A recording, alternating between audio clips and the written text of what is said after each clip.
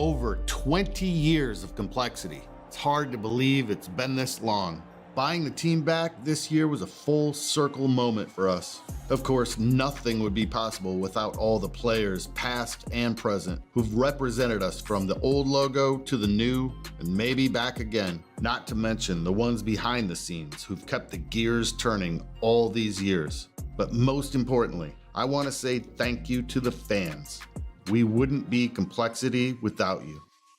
Thank you for standing by us. We'll continue to stand by you and the North American scene.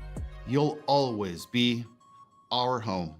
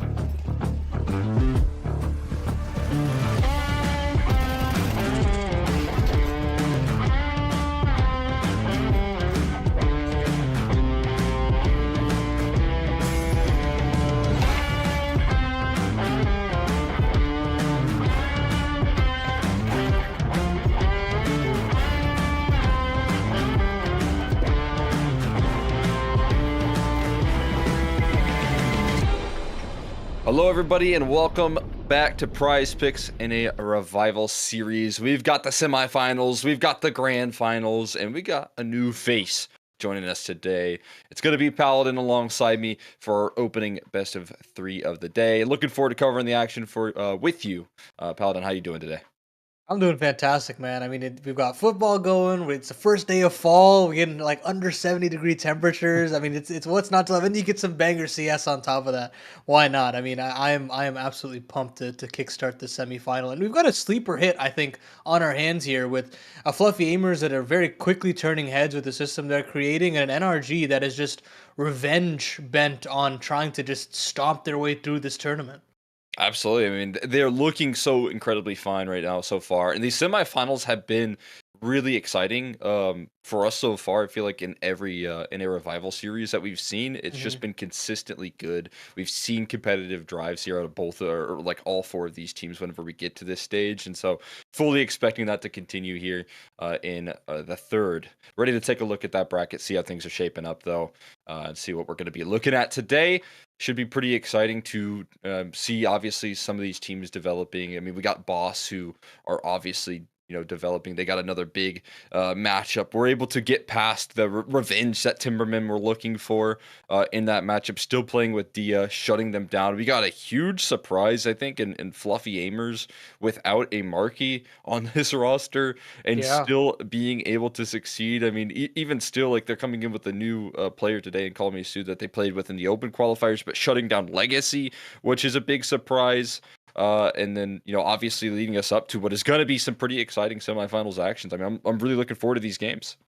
Yeah, doing it with A, no less, who had some Yeah. significant firepower issues even when he was playing, was kind of insane to see that work out. And it really is a testament to what A and Brett have been building on that roster, and it shows that the system that's going on there is one that can be good for replicating some solid results. And yeah, of course, Bosses is also just so exciting to me, just with Fruit Cup's development as well.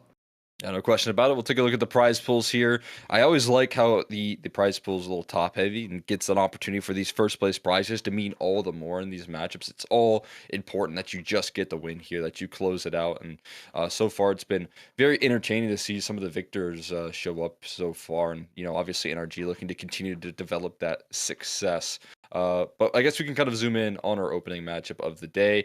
It's going to be NRG versus Fluffy Aimers. I believe we're ready to hop into our prize picks analyst segment and take a look at some of the teams that are going to be playing out. We'll start with the side of Fluffy Aimers. And out of the gates for this roster, as we've highlighted, I believe A is going to be out for today. We're going to be seeing Call Me Sue, not on this graphic, but no question about it. When I look at who is going to be looking to lead the charge, like for me, I've been super impressed with what Slump has been able to do on this roster. He's been like the big highlight for this squad. His opping has been just absolutely incredible. So watching him consistently develop on this roster is one of the more exciting oppers on this squad. I would maybe avoid the headshots as he is going to be op and he's not going to be going for as many headshots. But just when you talk about the amount of kills that this roster has and a very clear win condition for this squad, I mean, we'll see how he plays with Call Me Sue, who's also a player that can take a lot of resources, but it'll be interesting. Yeah, I'm easily leaning towards that pickup as well. Just considering the amount of consistent maps he's been pumping out for this Fluffy Aimer squad, you get a specific level out of him that I'm very impressed by. I haven't seen an opper catch my attention this quickly at this level that fast. So Yeah. I'm really looking towards that one as probably the prime pick because between the rest of the rest of the crew right now, I do think Call Me Sue is an exciting prospect, and unfortunately we cannot actually pick him out in this graphic. But beyond that, it's a little up and down with kind of Jason and News, who Yeah. can have pop off games, but it's a little bit more risky, I'd say. So I'd honestly lean towards the slump category as well. Yeah, I mean the high expectations, like you said, pop off potential for both Jason and News. I think is definitely alongside it. We've seen some very good games out of those two in the past, so keep an eye out for those two as they're obviously part of that incredible rifle core that we're going to be seeing in the server. But take a look at the other side of things, and NRG so far has been a roster that has been just consistently showing up here, surprising time and time again.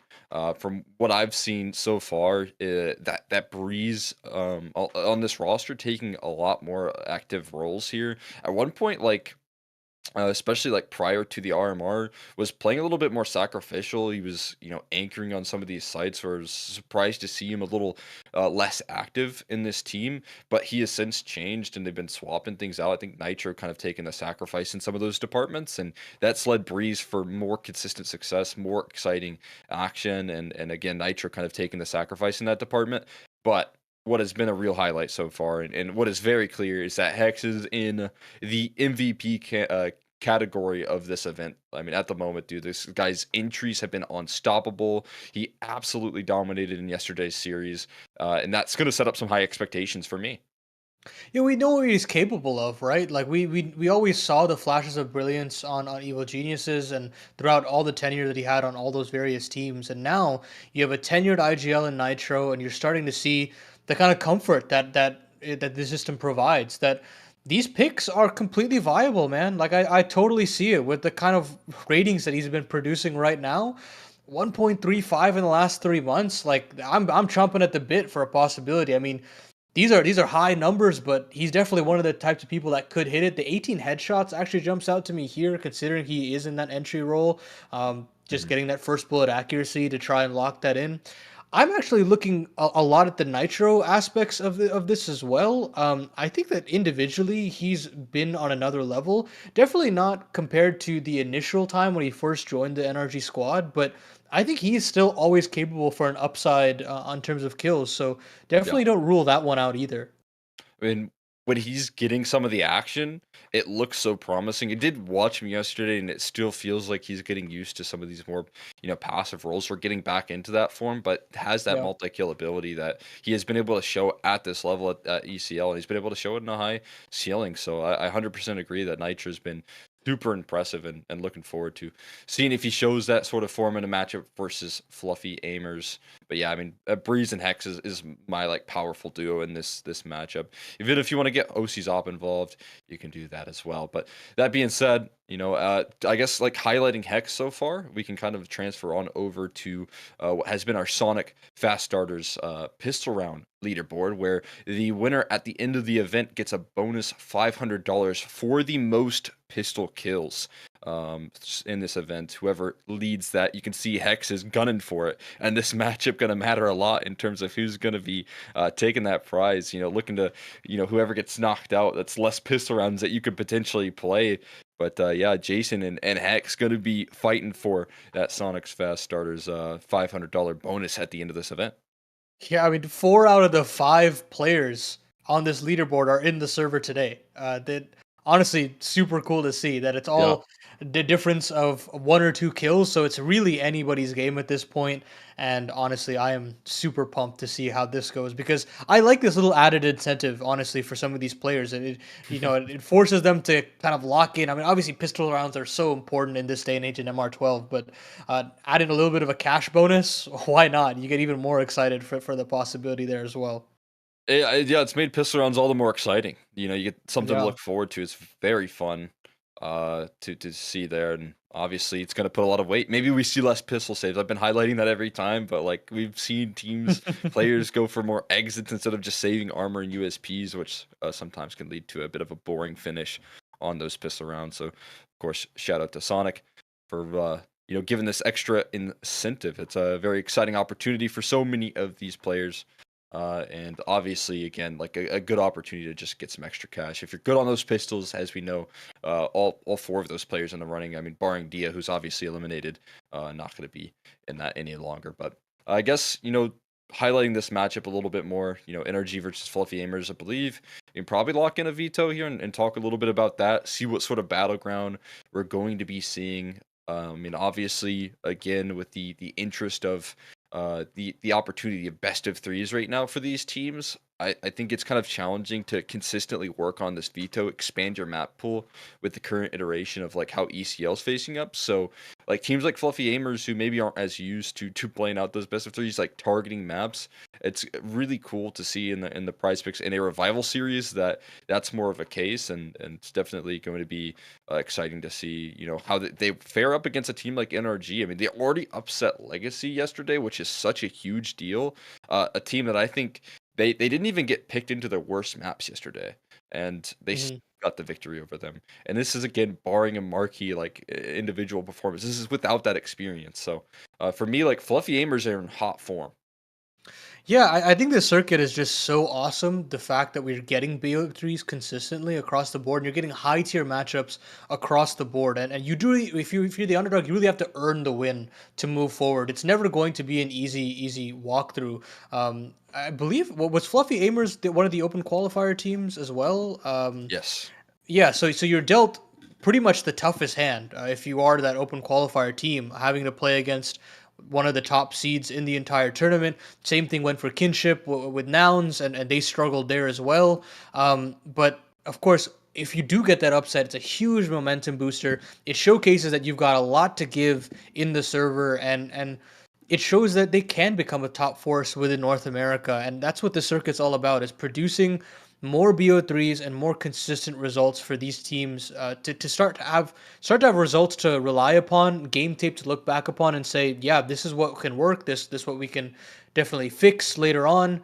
And yeah, I think honestly this matchup is for me a cherry on top for Fluffy Aimers. Can they push NRG? Can they force them into sticky situations and make them make hard decisions? Or are NRG just going to stomp their way through this? So for me, it's more just can Fluffy Hamers really hang around today? And I think they're definitely capable with Call Me Sue having a potential barn Dude. burner of a game on card, and Slump as well. I'm so excited to have Call Me Sue like back in the NA region. Obviously, he Yeah. had like that short stint, right? An opportunity that was just very short lived with Wildcard, and I feel like if you see that, you can kind of trust that Stan has a good eye for talent. That organization has proven that they have a great eye for talent, and when you get trusted by that team, when you get trusted by that sort of leadership, it's obviously going to be a massive benefit. We do have the vetoes on the screen though; they're coming up as you can see, and we'll get to take a look at what maps we're going to be playing. As highlighted, these best of 3 opportunities are perfect to test your map pool, see how things are going to be shaping up. And out of the gates, no surprise in the bans to start us off for this kickoff here. But the picks coming through for Anubis out of NRG, and then Dust 2 rolling out of Fluffy Aimers. Again, like a map that I think can really allow for individuals to thrive. A map that they've been able to impress a little bit, especially when we talk about their performance at the RMR and what they've been doing so far in ECL. Yeah, it's an instant kind of move for Fluffy Aimers to Dust 2. And I don't necessarily think it's a bad pick by any means. I think this is one of the maps that NRG really wanted to make work in their pool. They were trying it so often in the close qualifier for the RMR, and it honestly was the reason why they failed to qualify in the first place. It really came back to haunt them in the best of threes, and honestly, credit to Fluffy Aimers for seeing that as a viable punish and moving into it. Because, of course, if you really do think it can cause an upset, why not go to the 50-50 of Dust Yeah. 2? Why not rely on players like Slump and a new player in Call Me Sue and say, Brett can have a field day here and just kind of leave the reins to his players and let them provide some valuable kills. So I'm looking forward to seeing how that pick plays out. Then NRG go back into Anubis, which I think is one of their best maps in their pool. It's consistently been good for them, even when they brought Nitro in initially, Yeah. and slowly but surely they've really developed a playbook on that end. That I love their CT sides. I think of course their T side has a lot of complexity to it.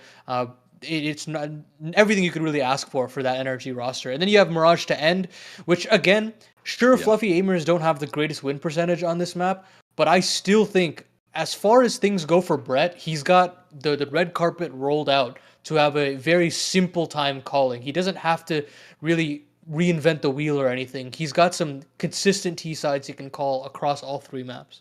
Well, I want to back that up and talk about like the Mirage win yesterday for Fluffy Aimers versus a team like Legacy who just have so much firepower, man. You were able to shut I down love Dumao. Mirage. and Barton on that map, who usually Mhm. are such an effective duo that can work so well. I mean, Lotto in that same boat. It was Sadson that was, individually performing to a pretty good level on Mirage, but you were able to nullify Dumal on a map like Mirage. Like, if you figured that out, man, I have high expectations that Fluffy Aimers can deal with some of these strong riflers that NRG contain as well, and maybe come through and impress like they have. I mean, the story of, as you highlighted, Brett turning into an IGL for this squad of Fluffy Aimers has been so incredibly promising off the back of a pretty tough rebound of getting dropped off of Boss and trying to figure out a way to land on his feet. I would say with the pieces that he is consistently impressed. And now here's another opportunity to try and prove that much. Got the Sonic. Fast start his pistol round though. Ready to see if we can continue to count up these leaderboards for both of these rosters. Eager to rise and level up that performance.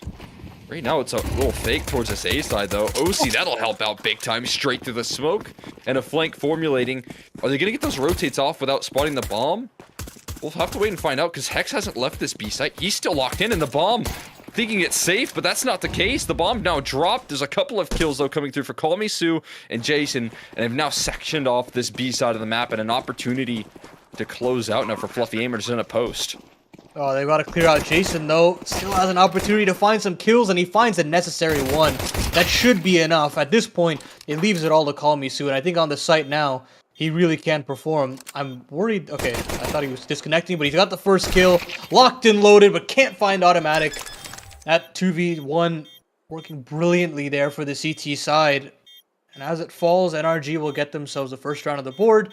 Fluffy Aimers surely locked and loaded to get themselves a 4-spy in the following as well. But honestly, solid idea there from Fluffy Aimers to really cause some concerns in the rotation. They even got a couple of important headways into the ramp that you're thinking NRG will bite down hard with that mid flank early.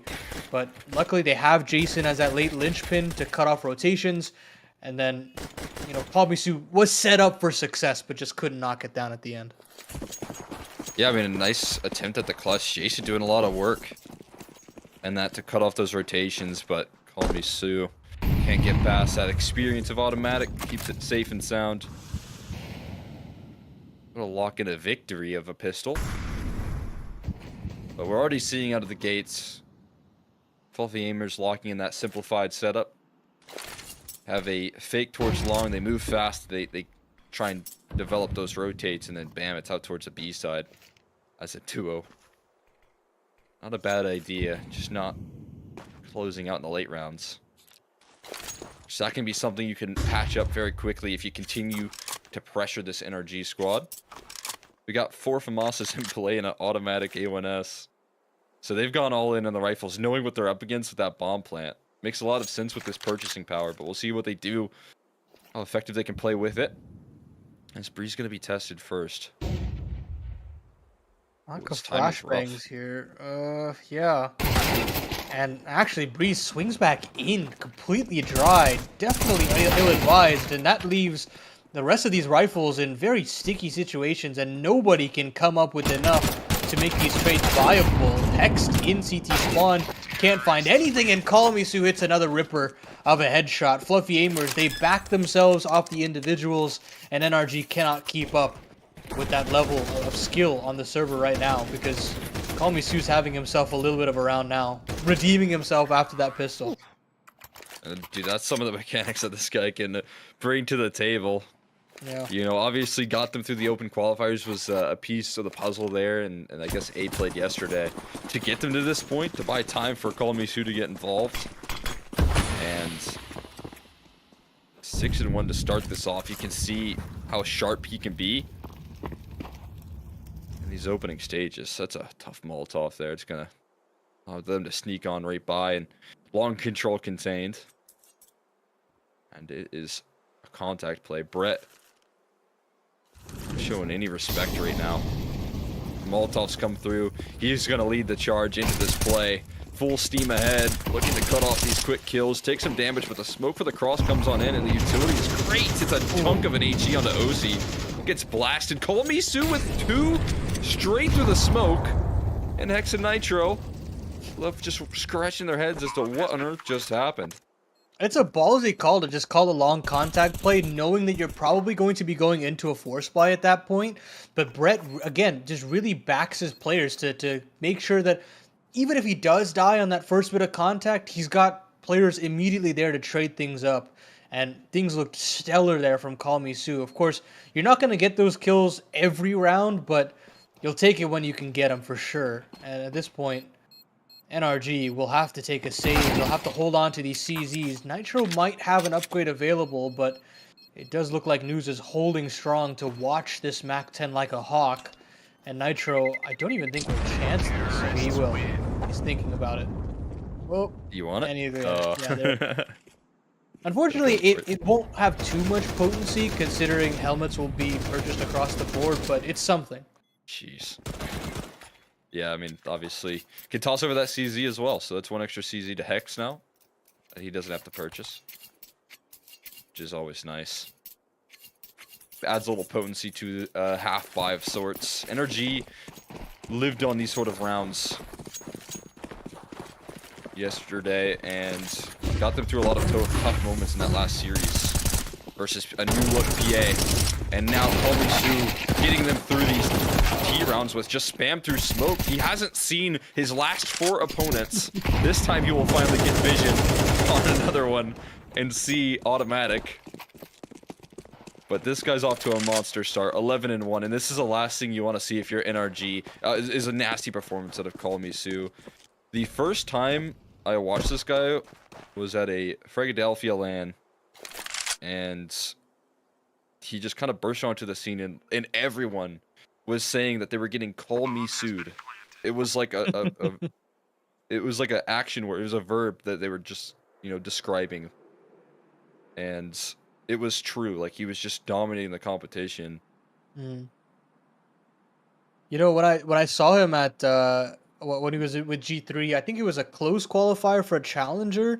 They kind of ran the table against Mythic, and he was just so exciting to watch. And I thought, look, if for any reason he could get upgraded to a new roster, this guy is going to tear through the competition. And unfortunately, he had to head back home. I think he had a family emergency and couldn't actually stay within competition. But now that he's back, he's with a very capable core of fluffy aimers. Like, this is just all of a sudden very, very exciting for the scope of North America. And we already have so many exciting teams within the region, so much just stellar competition, that you throw fluffy aimers into the mix and it's going to completely upheave the hierarchy that we have right now. And only time will tell. This is a very important matchup for that said hierarchy, I'd like to think, depending on how fluffy aimers can do with Call Me Sue here today. Absolutely. The flashbangs out towards long here. Fluffy aimers not breaking down any sort of setups. It's Jason with a beautiful entry. And now News able to follow it up, man. They have had a firm grasp on that, how they want to control long consistently. And it's another man-up situation here as the duo of Breeze and Hex gets knocked out. This powerhouse duo that we highlighted in the pregame. Been knocked out of the round. Slump set up for re-aggro. That's going to come his way considering they're down a man here. Slump needed a readjustment though. Not going to find it onto Nitro. He'll go down. But in the meantime, OC's fallen on the site. A little late to the party for this Molotov. The bomb's going to be comfortably planted, and Nitro going to have a tough time getting involved on this retake. Smokes, or waits out the molly rather. And safety on the site for now. Brett's looking for a peek, man. He's looking to give the knockout punch and a vision around the smoke for News. They are unrelenting in the pressure applied. And Fluffy aimers on the opening gun round will assert early dominance. Decisive, simple calls is the name of the game here from the Fluffy aimers. You know, immediately after they win that long contact, they don't try to wait things out, burn utility. They continue to scale. They throw and recycle those cross smokes straight away and make sure that there is no chance of NRG shenanigans. You've got Slump already ready with the mid lurk late in top boxes, and he finds a necessary one, and sure, he falls after that said one, but they play that clutch beautifully and make sure to play off of each other's contact. 4-1 start, and Fluffy aimers, they look strong here. They find themselves an opener with News, and Jason will chime in as well. Nitro now is trying to scrounge up another kill somewhere, and finally he will with an awry spray from Jason. Meanwhile, Fluffy aimers again responsive calls straight away on the other end of the map, taking long space, forcing OC to hit a tough shot, and he'll find a tag, but that's it. There's a bag off of Breeze, though. Able to collect the kill off the damage done from OC. Doesn't really put Nitro in a much better spot with his back as well. He's good with that CZ. I'll give him credit. He's been using that quite a bit so far in these PrizePicks Revival series. But we'll be shut down. No more kills for him. And as you said, it's decisive, it's simplified. This time they have, players on the extremity catching re-aggression on the map as well. Like, it's not just straightforward long aggression that's going through. We've seen how Slump can work with an op late when they get these opening duels towards long. We've seen now success on the B side extremity catching re-aggression. And so if you're NRG, you're starting to grasp at straws a little bit in terms of what's going to work out for you. How can you take this map control? And maybe it's going to come down to how they want to gain long control. I feel like that's largely going to be what I would target for this NRG squad. How are we going to keep this Fluffy Aimers squad at bay? Make sure that they can't overtake you over and over again. I like the ideas that they're coming in with, where they're trying to vie for long control the other way. They're trying to get active within middle, but so far it's just being shut down. There hasn't been that damning individual play that really commands the respect of the Fluffy Aimers just yet, but that could turn the tides of war. OC using that sniper to great effect, and immediately they're going to move into the B bomb side, but OC has responded very quickly, very sharply as well. Kalmisu trying to even the odds, but Breezy is there in response again with OC. That's more like it. OC's been all over the map. Got 3 players leaning towards his B side. I mean, A is technically open and clear. The issue is you got to figure out a way to get past this AWP of OC. That'll help out. Slump challenging him on a head-on. Will be knocked out. OC's showing efficiency with this AWP. In the right position, collecting all these kills. Jason has no idea this A side's clear. Would be shocked to see that Nitro is camped over towards that B side. Is OC gonna get another challenger? He will. Thank you very much. Keep feeding the beast. OC a welcomed sight. He finds himself all of the kills to convert. Covering middle, covering B, helping out on the B side setup that could have been pressured early on. And excellent coverage from him with this op is going to be what he wants on Dust 2 of all maps, right? You would like to see him level up his performance and be a key asset for NRG. Like we know he can be. The player you want to wake, right? I mean, he's had his ups and downs, but when he is on his A game, NRG gets very dangerous very quickly. Long control's been very kind to Fluffy Aimers so far in this half, and they'll establish control yet again. Jason gets his way safely to the pit. 3 players, nearly 4 as well, all locked and loaded, and NRG immediately responding with upper tunnels control, putting the pressure on Fluffy Aimers. Now that the CTs know where the hit is coming, how do they respond? Because even with long control established, you can 5 scale up long and still have a potent round if you're the T side, even if the CTs know where the hit's coming. Yeah, and I want to just, again, give some highlight to Nitro here. This is off of a timeout in which they come through with some really effective map control 2 rounds in a row. So, I mean, like you said, you can still have the potency of this sort of round, but Nitro calls this timeout. They start to sort out some of the early issues, I feel like, already. And that's what Nitro's been bringing to the squad. It's been good adaptations, it's been great adjustments, and another opening kill manufactured by a late re-aggression, covering off this catwalk room on the extremity. They've waited out some of the counter utility for NRG over towards this A-side play, but they're going to start scaling into sight. News looking for these entries, looking to change the tides into his favor. They will concede a certain bit of control. They'll let him get on towards the site, but the positioning is so effective. Finally, that Gandalf player and Breeze will strike. Freebie found, another kill from OC, and they are converting off this information. It's a struggle to even cross the site for Kalmisu. And Slump has yet to pop a shot off with that AWP. A lineup could come through, though. And Kalmisu collects. Not over just yet, but they're running out of time. Kalmisu another kill. At this point, he's looking for damage, but nothing more comes of it. And NRG comfortable in a 3rd round victory. Yeah, I think that round kind of just spills out from under Fluffy Aimers as soon as Brett goes down, because if Brett finds a kill or finds any sort of attention, that's where the NRG rotations on short side start to get a little nerve-wracking. You maybe pull a player over mid, and then the crossover to the site is a little bit more doable for the Fluffy Aimers. But as soon as he falls, all the attention is right back onto the site itself. Utility constantly bombarding, bullets as well spamming through that ramp cross smoke. And unfortunately, they just get bled out. The time also eludes them. And Kamisu, sure, he's been on fire to start off this game of Dust 2, but that's a bridge that he cannot cross.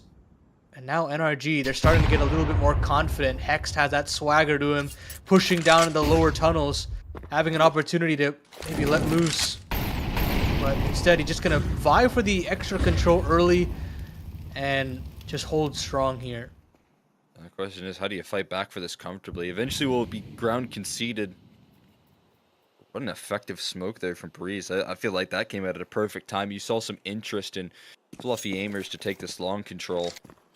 But they're met by a smoke. They're met by some resistance. And they shifted up once again. And it potentially could shift up into an OCAWP. Beautiful on the line. And finding more impact. He is hot to start on the day. Again, maybe it can be another win condition that NRG possess.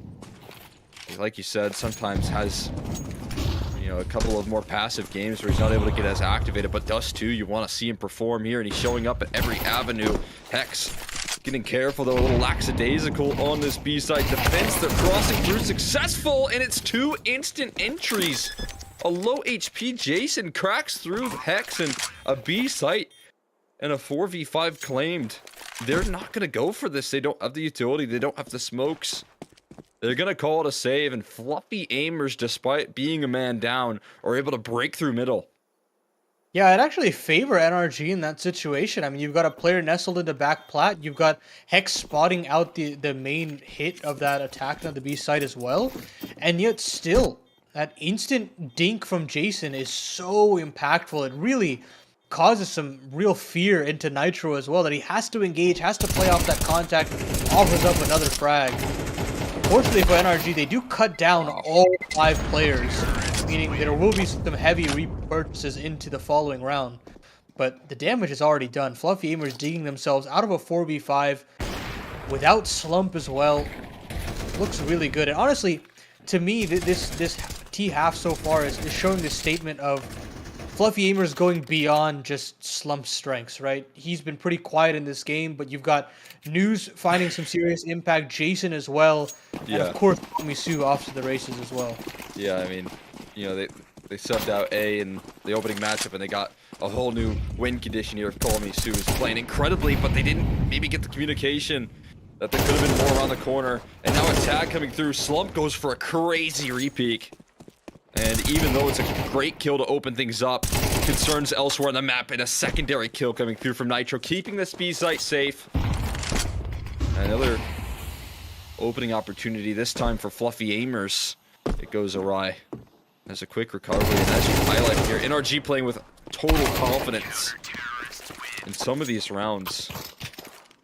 This is another change off the back of this timeout. You know, a lot more aggressive in terms of map control. And maybe just not even towards long, but taking space up middle, taking space in lower tons. Like, all of that has been very valuable as an adjustment for NRG. Feels like they've got their grip on Dust 2 quickly after a pretty slow start.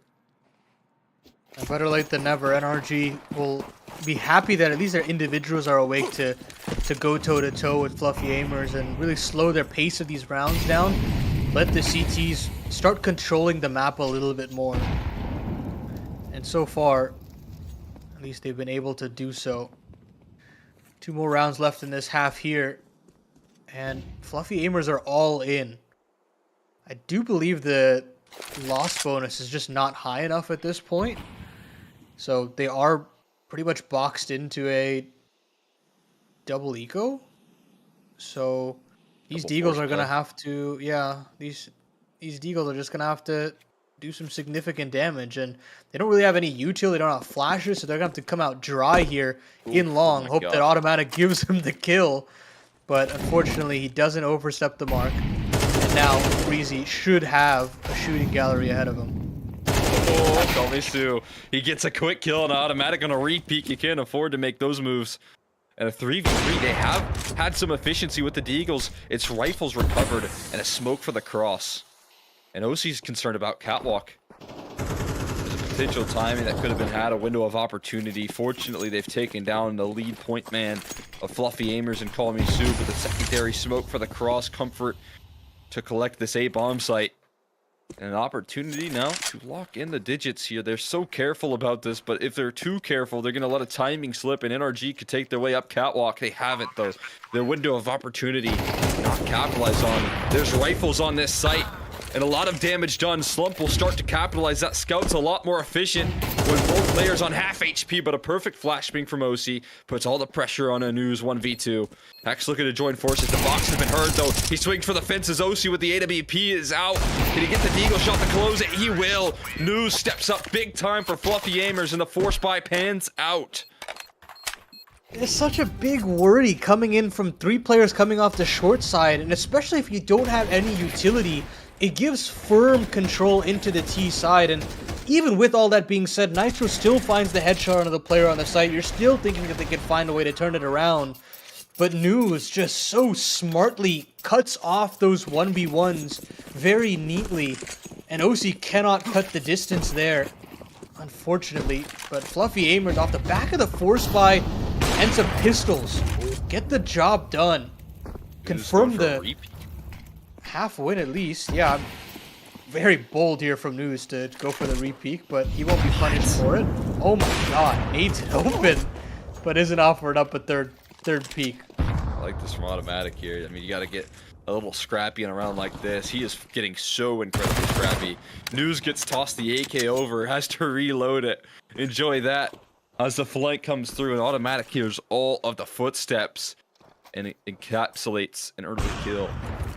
There's OC following it up as well, so a little bit of redemption could be had with the quickness. It's a 5v3 to head into final of the half. This mid setup, Slump, a crazy clear onto Hex, going for a quick kill, but that is a trap setup that they will claim. And Call Me Sue, he's got 151 ADR. He's had an incredible half. I feel like at this point you're looking to pad some of those stats, but at 1v4 he turns around almost in time to collect an extra. Not going to happen. NRG with an automatic flank get themselves a 5th. He got enough damage out in that to keep his ADR at 146. That's I think pace. enough. Yeah, he found what he needed out of that round. But yeah, NRG will bounce back at the tail end, keep it competitive here, and of course it's Dust 2. Honestly, there is no half tendency, even with the changes that have come in with the cat box. I do feel like I've seen stellar T-sided halves. I've seen stellar CT-sided halves. It really is all open on this map right now. You know what the expected playbook is and all that good stuff. But again, Sonic fast start around coming at you here. So significant impact in terms of the cash payout at the end of this event, and of course this first map of Dust 2 as well. X tossed over the P250. Doesn't he know he has to keep pace? Jason got 2 kills on that last pistol. Oh, Trusting in his doesn't block, know. though. It's okay. He'll be taking the forward charge here as well as Breeze. A silent cross with no contact. No resistance to be met here whatsoever. We'll be talking about a stock standard 5v5. A retake in order. And a bomb planted for Long Plat from Nitro. So OC going to be operating in pit with the P250, but there's so much on a flank, and good luck trying to encapsulate all these kills. Look, good luck trying to find all of these frags. It's not going to be an easy task for OC at all. There's a smoke and a kit for Brett, but he nails the first, and opening in a second followed up. He's doing incredible work. He's going to find those kills. OC, my god, you can trust him with a P250. He will deliver. Armorless P250 from OC there. My goodness. Every tap connecting there.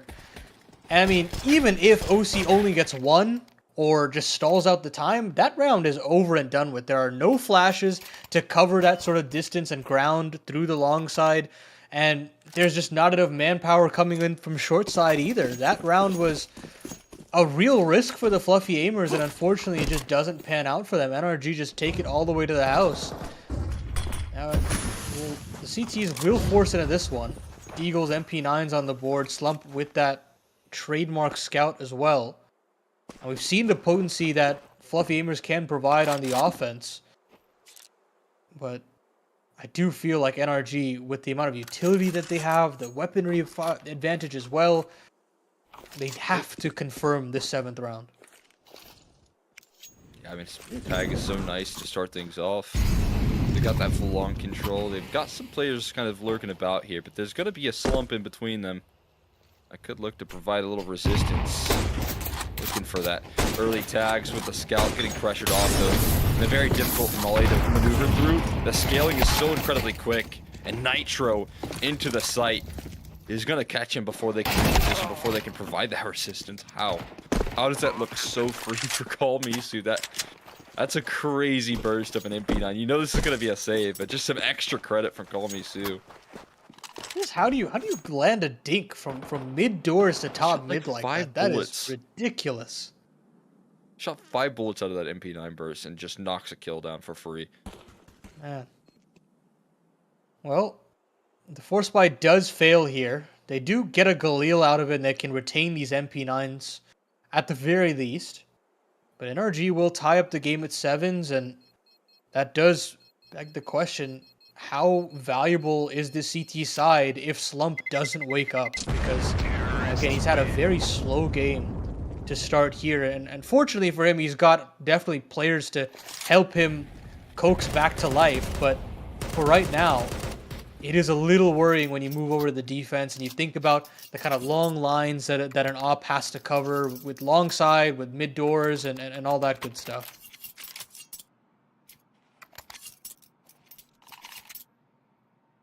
I mean, lean in on another pretty hefty investment. Wow.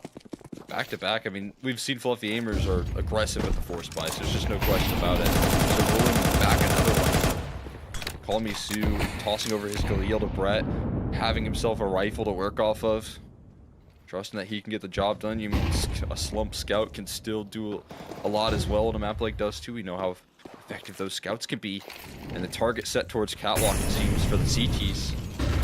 See how effective it can be. Jason, off of a flashbang tossed in for Brett, does collect the 1-for-1 trade. Smoke goes down towards Catwalk there. Breeze has been hurt getting into this position, but you just can't spam it out. So Brett and Breeze just a smoke in between them, knowing the locations of one another. See how much that lurk smoke matters for News if he keeps on jiggling at this location. Off the back of it, and Brett, he eventually lands his target as well. Gets the kill that he was looking for. The Molly not going to get his retreat, so he has escaped, and a man advantage now manufactured for the side of Fluffy Aimers. Now things get a little dicey here for NRG.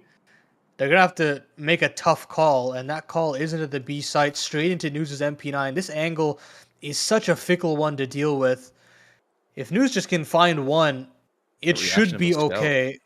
Oh, and he can't find anything. He turns away, and Automatic will find another. There's a real world where the NRG can make this one work, but Call Misu has a little bit of a lineup. They can't cross with a lack of the smoke.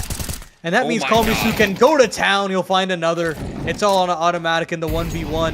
He's got a molly to at least allow for the cross, but at this point, HP doesn't matter. Brett's going to go swinging for the fences. He'll push through, encroaching closer and closer to Automatic. And Automatic has no idea that he's this close, but the readjustment is there. The vet stands strong, and NRG take the lead. Yeah, and Brett was so low HP, needed that instant headshot. And Automatic able to show another massive clutch in this matchup, shutting things down when it got super dicey. Call Misu stepping up with a rifle like we know he's available for. And Brett made such a great reposition, such a sneaky move from him. But there was no time he could afford with Automatic, and he had enough to work off of here. And a boosted up angle, a nice pick from OC onto the head, and a target that will provide a lot of relief in an early stage of a round right here. As Jason, flashbang is perfect, but the spam is even better from Automatic. While he's blinded up, still gets the kill. Brett will follow in his teammate's footstep for a frag in return. And then Molly's going to cut off his rotate away. HE provides some extra coverage. Look at this man. Red is so unrelenting. He gets so active, he gets punished, though. And on news with the rifle. This is a wild offense. Not one that favors him. Yeah, that's a good clear there from Breeze. And unfortunately, Brett's tendencies are starting to get a little bit more found out by NRG. I mean, he's trying very hard to get active, but these NRG players, I mean, there's a lot of experience among the 5 of them. They've seen a thing or two. And Nitro is definitely wise to these antics. So NRG will continue to broaden this lead up to 2 and are finding far more answers right now in the clutch and in these mid rounds, and OC continues to deliver damage outside of middle. But it's a re-engagement on long from the CTs, but Nitro is still able to find the necessary man advantage. They've spotted out Jason as well. The molly is through and Jason finds 2. Slump there to respond, and NRG will lose that man advantage. CT's on top here. Smoke's a little off as well. There's a huge gap in that one, so you can see Call Me Sue covering an automatic, underhanding that smoke is going to give him a quick reveal at that position. Multiple HEs tossed on location. And now look at this. Slump going for another head-to-head. Looking to challenge an OC AWP. Pops the shot off. Now covering the automatic cross as well. And he collects. My God. That is quick from Slump. Challenging a crouching forward. Automatic. And Call Me Sue available to collect on the finishing blow. So Jason, I think, providing the big turnaround double, and in the flames, being able to provide a multi-kill when he was surely dead. A quick kill from Slump, a nice reaction on a very tough shot, an unfavorable duel, I'd say, for him. Yeah, some crazy heroics there from the CT side. I mean, of course, it has to be the MVP of that round being Jason there. Just finding 2, finishing what Brett started, and then Slump as well. Even considering the situation going on with Jason, the adaptability and the instinct to go aggressive in elevator there to find an extra kill before peeling back was so key. I mean, he just stays so active in that round. To kill a player through that cross smoke, jump up the boost box, and immediately get back to the site to charge up for another kill. It's incredibly active, it's incredibly dynamic, and I like that out of Slump, even with the slow game that he's been having, to stick to his guns and still be consistent in his flight paths, backing himself to find some necessary kills back. It's impressive. This performance from Call Me Sue, as you can see from the stat line, his teammates have yet to break double digits. Meanwhile, he's sitting on 22. Just lifting this roster up through a very challenging opponent here. As I've highlighted, like, the rifle core on energy is incredible. You have OC playing a good game alongside it, and Call Me Sue's keeping an unbelievable pace up against him. And now you have that potential to buy time for these extra players to get involved. You have time for News to have a little more impact. He'll collect a quick kill onto a key component of Hex, who's knocked out of the round early on that extremity. Brett's got the smoke to recycle. Long isn't much of an option with a smoke like that tossed in this late. Have to reconsider your options at this point. Yeah, it definitely cuts the map in half, so to speak, here for NRG. And they do have short control at the very least, so that's something that NRG can hang their hat on, but they're losing even more of the map as Brett finds yet another. OC is there to trade, but Breeze falls, and now this should be a wrapped up round for the Fluffy Aimers, but the flashbang is very effective against Slump. Call Me Sue is available, and the rest of the cavalry are also arrived at the scene on the catwalk. Call Me Sue falls still. 20 seconds, the cross is made. Nitro up to bat, and he'll find another. A great burst from the IGL. Leaves it all onto News and OC, and OC actually hits the tag. News down to 15 HP, but it doesn't matter. News with another critical clutch here at the late stages of Dust 2, as Fluffy Aimers tie it right back up at 9s. So confident in the repeat. Look at that first fight that he takes to open the round, and the fight that he takes to close it is a repeat with 15 HP, but OC has no idea that he's tagged him. You can imagine. Straight through the smoke, sure. There's no way that you can identify that, so he's rocking with his op out.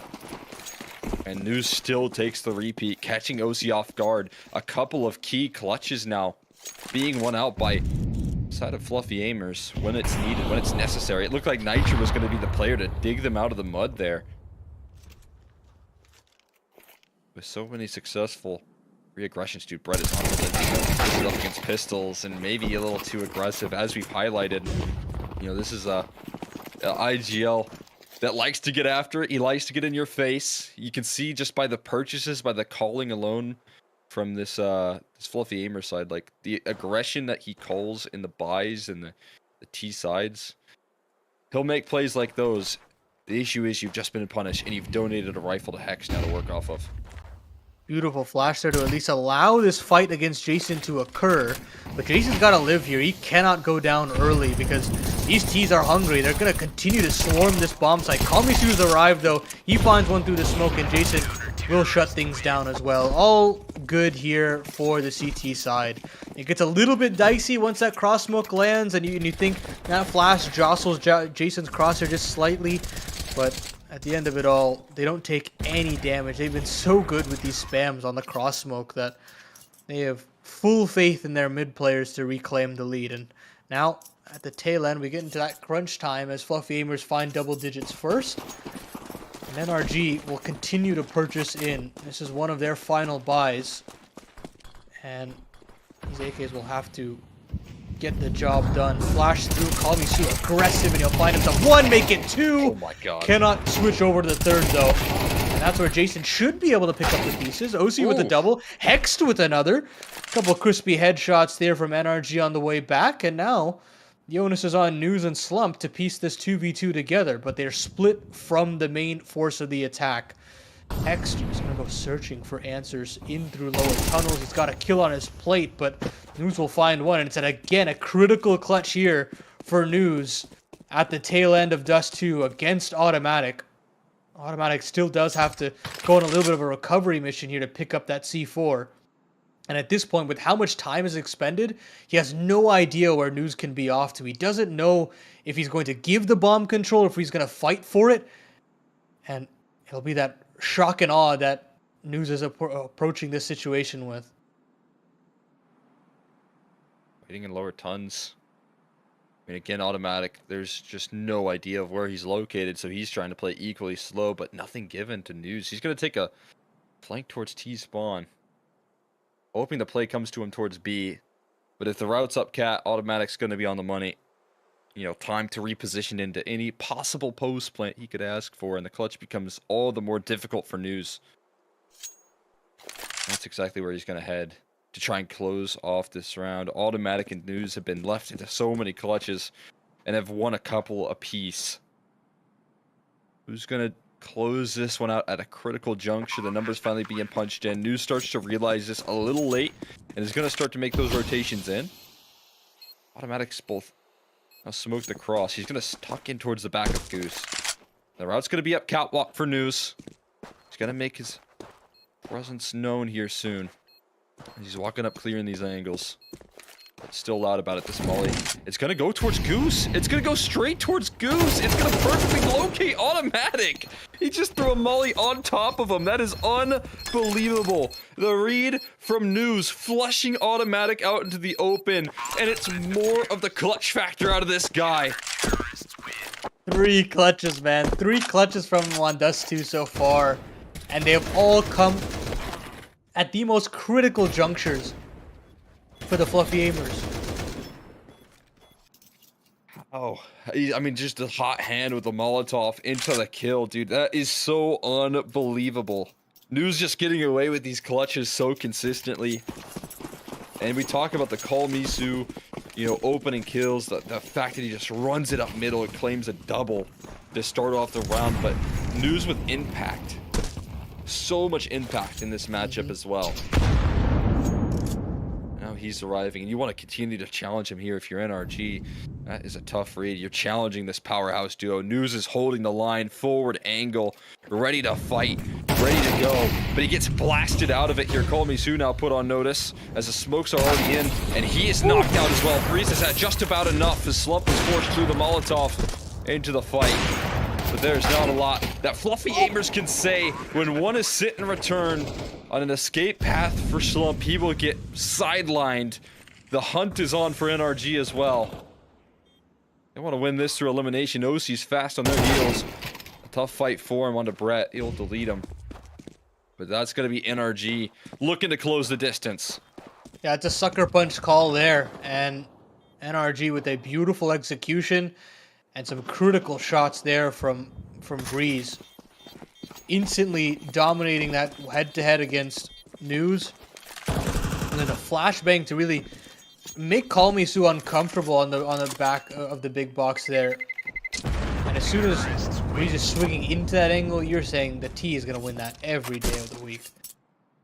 NRG now back into double digits, showing that they're not going to go down without a fight here. They've shown a lot of tenacity to battle back from these News clutches, and for that you should commend them. Just to show that they have a little bit more resiliency to them. They've been through a lot, this roster, in a very short amount of time, and a couple of clutches is not going to just ice them out of the game just yet. I mean, News coming through with some certain killer instinct, but it's going to take a little bit more to get past that on the other end of the roster, right? You're going to need a little bit more of that if you want to break through the impact that Breeze has been bringing this roster. 2 rapid-fire entries into that B-bomb site, and you can see there's confidence for a player like News after these clutches are being won consistently. But with a gut punch like that sent out from Breeze, it's right back to reality of who you're up against. You learn your lesson. You say, all right, I'll have to rein it in a little bit.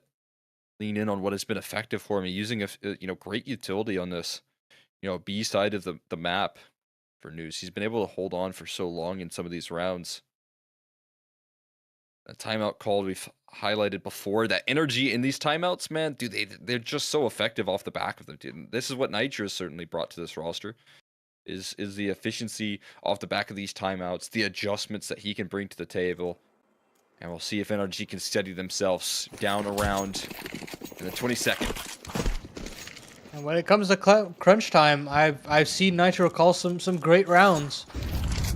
But I've also seen this team collapse at the biggest of stages. So this is another proving ground for NRG in this late Dust 2. And the call to potentially run it up the gut down middle, but they'll hold back. They confirm at least lower control and considering mantling up the short side as well. But it's that rinse and repeat call from Nitro into this B bomb site. As soon as this B lurk smoke fades, it's a pounce into the second letter of the alphabet. They won't even wait for the fade. They'll go straight through. And News can't confirm his kill, but it doesn't matter. 3 players here ready and rearing to go. And sure, automatic burns 1 out, but it's an absolute decimation here from the Fluffy Aimers. And they'll stay unrelenting. They'll confirm map point first. And NRG, head in their hands, do not convert off the back of the timeout. I mean, that's a sick hold right there from Call Me Sue. Able to double down here with quickness on those kills. And you can see that they wanted to challenge that same duo again. They wanted to challenge if News and Call Me Sue could actually do it. Could they actually close out? When things went wrong, they wanted to trial and see if Fluffy Aimers would get rocky, start to lose their grip, but that's not the case. Fluffy Aimers will find 12 first off the back of a repeat call from Nitro. Pressure up middle for News. This time he's looking to throw in the finishing blow. Automatic will handle that. It's a huge change of pace. It's this time News that's trusting himself on an individual level to try and open up the round and finish NRG off in this matchup. But it's now a man down without this key player. Yeah, without News in the equation, they are forced to gamble. Like, they just instantly move players off the B bomb site. They try to take short control straight away. They're going to try to reclaim long as well. But NRG staying very confident here with OC and Bluebin to take upper control. But Brett does find the kill. They should know what's coming. They should know this B bomb site is under attack. Oh. But can't find anything. If he could have found at least one, maybe you're thinking it's game on. But with that crossbow going down, with the molly off of window, The red carpet's rolled out for NRG to plant this bomb and send us to round number 24. If I'm Fluffy Aimers, I'm getting the hell out of Dodge. I don't want to lose any of these weapons and have the best possible buy moving into that final round of regulation. Smart call. You call it a save, call it a day. NRG break through that B site, as you highlighted, which you see in the 4v5, that re-aggression towards long. OC goes down, but he calls over, multiple members.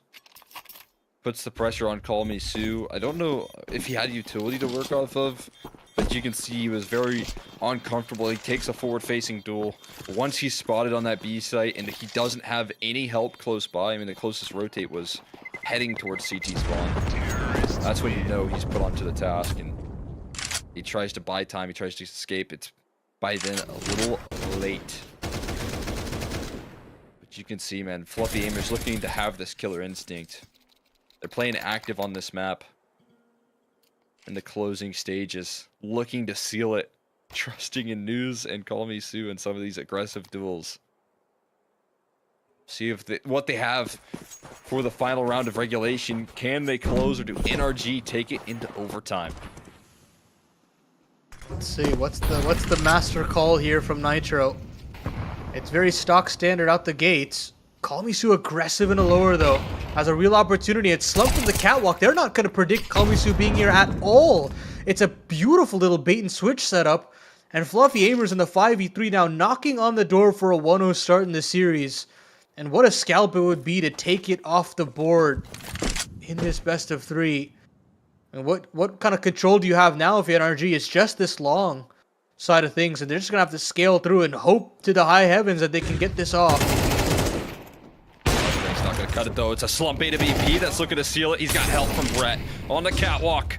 Nitro left versus 4. Can he save this team? Not today. It's a shutdown from Fluffy Aimers in their warpath through this bracket, through so many challenging teams, will continue. Today, it's with Call Me Sue and News helming the impact here. A little late close from Slump, and it's truly, looking forward to what more can you ask for out of this squad. They've done it again on Dust 2. They've shown what they're able to do, and it feels like what NRG wanted so bad was for this inexperienced roster to crumble in the closing stages versus, players like Automatic versus players like Nitro, and that just wasn't the case today.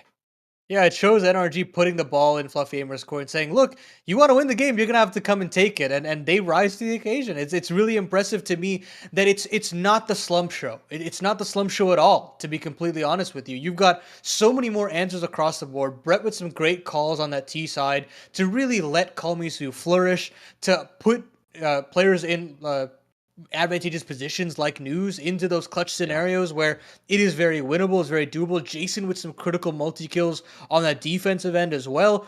Everybody just showing the kind of depth that this Fluffy Aimer side has.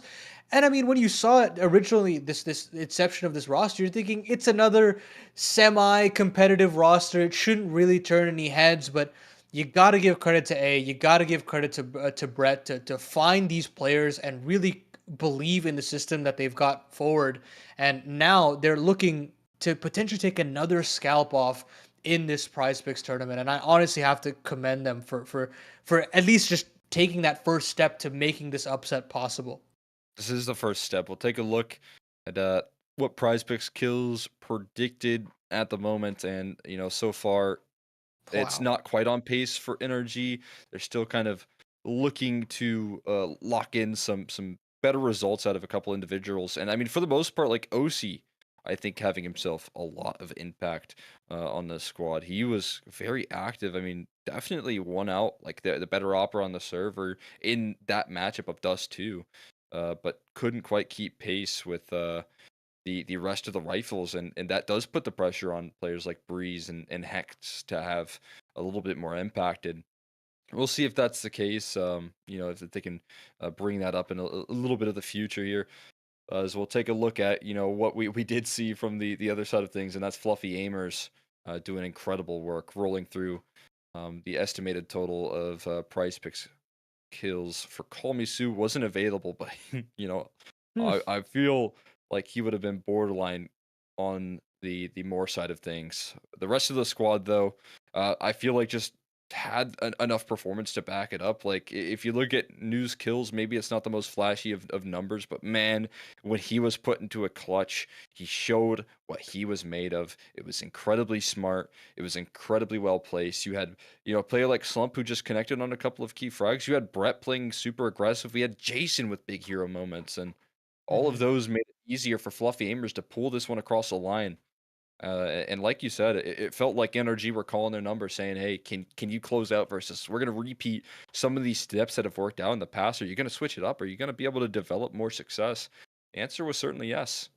It's an interesting time in North America, man. You're starting to see the kind of grassroots starting to blossom here in situations like this. It's when the old guard is testing the new generation and saying, "Can you rise?" And they answer, "How high?" It's awesome to see. It's really exciting. But of course, the series is not over and done with, right? We've still got Anubis to play for, and this I think is where NRG does their best work. I'm still thinking this series is not done just yet. I'm going to back you up on that. We'll see if that's the case as we hop into a quick break. Once we come back, up next, the map pick of NRG. It's Anubis.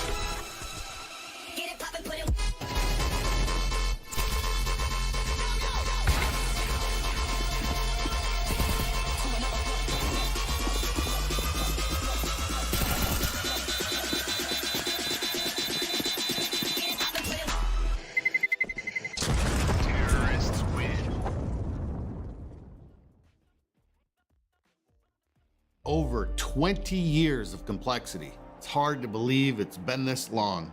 Buying the team back this year was a full circle moment for us. Of course, nothing would be possible without all the players, past and present, who've represented us from the old logo to the new and maybe back again. Not to mention the ones behind the scenes who've kept the gears turning all these years. But most importantly, I want to say thank you to the fans.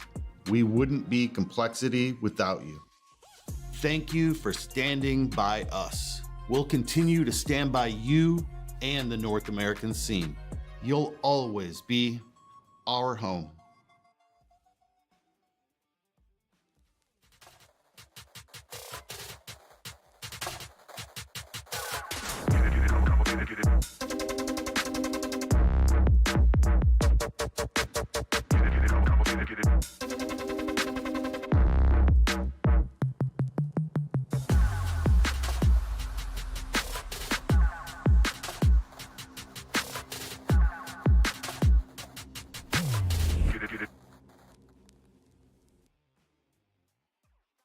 Strike player and you have not signed up, please sign up. We want to break over 200 different teams again, and we really appreciate your support of our efforts to try to grow North American Counter-Strike. Look, the truth is these events right now have no margin for us. Remember we talked about margin?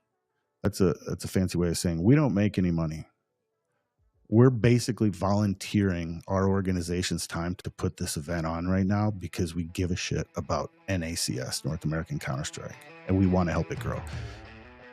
Do we hope we can build the series and eventually get margin for the different groups that are involved? Of course we do. We run a business. But right now, we're doing it, because we want to be leaders in the scene. We want to support this scene. And selfishly, we need a pipeline for the pro American orgs to draw from for talent and for really skilled players. And right now we don't have that. So it's not completely altruistic. There are some selfish motives, but this is also a slow burn. We are planting seeds that might come up for years. But the NACS scene has done so much for complexity and been so good to complexity over the years. This is something we're really passionate about, and we're really grateful to PrizePicks for coming.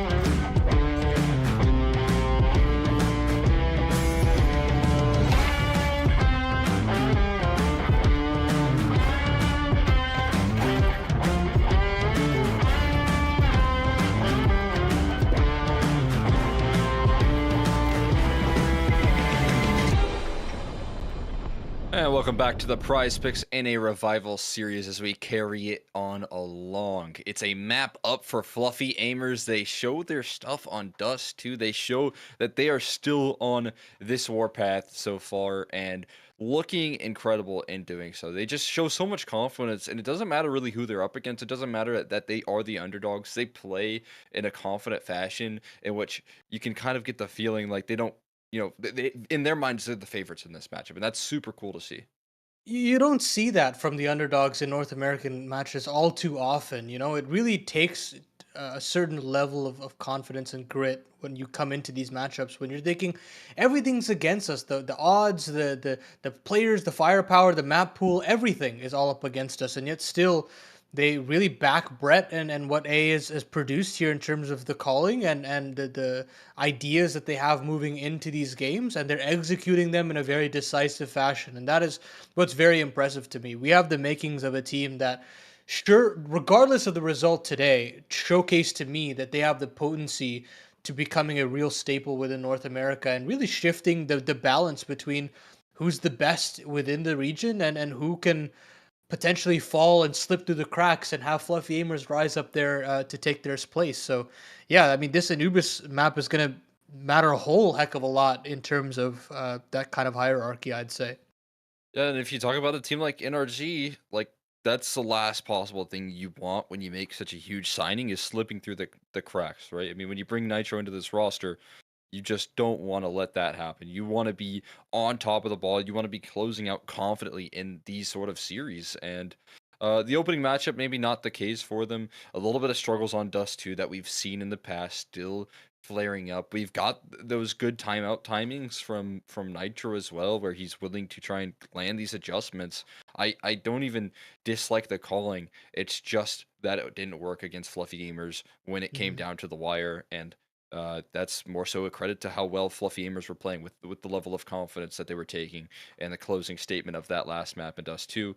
We're on to these final two maps, though, if required here. If NRG start to turn around here on Anubis, which I do think is possible, I have high expectations for these final two maps. I expect that these will be looking a lot more confident. We've highlighted the adjustments that Energy have made.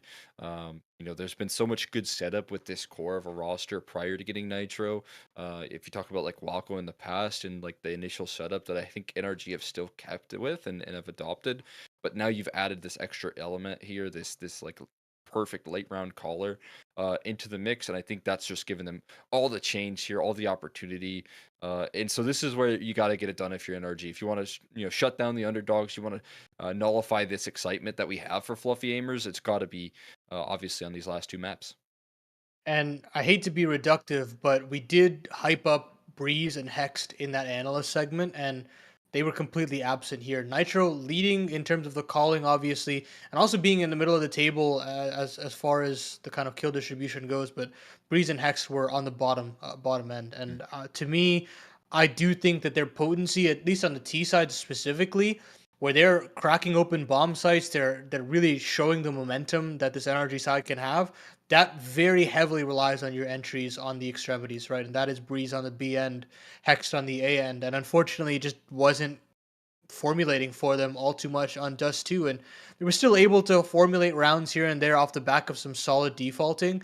But to me, when you look towards Anubis, when you look towards a solid T side, entries matter a whole heck of a lot, especially in these early defaults. If you want to make a game plan into the mid round, you want to go off the basis of a 5v4. You don't want to call a default on Anubis in a 4v5. That's where, CTs can call aggressive re-aggression on other ends of the map, really start to constrict the map. I think this map has been out for long enough that every team now knows the proper protocols to really ice out the T side man advantages. So a lot of onus here on these entries of Breeze and Hext. So I'm really looking towards them to step up today. Couldn't agree more. I mean, there's no question about it. And Hex at the opening stage here, first day versus Party Astronauts, was asserting what he can do at his peaks, and wanting to see that follow through again as a player as important as Hex for this roster, as a player as aggressive as Hex in this roster. It is super key that he gets his head back into this series like we know he's capable of. For now, though, on a pistol, Brought to you by Sonic. We have the fast starters round coming through, and we'll see again the lead contenders of that taking place here in a fast start for Hex, who is in the running, opening up this quick kill, starting incredibly fast. Sonic fast, and now see if they can close it with the early advantage. We got a flashbang set up for Breeze. He is going to get smoked by this flashbang, and that retake from Kalmisu is back into full form. He is tearing through the opposition right now. Kalmisu full force with the dual Berettas. This retake is looking flawless. A 4v5 shatters as Fluffy Aimers call NRG right where they are, and Kalmisu will run them down. My goodness, I mean, I talked about the entries, and, you know, Hext finds it. You find the post plant on that A site. You've got a beach set up to potentially deal with if you're Fluffy Aimers, but the 4-man attack from the CT spawn, and Kalmisu just rips a couple of banging dual Beretta shots. And that is exactly what you would want to see if you're a Fluffy Aimers fan. Kalmisu continuing that incredible form off of Dust 2 and loading it up into the CT side of Anubis. NRG will force Y into this round, but you've got to think that they feel a little heavy-handed right now with the post plant like that going that awry. No kidding. That is a rattling round right there from Kalmisu out of the gates, man. He had such an explosive start on Dust 2 as well. And the last thing you want to see is him introducing himself into the server in a 4v5 with dual Berettas and one magazine, tearing through headshots as quick as can be. I mean, it felt like the time in which he had to take down those kills was so incredibly fast. But there's a gift from OC. A quick 1-dig. Doesn't have his AWP for this position, but knows where to stick his crosshair to land the tripwire repeat shot. Clotheslines. And News, who've got aggressive. This opens up a bit of an avenue. They're going to run it back towards this A side. Utility's good. Splitting attention as well is even better. They cover off the mid lurk, but at a sacrifice of giving over this A bomb site. Smokes and trying to pressure forward instead of falling back. It's Brett looking to be a hero, but now is sidelined. And this time around, they're not going all the way out towards beach. They're not looking for a sandy vacation, no. They're just looking to lock down this post plant. Maybe they'll get interested. It's a late re-aggression, and they get punished by Kalmisu. It's a sacrifice of his HP, but it's by no means guaranteed. OC's low on the flank hold, and Breeze will at least be able to cover it off here with a quick one. Puts all the pressure onto Slump without a kit. Smoke on top of the bomb. Breeze knows he's off of it. It's a 10-second defuse that he will just have to lock in. And the spam is perfect. He's running out of ammo. He's running out of ammo. The Tech 9 is brought out. And the defuse, it's not off yet, but eventually it will come through. I don't know what happened there. The timer was ticked down. He needed a couple extra seconds, and he had it, as Breeze will be able to lock in the knife kill. But Fluffy Aimers survived the round. The initial burst was perfect there from Breeze, and even this double swing, I'm totally fine with it. Kalmisu, with an incredible double kill transfer on that A4, gives extra life, breathes that life back into the CT side, and then Slump knocking it down in the 1v2. Massive stuff there to keep it alive. NRG will rinse and repeat. They'll double dip with this 4-spy. But again, another heartbreaking post plant on that A bomb site.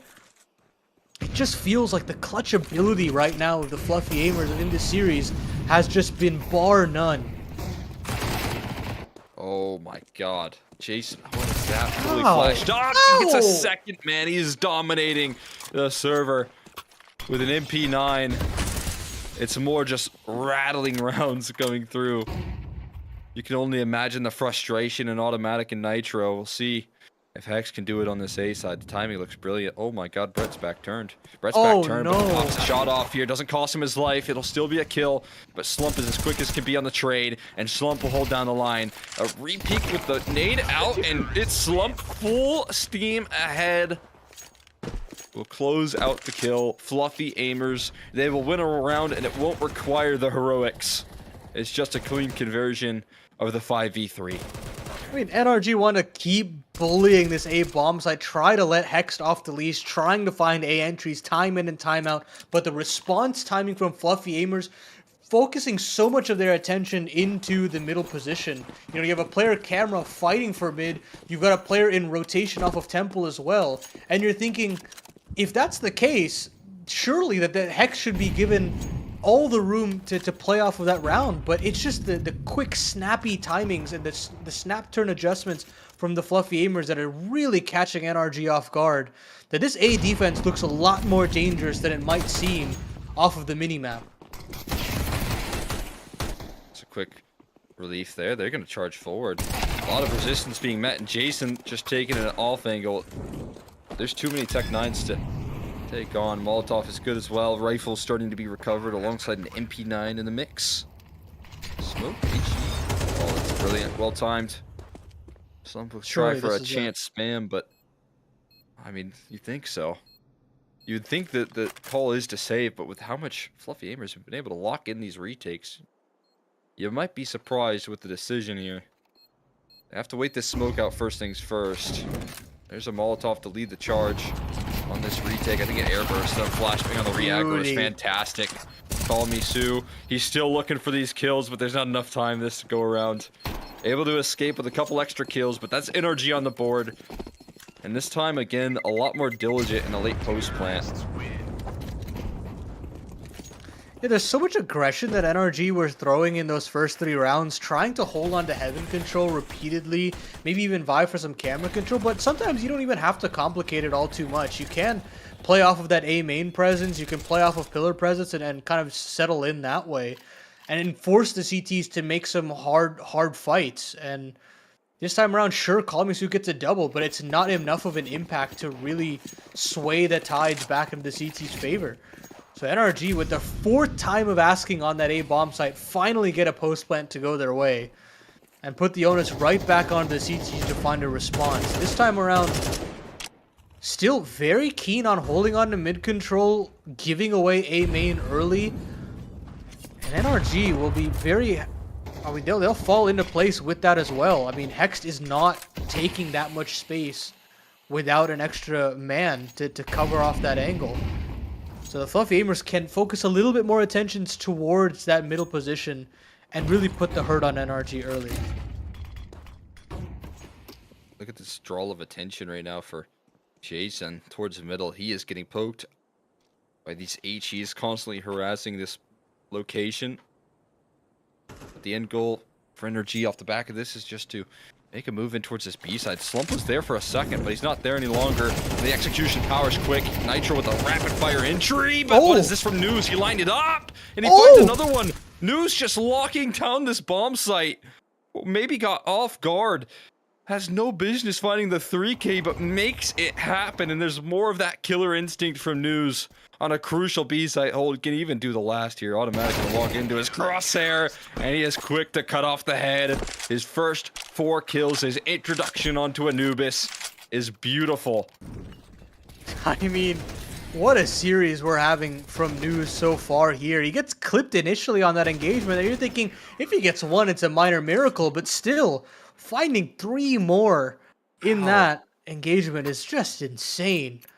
Talk about just individual brilliance from the Fluffy Aimers. NRG, yeah, call attack timeout. That's a sucker punch and a half to lose and force your economy down into the doldrums.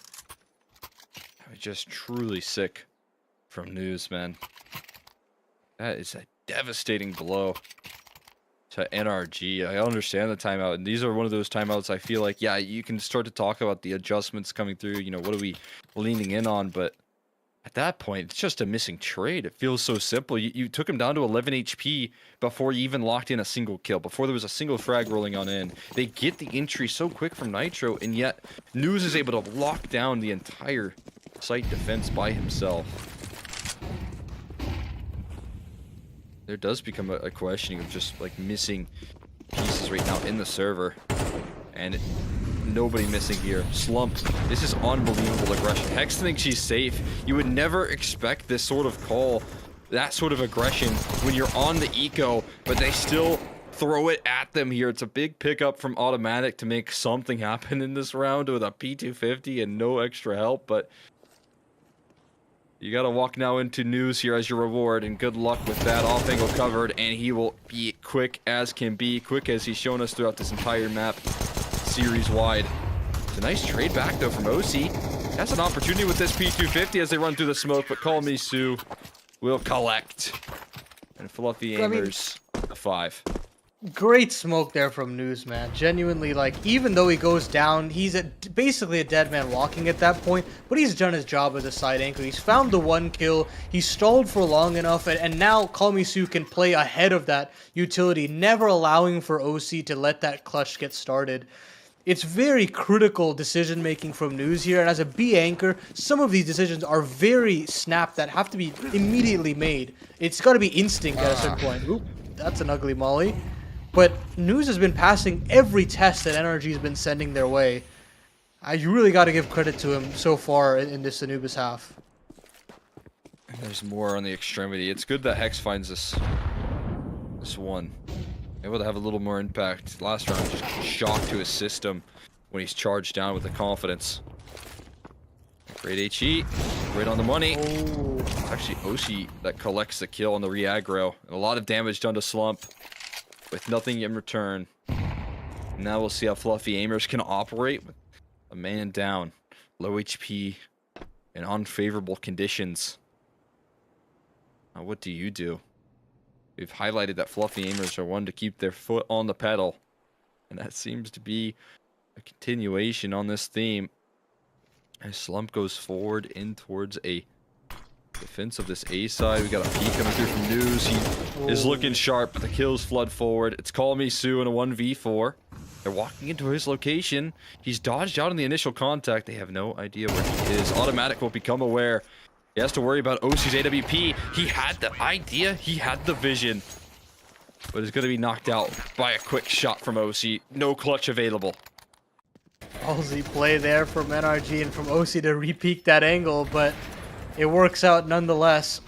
NRG now slowly starting to bleed out the Fluffy Aimers, and I spoke about this in the pre-show, but when they have a 5v4 NRG, that's where they do their best work, and most do as well. I mean, when you have the man advantage, it forces the CTs to make some really hard choices as to where they want to deploy the rest of their cavalry. Do they want to split up the forces 2-2? Do they want to gamble stack on a 3-1? And while all these decisions are being made, NRG capitalize and basically find the extremity and force Fluffy Aimers to go hunting. And as soon as they do, they get punished. It's a textbook round there from the T side. And now they're giving themselves an opportunity to maybe rack up some rounds here, as Fluffy Aimers have some concessions to be made. An MP9 on News, Jason on a pistol as well.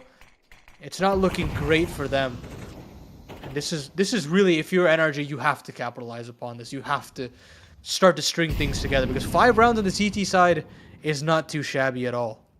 It's already like a decent little half you got manufactured, and you just know that Fluffy Aimers have no interest in stopping now. It's a great protocol from Automatic to play Dodge Flash there. And that's going to create a lot of chaos for Jason. Brett is so aggressive to recover, but that's at a lost casualty of this A-side space. And in transition back into this defense, he will be knocked out. It's more impact out of Breeze, and you're starting to see more efficiency from Hex and Breeze as these duo rifles get the access. Call Me Sue in prime location, right where he loves to be on a retake. Giving him duels is a bit of a liability, but not going to stick around too long. News, I think, was trying maybe for an op recovery, but he knows it's being watched like a hawk, so NRG gonna keep them at bay. Well, they finally hold strong again on an A post plant. I'm always a little nervy when I see that bomb go down that end of the map. Call Me Sue actually not hold on to it. Yeah, that's a tilter right I think there. he was scratching his nose or something, but he let his hand off the mouse for a second. He just started laughing after he gets peeked. That's Counter-Strike for you. I mean, somehow I feel like the game knows, man. I feel like the game knows when you take your hands off the mouse. Sometimes hands-off keyboard moments can cost you as well. Thought he was safe in the save. Not going to be the case. Cool position, though. We got a News MP9. And NRG will start to make a case to get back into this, not only map, but series. With the slow start on Anubis, it was certainly scary. The rounds they were losing, you wouldn't blame them for being shaken. But this is a roster with too much experience to be shaken. Fluffy aimers, they gotta step it up a notch. Automatic right on the edge. He's dancing with death. We'll dive into the canals. Brett's gonna be last man standing at this point. Looking for any extra damage. Manages to find a kill. Blast Hex out of the round with a USB, sure. Why not? There might be a gun to recover there. I think it's on towards the B side axis though. So it's going to be difficult. There's an MP9 also on B, I believe, as well. That was News who died with it, so I don't think there's really much of a retrieval unless he can cover off a kill on an automatic and an off angle. Possible with the slow HP.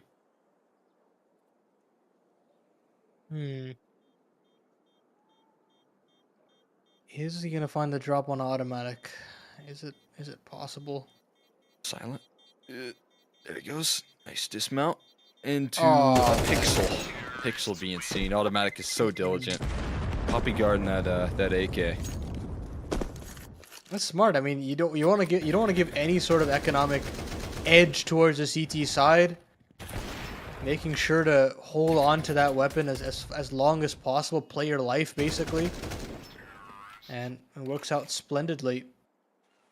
Now, just one round the difference between these two sides, and Slump will not have that AWP to really move around the map with and stay agile. So that does really put some pressure onto the CT side to find answers with this rifle set.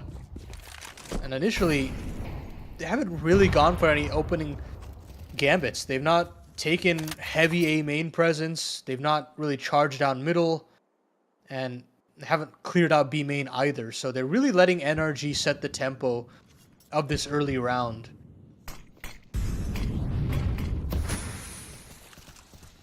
Them a little grace out of the gates. Promising sign. Now, gonna get explosive towards Brett's location.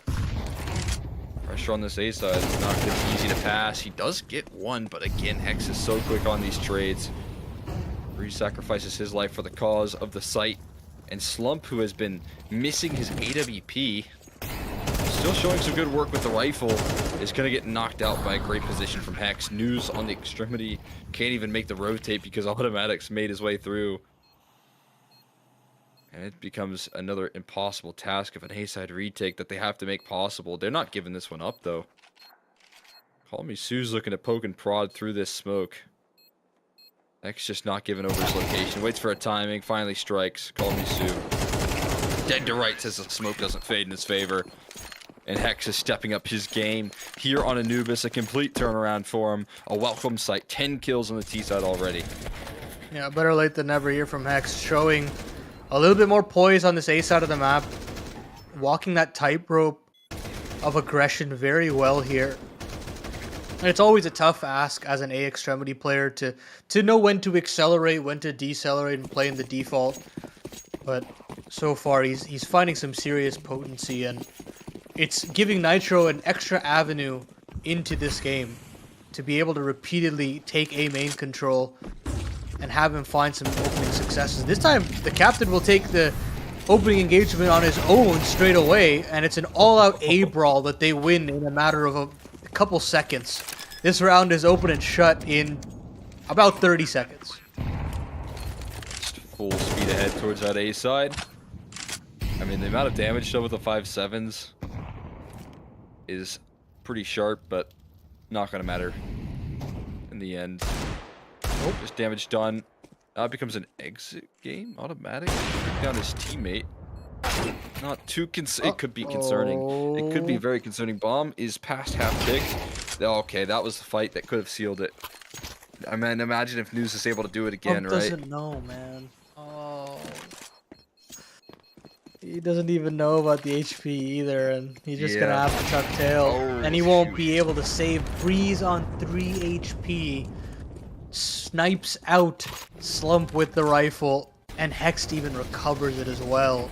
Yeah. That And there's a is chance so in that retake, unfortunate. but even still, you're getting past this point where you don't have a kit in Yeah, 1v2. yeah. It's gonna be unlikely, but not saving that up hurts. At least, you know, still able to afford an op. And again, I think that's been severely missing for Slump on this A side. If you know, NRG have found a point in which they can continue to pressure.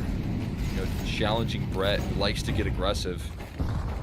And in that challenge, you know, at best, Brett's been able to go 1-for-1. Jason in these mid holds has been all the more effective, though. Effective in the defense, but it's another 1-for-1 trade that you'll take happily. Call me Sue now. Putting himself in the hot waters. Taking the challenge of containing the space towards middle and A now on his own shoulders. Caught with his head on a swivel. X will be able to claim a freebie, and Slump's AWP will sing for a single frag, but you know now that the A side is free for the taking. For the final round. Automatic. Gonna dance within these shots. But the Dragon Lord going to have to pull some miracles off here if he wants a chance at this clutch, and knows he can't even start the conversation to break past this smoke. Initially, the flank comes through. Hex is looking to really sell this one, seal it on in. But Automatic will take away the kill instead, and NRG with a nice 6 rounds in a row on the T side. I've gotten back into this map. Yeah, I mean, it's at least manageable now at this point for NRG to force us to a third map. But if you're the Fluffy Aimers, you're thinking, look, we got 5 rounds. We're happy with what's kind of put before us. Again, it's one of those situations similar to the Dust 2 where the ball is in the Fluffy Aimers side of the court, and say it's your job to now close it out and see what you can do on this T side that you are specifically supposed to be favored in. And can they do it, you know, is another question, but we'll see. Again, we're back into another pistol round. Incentives all around. Brought to you by Sonic with the fast starter round. And NRG would love to pick this pistol up. Of course, Hex would love some kills for himself as well. Yeah, I got the entry, but quickly nullified. We'll see if he's in a position to thrive. As the play going in towards the A side, but Jason is selling one hell of a fake at the moment. And the kills get cracked on through. Slump gonna lock in the digits. I'm gonna be planted at 2v2 now. Jason. Interesting spot in this post plant. Not quite planted for him. I think it's in the back of the obelisk, so. Gonna join up with his teammate inside of E-Box. OC with low HP is gonna have one tough time breaking through and trying to influence this pistol. I think he's looking to have Automatic be that first point of contact. Jason not shifting his attention away, but he gets knocked out by a quick kill from OC. It puts the pressure on Slump. He's dodging these bullets. He's looking to matrix it, but there's no time for Automatic. He's done enough in dodging out these initial shots that Fluffy Aimers can secure the second pistol and the closest of fashions. Oh my goodness, NRG now on the back foot, well and truly. I mean, it's just a great call out of spawn from Brett there. They just go trying to sell something up the gut, through middle, off into camera, and NRG bites on it so hard. They send multiple body to deal with the problem. But the problem for them there is that they lose a couple of kills. They lose a couple of bodies through that play that as soon as Fluffy Aimers decide to reorient, which they always were going to, through Dark Side, NRG just couldn't keep up with it. They just had no idea. Slump cracks it open with a quick double, and NRG are putting all the chips down in this round here. Full force buy, and NRG with Nitro on the CZ will try to find an opening in, but just a 1-for-1. Automatic though, doing a lot of work in middle alongside OC, and Hex gets run down, or Slump rather gets run down by Hex, and now Fluffy Aimers in the 2v4. Have to rely on Call Me Sue. Gets blasted early on. Noose is too low on HP. He's been good in the clutch. This is a task too far out of hand. Surely that is the case. Force buy pays off dividends here for NRG. And they'll be incredibly happy with the decision to go for the all-in investment. 8 rounds here, starting off the CT side with a good opportunity to build some bank and put the pressure on Fluffy Aimers as to, you know, how deep this T side can really go in this matchup. Well, now it puts pressure on Fluffy Aimer's money as well. I mean, you got the bomb plant, so that does bode some sort of success. But it'll be 4 MAC 10s. 4 MAC 10s that are needed to break through this defense on NRG. But we've hit a quota. Automatic has locked in more than 26.5 kills. You can definitely feel his impact in the server today. Just an absolute rock in middle. Doesn't matter what half it's going to be.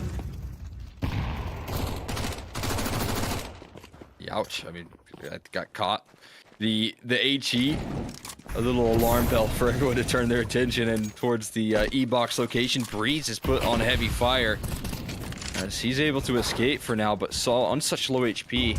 It's important that Nitro's able to pull through this flank. Makes the job a little easy, and Breeze is always on the run. Always on the move. And gonna lock himself down. Another kill on this site defense with 4 HP. Still impacting the server. Jason, not a lot he can say. Does have the bomb in his hands. See what case he can make for this round. All thing goes galore for the CT side as they fully enclose in. Long range duel with the MAC 10 versus A1S for OC. You know which way that one's going. NRG up to a 9th. Money's going to be a bit shattered for Fluffy Aimers. On a hot start shutdown. Good reactions from NRG. The pendulum is very firmly swinging the other way now. I mean, you can see Fluffy Aimers trying to make do with those MAC 10s, but they play it like a gunny, and that's kind of where I don't like that buy, really. It shows that they don't have enough of a game plan in that round, and they don't add any real pace to make NRG uncomfortable. And unfortunately, just 1 kill will not do. And now NRG have themselves double digits in the palm of their hand. News the last one up. If you can find anything here, it'd be great. And he does find the dink into a kill onto Breeze. Sure. But that's all she wrote.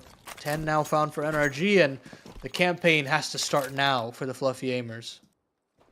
Yeah, what was so promising, you know, on Dust 2, especially on the T side, is that they always had a little X factor to them when it came down to some of these late plays.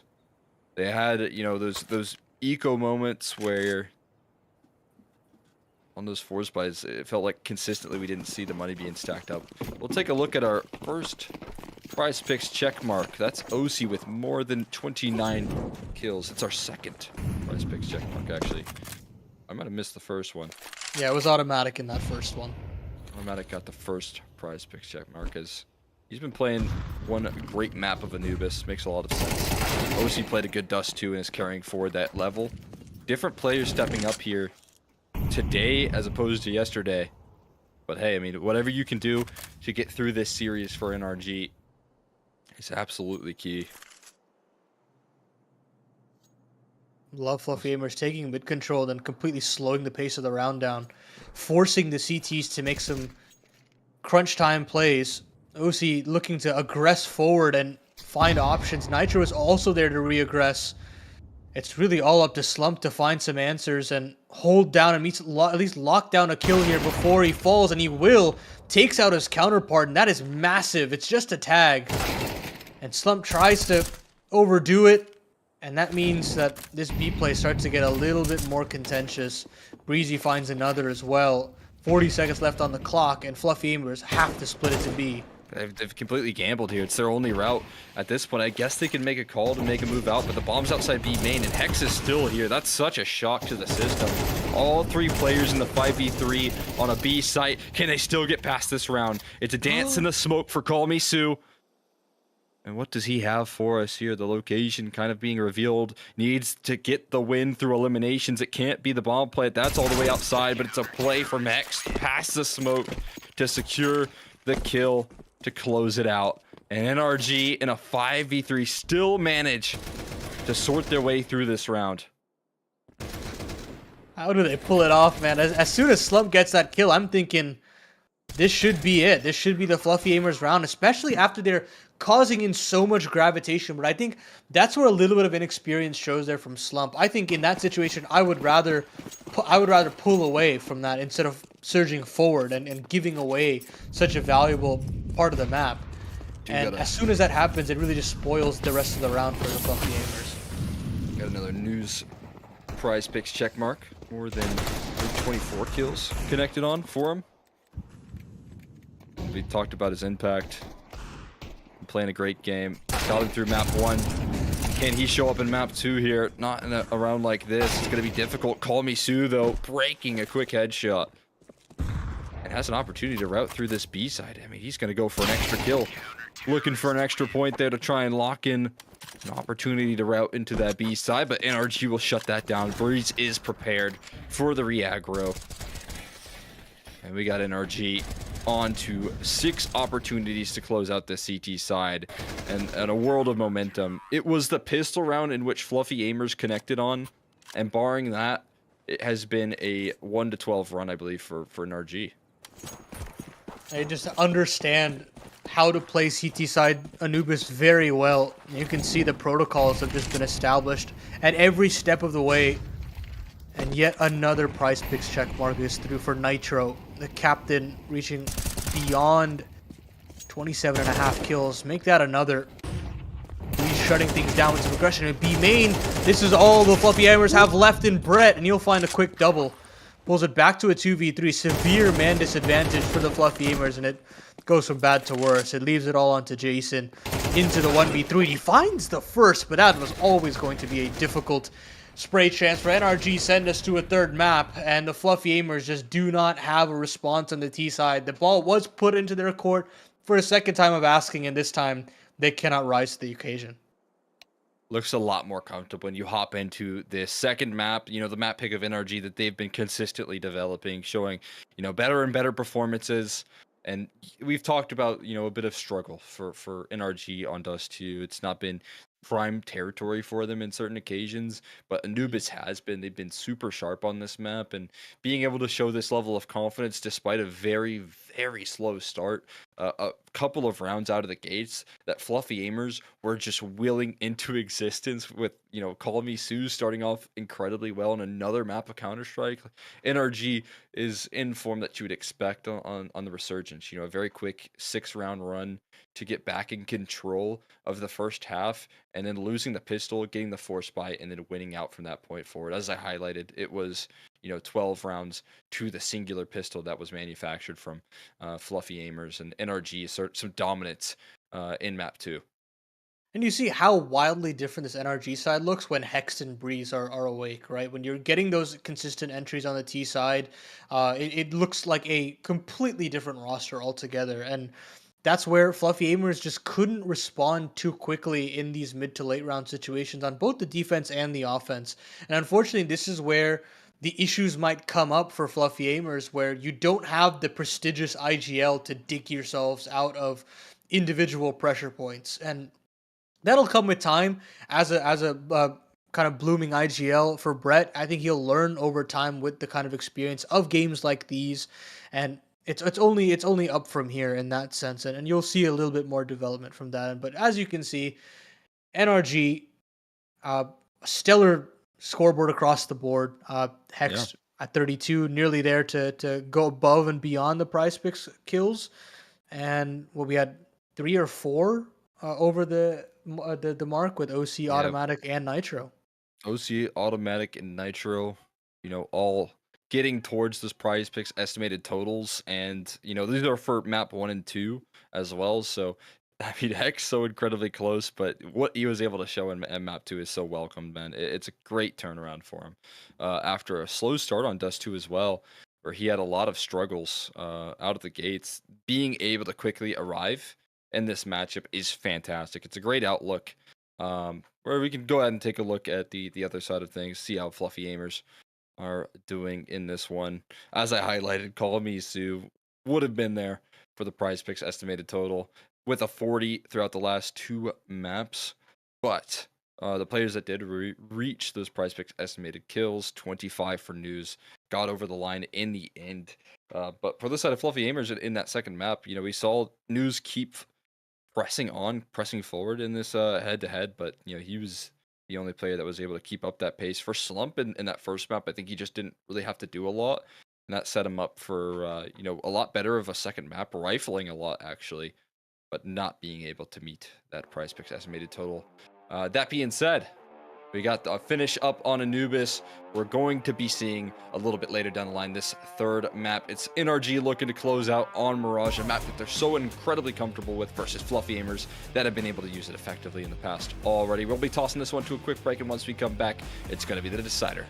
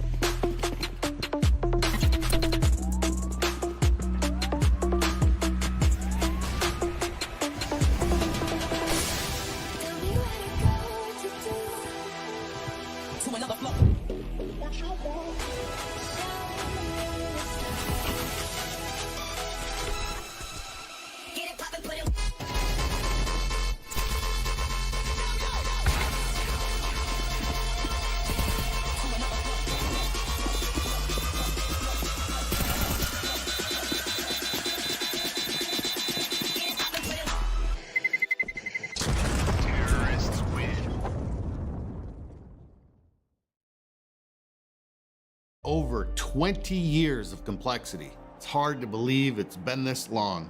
Buying the team back this year was a full circle moment for us. Of course, nothing would be possible without all the players, past and present, who've represented us from the old logo to the new, and maybe back again. Not to mention the ones behind the scenes who've kept the gears turning all these years. But most importantly, I want to say thank you to the fans. We wouldn't be Complexity without you.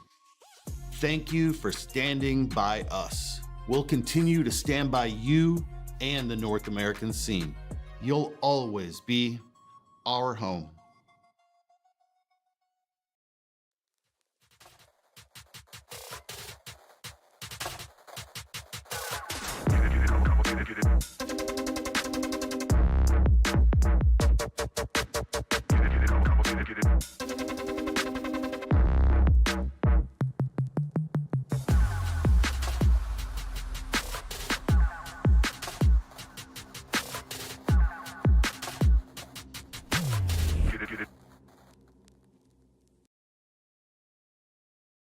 You're either the most or one of the most traveled esports teams in the world. I think we travel the most, and it's not even close.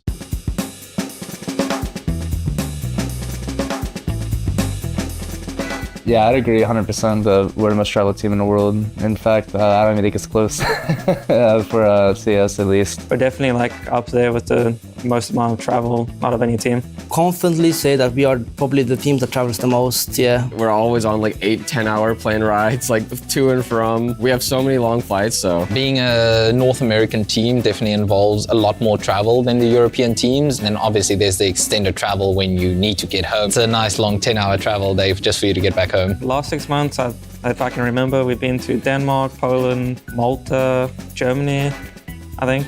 Such a hard question because I don't remember. I wouldn't say it's ridiculous. I mean, it kind of is, but it's a lot. It's definitely the hardest part about playing the game for sure. We definitely face some challenges that other teams don't have. So we attend a significantly large amount of events around the world, combination with the fact that we're a North American team and we want to practice in Europe. We travel a lot to just simply go and practice as well. Longest amount of time like home, I honestly have no idea, but it would probably be less than like 3 weeks. We're usually never home longer than 3 weeks. I think most of the time we're just trying to get through the travel day, so people will often find ways to just keep themselves entertained, whether it's like watching shows, watching YouTube videos. Actually, before I flew here, I was playing Last Epoch on my laptop. That's something I like to do, just try and play some games, you know, pass the time a little bit. Just watching TV shows, and I'm trying to sleep as much as I can, like on those long flights. Just try to survive the long trip. Most of the time I end up sleeping anyway, and I end up only watching like 2 episodes. A lot of times I actually am watching just like demos like on the plane, especially on like the really short European flights where I'm only doing like 2-3 hours. I'm a bit of a weirdo, so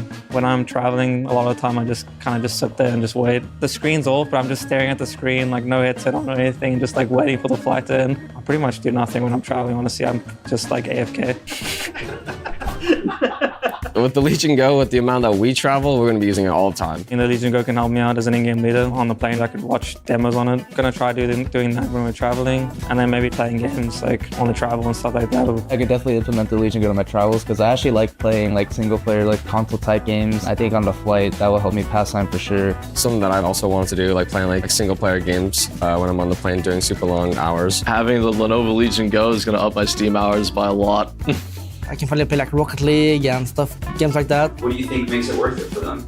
I think for them, it's about being able to achieve your dreams. You know, they all want to be a world champion in Counter-Strike. They want to compete. They want to be the best. I've been doing this for 9 years now, and if this wasn't the life that I expected, then I don't know when I was going to finally get it through my skull, so. I love traveling the world. Like, as I know, like it's crazy to be away for this long, but if I didn't love CS, I don't think I'd be able to do the travel because it is very mentally taxing at times, but you know, it's just the love of the game and seeing new places and exploring the world, and it's all what makes it good. It's not the best part about the job, but I mean, I'm able to do what I love, playing CS. You know, just being able to play the game with your friends and have fun with it is definitely like one of the best parts, is just having fun together playing the game.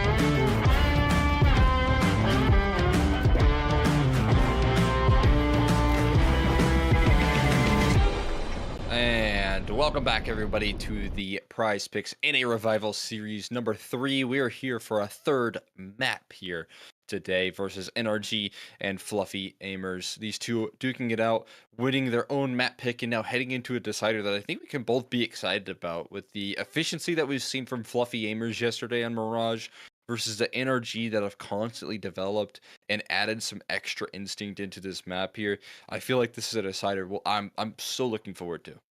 Yeah, I think NRG have just shown us they're the more adaptable team in this series, whereas Fluffy Aimers showing that I think their individuals to me just seem much more exciting, at least in kind of explosiveness that Call Me Sue provides, and that Slump showed signs of us on Anubis specifically. But we head into Mirage, and we've got a game of chicken here between News and Breeze. Oh my goodness, News comes out on top. Someone help Breeze out in the knife round, man. No help. He got 4 kills on that knife and still lost. That's tough. Poor Breeze, man. He'll be shut out of it. And it's going to be side selection for Fluffy Aimers. That's always nice to have as a little extra asset for a decider. But I mean, as we were highlighting here, this is a roster of energy that I mean, there's just no doubt that, you know, if you talk about like callers, if you talk about support, if you talk about, you know, all the things that NRG have in their favor, like even the coach department here for this squad is incredibly deep and talented as well. So there's just so much favor for the side of NRG when you talk about, you know, the systems that they built up, that you would expect that to be the case. But that firepower, man, continues to show up. We do have the Sonic Fast starters just around, of course, brought to you by Sonic, and we'll see who's going to be climbing on up that leaderboard. These two have been the leading contenders in that head-to-head. 4 players in the server in the top 5 right now. They're looking to continue to charge that forward. Hex was in the top 2, and he's knocked down a beautiful kill to start things off. They can't retake this jungle control, and good luck to Jason for trying to get his way out of this location. Hex will cut him off, adding even more to the tally, adding even more to the leaderboard. We got the dual Berettas on the retake. Call Me Sue's been good in that department. He's looking to add his name to the leaderboard pretty quickly here, missing out on day 1, but being so efficient. Gonna be knocked out in this one, though. Not gonna happen, and Automatic will close it off with a 2-piece. Yeah, way to really call a simple round there from NRG and just show that they've got some depth on this map. They've got the simple strats to kind of burst out of the A bomb site, and you'll see as this map develops the slow crawling defaults that they could potentially have, and show a little bit more prominence towards their extremity players like your Hex, like your Breeze. And as far as this round goes, though, you won't see that level of complexity here. Complete save from the Fluffy Aimers should be a formality for that T side. But for the Fluffy Aimers, I mean, you get the defensive side start. You really just want to get Slump off to the races, get the AWP in his hands as quick as possible, and really see what he can do as far as shutting down mid control for NRG, making sure that NRG have to spend out a lot of resources to get these important parts of the map. So far, I mean, just nothing given to this T side just yet. Making, you know, more utility get dispensed on it. T side's always pretty nice. Here's what I've been noticing a lot out of NRG is patience in the mid control for them. They will let teams poke and prod early on, and I think this is a reaction to how so many good Mirage NA teams play. A lot of attention being put towards middle, and they simply will not give them the sort of fights that they're hoping for. The HE did so much damage. The double up in towards this ladder position could be interesting, but it should be only interesting for a kill. Call Me Sue, though, is the only one to find a kill with the deagle he buys into. NRG showing what they're going to probably keep a theme here is how they play this late mid control. Yeah, and there needs to be a very quick response from Fluffy Aimers, very fast adaptations, because this is one of those maps where NRG can take it to the house again and again and again if they find that early mid control. So let's see what the changes are for the Fluffy Aimers moving into this one. Jason bounds down in through window, and he's got another player behind him straight away, but This utility is a little iffy to move around. Either way, they won't get punished for it. It's just an all-out A attack from NRG. And they'll go 1 for 1. They're taking that every day of the week if you're the T side. Not a bad 1 for 1. It's gonna, I mean, completely open up that A bomb site 100%. And oh my god, just the version of XAK. Seeing those holes punch through the smoke, and that means that Slump doesn't even get to play the round. I still get leveled. This retake is still on. They're interested in the idea of making this happen, but they don't have a kit, so it's going to come down to, can they get a kill soon? And if not, how do you escape? And Call Me Sue will go forward. Meanwhile, News will back it up. The decision should be made soon. Hex can't quite complete the kill, and Jason is by no means out of this position. Somehow it's a quick chase down. A little clothesline coming through. Jason will be able to escape as it seemed like automatic. Didn't actually make his move up towards middle. Either way, it's not going to matter too much. It's a single rifle held onto for NRG. Or rather, for gamers. And NRG showing a lot of comfort in this simplified playbook so far. Just fast out A. Into a couple quick trades. And that's all you need. Yeah, I mean, at that point, you know, again, you're forcing fluffy aimers to adapt, and if they can't, they will be left in the dust. That is the proficiency that NRG have on this map, and why they boast such a strong win rate on this said map. They haven't really had to default just yet, as they've been retaining mid control round in, round out. Of course, the round previous, they were very keen on giving it up, and with all of that attention being forced in by the fluffy aimers, NRG just pull the ripcord and just go charging into A. It shows the amount of tempo switches that NRG can set ahead as well, which, again, the CT side haven't been able to deal with that much as far as the first 2 maps were concerned. We got some quick access again, now this time towards the B side. Call Me Sue with the deagle in hand. Splitting his attention. Will take charge. Nitro caught completely off guard. This is a position that gets overlooked. We got Brett trying to make a hero play. Potentially had an opportunity to shut down that bomb plant. As that doesn't come through, again, saves could probably be called out. There's an AK that's recoverable for Slump over towards Catwalk, and NRG will take that straightforward approach. It's so common. I always highlight it when I talk about Mirage, but you know, for teams to just work up Catwalk and try and keep their distance, if you're able to claim mid control effectively, you get those smokes down for window and connector, and you're able to flush out ladder. Your prong towards Catwalk is one of the best ways to avoid getting ecoed on this map. The B-side split. You avoid a lot of close range angles if you're systematic in the way you clear out these positions. And as you can see, they're able to trade effectively. Hex is such an effective apps lurk as well, man. Like, this guy was doing so much for them yesterday. You know, poking through these defenses with a couple quick kills. And a lot of times he's on these solo missions as well, right? He's, you know, doing it by himself on the extremity. And you're not safe to jump spot against him a lot of times. It's absolutely wild. It's interesting because earlier on in his career, I had some major issues with how he was handling those solo missions, but he's really matured in that sense, where he understands when he needs to pull back and when there is certain danger afoot. And right now, he is clotheslining CT-sided players into that 4-0 start for NRG. Now, Puffy Aimers get another buyout. Slump gets his sniper locked and loaded.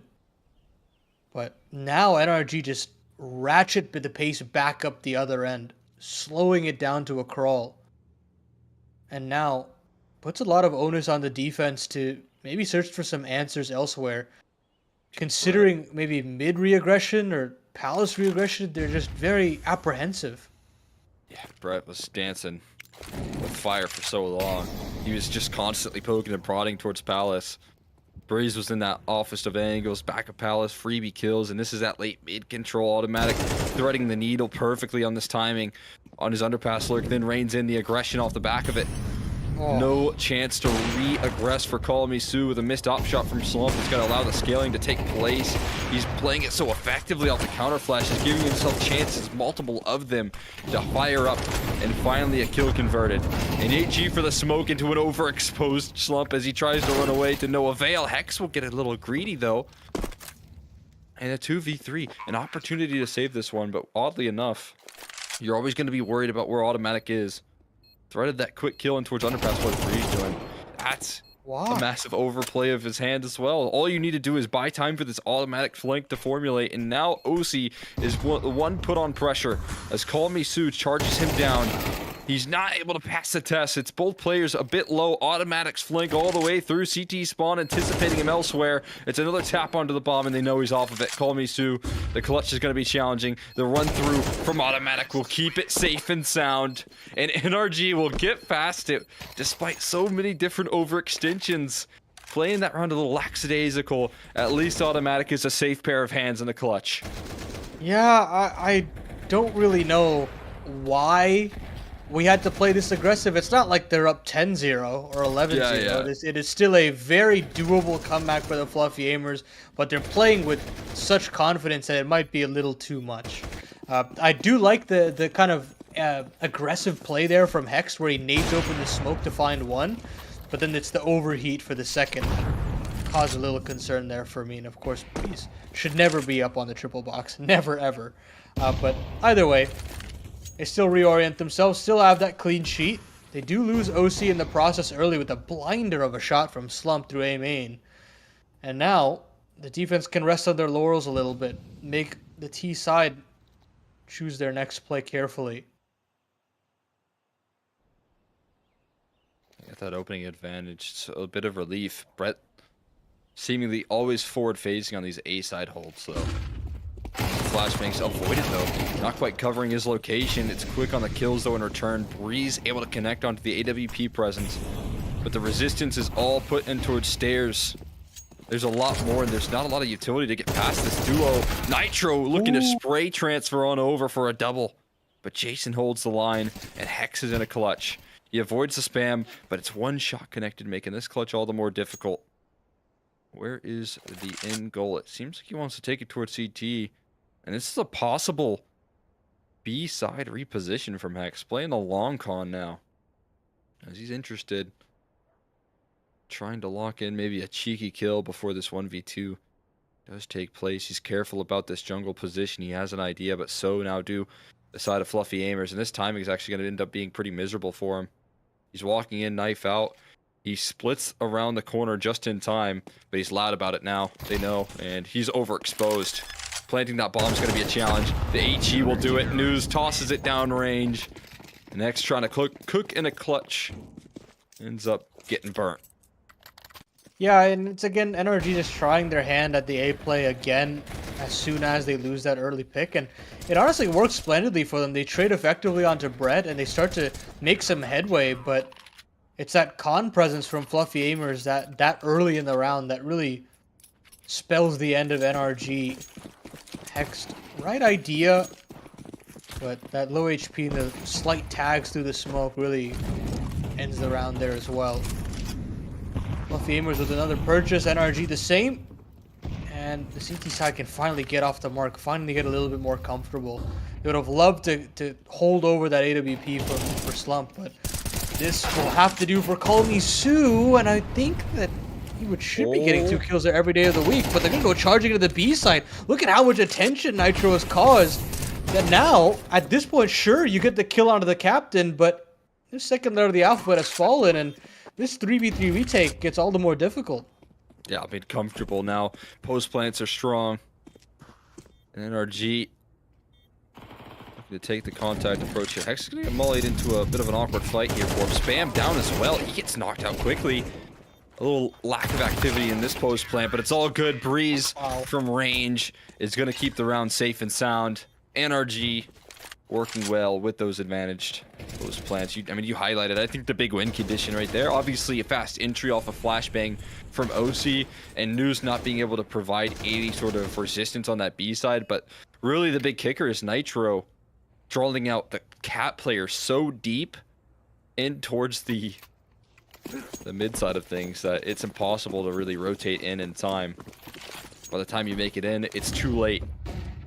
So a hiccup of a round, but right back into dominance for NRG, man. Yeah.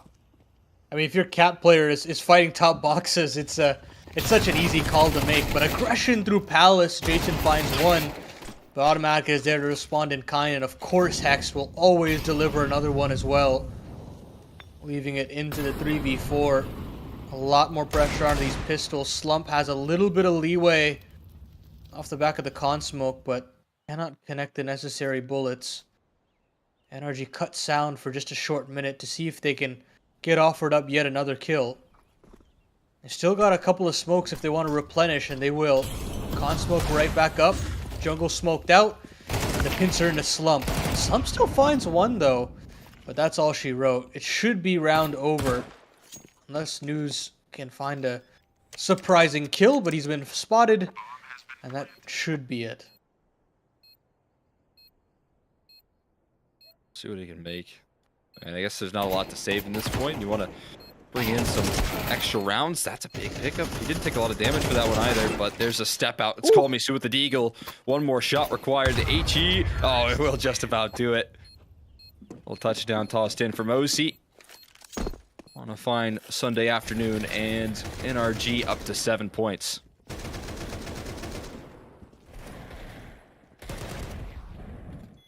It's nice to see NRG finally find responses in clutch situations. When things start to get a little hairy, they still have that lockdown protocol and chemistry between these 2v2s, these 3v3s, something that significantly lacked on Dust 2, and even the initial portions of Anubis as well.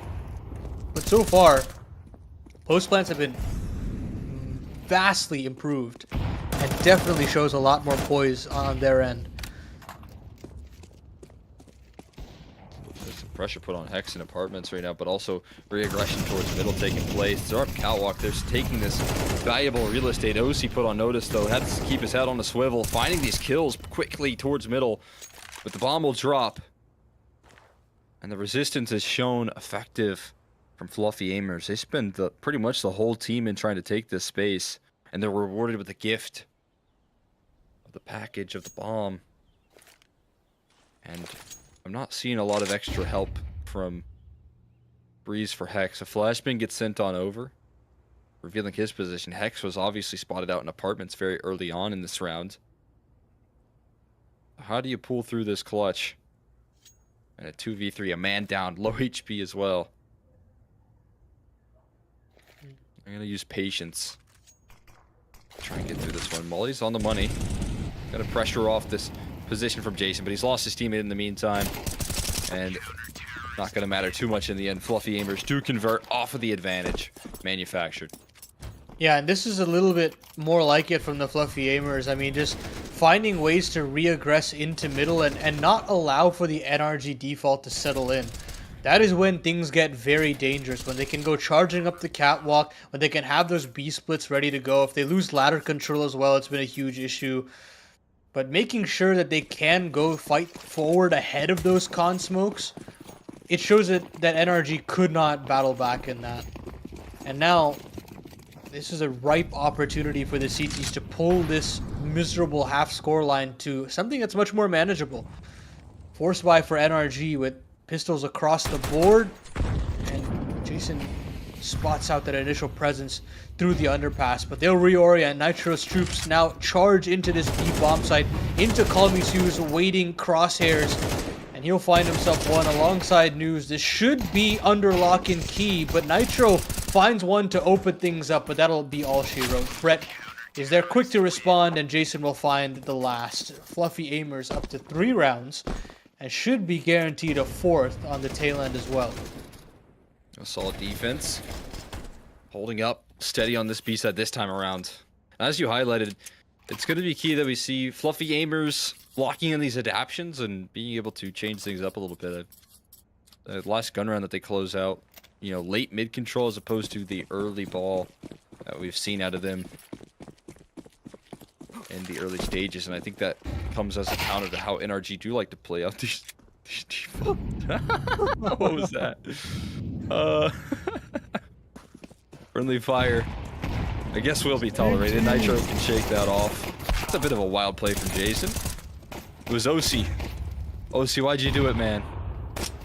Why'd you do it? How could you? He was trying to farm that ADR. Unfortunately, it doesn't count. It's The up other against your way. teammates, yeah. No. It for some reason doesn't. I think it should, to be honest with you. It increased my stats significantly. Tenfold, some might You say. know, if you're just averaging 2 extra kills a game, Yeah. that's a huge improvement in Counter-Strike terms. It's like that. Do you remember that knock 6K that Yeah, they yeah. casted during the online finals? Yeah, Yeah. that's what I always think of. Ever since then, I've always modeled my game off a knock.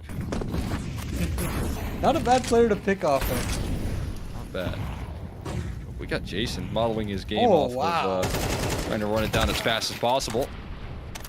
Running it down middle here. It's not a bad opening trade, but look at this. It's contact approach off of the amount of attention put towards the middle. It's a good reaction.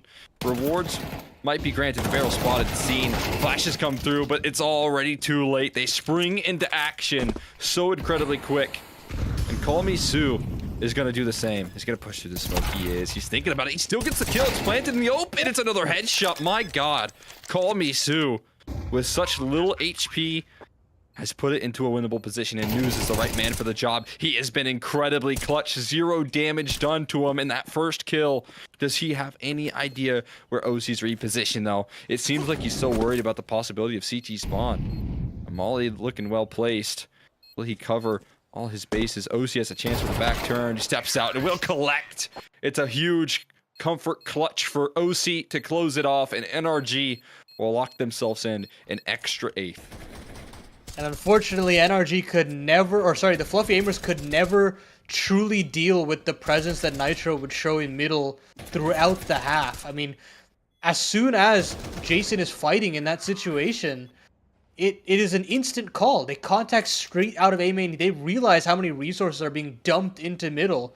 And they did it earlier on the half on the B side as well. It's just such an advantageous position to have if you are the T side that Fluffy Aimers never really answer back in kind. And now, they're really back up against it, Cole. I don't really fancy their chances, but maybe this B-sided attack can work out in full effect. Fast speed play here. Hex with a dual Beretta set up for success on the fast starter Oh. round. Brought to you by Sonics, and he's going to completely knock it down. He's climbing up that leaderboard right there. 3 kills rolling through for Hex. Continues to show that efficiency on the pistols. Getting closer to that extra $500 at this rate. NRG, locking themselves in a finals position, and Hex looking as good as he is. He had a tough map 1 as well. This is kind of a redeeming factor for Hex in these follow-up 2nd and 3rd maps rolling on in. And he is certainly on that path of redemption. 9 rounds locked in for NRG. Both pistols converted. A lack of a bomb plant and a eco in store. One that always includes a Call Me Sue Deagle, though. Guaranteed. There's always enough Surely money for a Call Me find Sue one. Deagle. I give it to him every day of the week. I drop him the Deagle. But unfortunately, can't find one this time around. And NRG will get to double digits, and this is really it. This is pretty much for the series in round number 15, with one of the final purchases available for the T side. It would have to be a hell of a comeback in the semifinals here, but to me, I'm already kind of starting to sign the NRG name into the next portion of this bracket at this point. Yeah, it's very hard, I think, when you're down in this sort of fashion as an underdog to develop these T-side rounds consistently.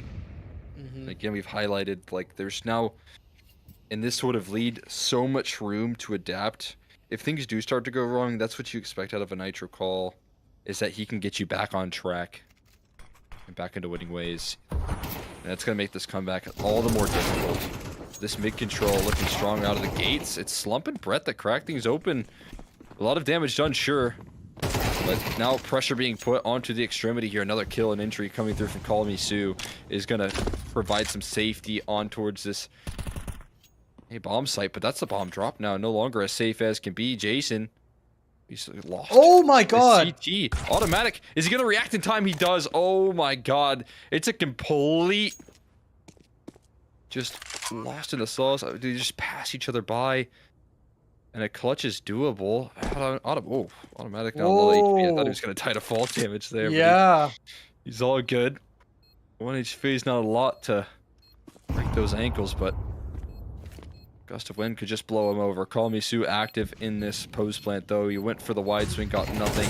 Volley's going to flush him out. There's a flashbang coming through, and it works perfectly. When he goes wide, when he goes for the swing, he is going to connect, and that is the start of the conversation for Fluffy Aimers getting back into this one.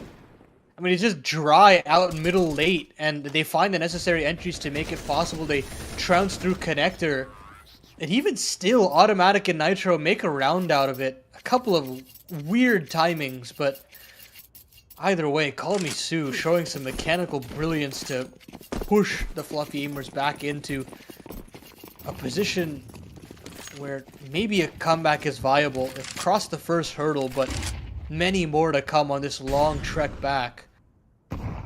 It's another NRG purchase that they have to deal with. Again, late mid control, trying to be established. And here comes that re-aggression. Hex to chime in with this first. Hex with another and a burst onto the third.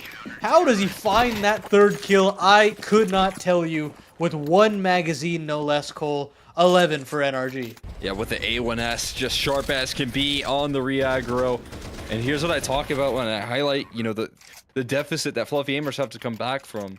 You know, they meet in a head-on clash towards middle just one round prior, and they don't have enough resources to overcome some quick entries. Now, instead of Fluffy Aimers swinging into them, NRG go for that late re-aggro middle, and it's NRG that are caught, or catching, rather, Fluffy Aimers off guard. They're catching them with flashbangs there, and forcing them to swing through the smokes that they threw towards top boxes. The really well-played re-aggression.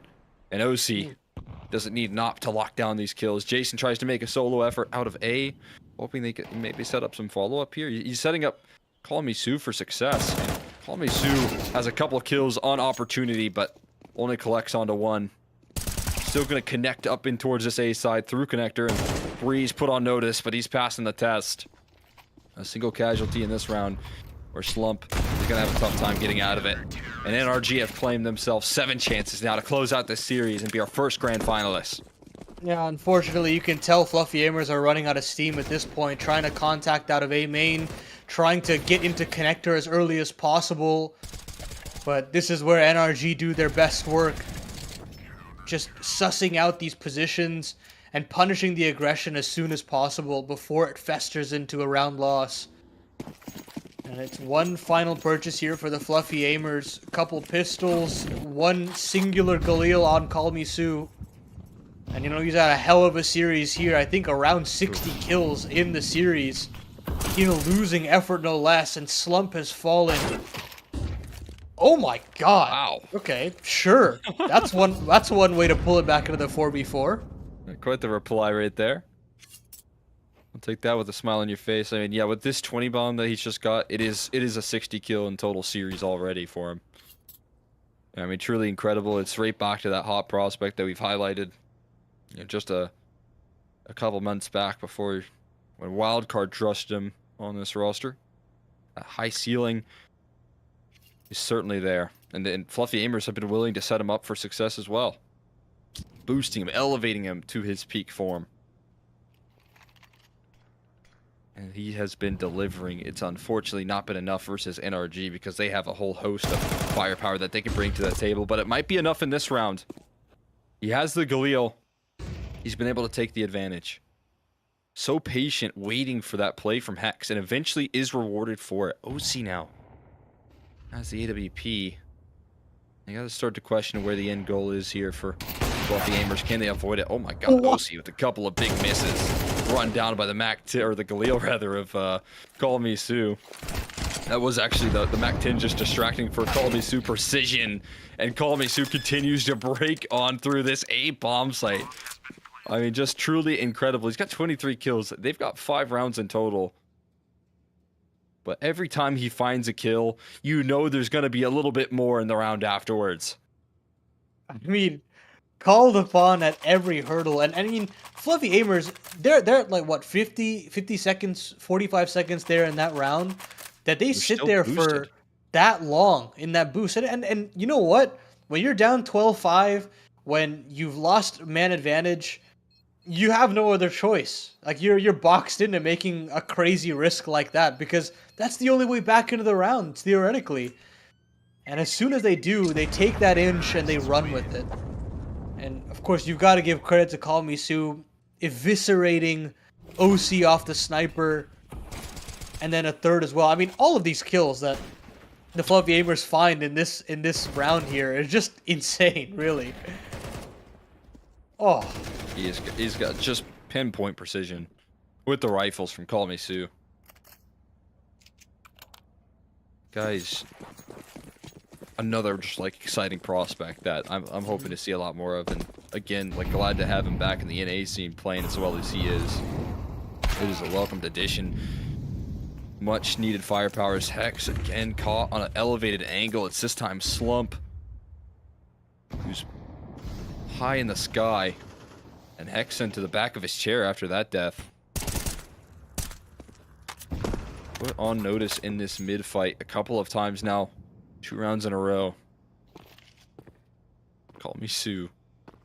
He's been spotted. He is identified here. Nitro hearing all of these repositions, but it's not going to scare him off. He's going to continue to make his effort on in.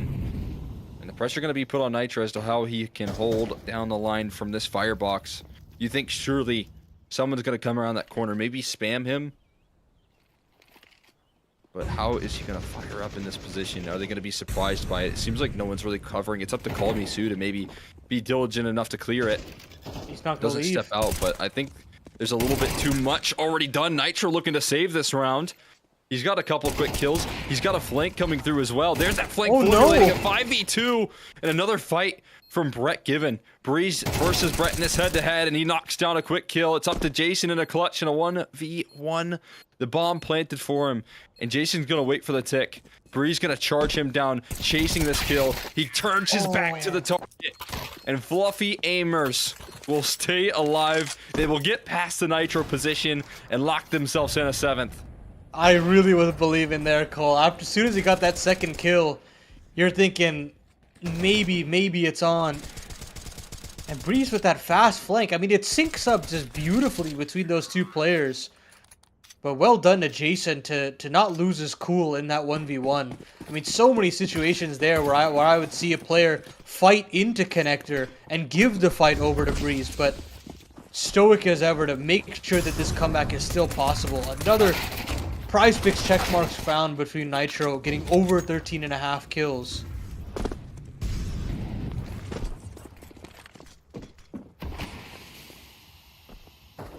Nitro's surpassing expectations. And this decider, you know, both in the PrizePicks checkmark, also in the frag potential, the calling, the adjustments, almost forces out what felt like an impossible round. But Kalmisu is on fire in his own right. Often you think he's dead to rights. Yeah, he surely is. That'll be an AK granted to OC. 2 kills in this round. One with the Mac-10, which is a lot of extra cash, actually. So holding on to this AK is very valuable. T-side Molotov to boot. You know, you like that. Next. That's crazy. I guess, yeah, he didn't have armor, so that bomb radius is pretty deadly. Fluffy Aimers still kicking, man. Not ready to call this one a day just yet. A couple crispy rounds. And now it's only 4 now to close the distance. Let's see what NRG do to adapt, because that definitely has been their strong suit so far in the series. I don't want this comeback to fester. So a couple more opportunities. Another prize pick check mark for Breezy, more than 16.5 kills. And Fluffy Aimers, meanwhile, continue to tick off these rounds. Aggression from Hex. Finds one, and Breeze is there to respond. Trades back and forth, and you'd think that one would go to Breeze, but it doesn't matter. News finds a double. Thrusts us into a 1v1. The captain versus the star. Call Me Sue has got to go fighting forward, and that is to his own demise. Nitro simplifies the 1v1 and will clutch up an all-out brawl in middle. And that sums up the game right there. NRG just finding answers to get the job done. And sure, it was a little labored, but they will be our first grand finalists here. Locking in a victory. Yeah, it's a big win. No question about it there. Fantastic closer coming through for NRG. A bit of a rocky start as well into Dust too. You know, forced into a position where they have to recover a series out of the gates, where they have to get key players activated such as Hex and Breeze, and being able to turn the ship in the right direction versus a scrappy Fluffy Aimers roster that has proven that they can already upset in the quarterfinals and the opening matchup that we saw from them, that they could test the waters versus a team that probably scares NRG in its own right. So impressive victory here and a quick reaction from NRG to get activated. Yeah, it definitely seems that they're just very bright-eyed, NRG, right now, trying to just put the issues of the RMR failure behind them, and have just been on an absolute tear. I mean, even in ECL, 2-0ing wildcard on their way back from EPL, and is an impressive victory in its own right, and they're trying to turn that into big title wins day in and day out. And this is a big win to kind of settle the nerves again for what looked like a little bit of a rocky road as far as the semifinal is concerned. And you have a potential bout against Nouns who caused some of that grief in the RMR qualifier as well, waiting in the wings. So it'd be honestly pretty awesome to see that final. That's kind of my dream scenario here if we could get there. But for the most part right now, it shows that NRG just have a little bit more fight in them after a setback like that. Yeah, no question about it. They were able to show that fight. We'll take a look at just the third map, PrizePicks estimated kill totals, and as we've highlighted, you know, Breeze able to lock in that check mark. Now Hex, I think in the closing stages of that last map, just the same. You know, Nitro and Automatic, it just was a full team effort of surpassing expectations in that decider.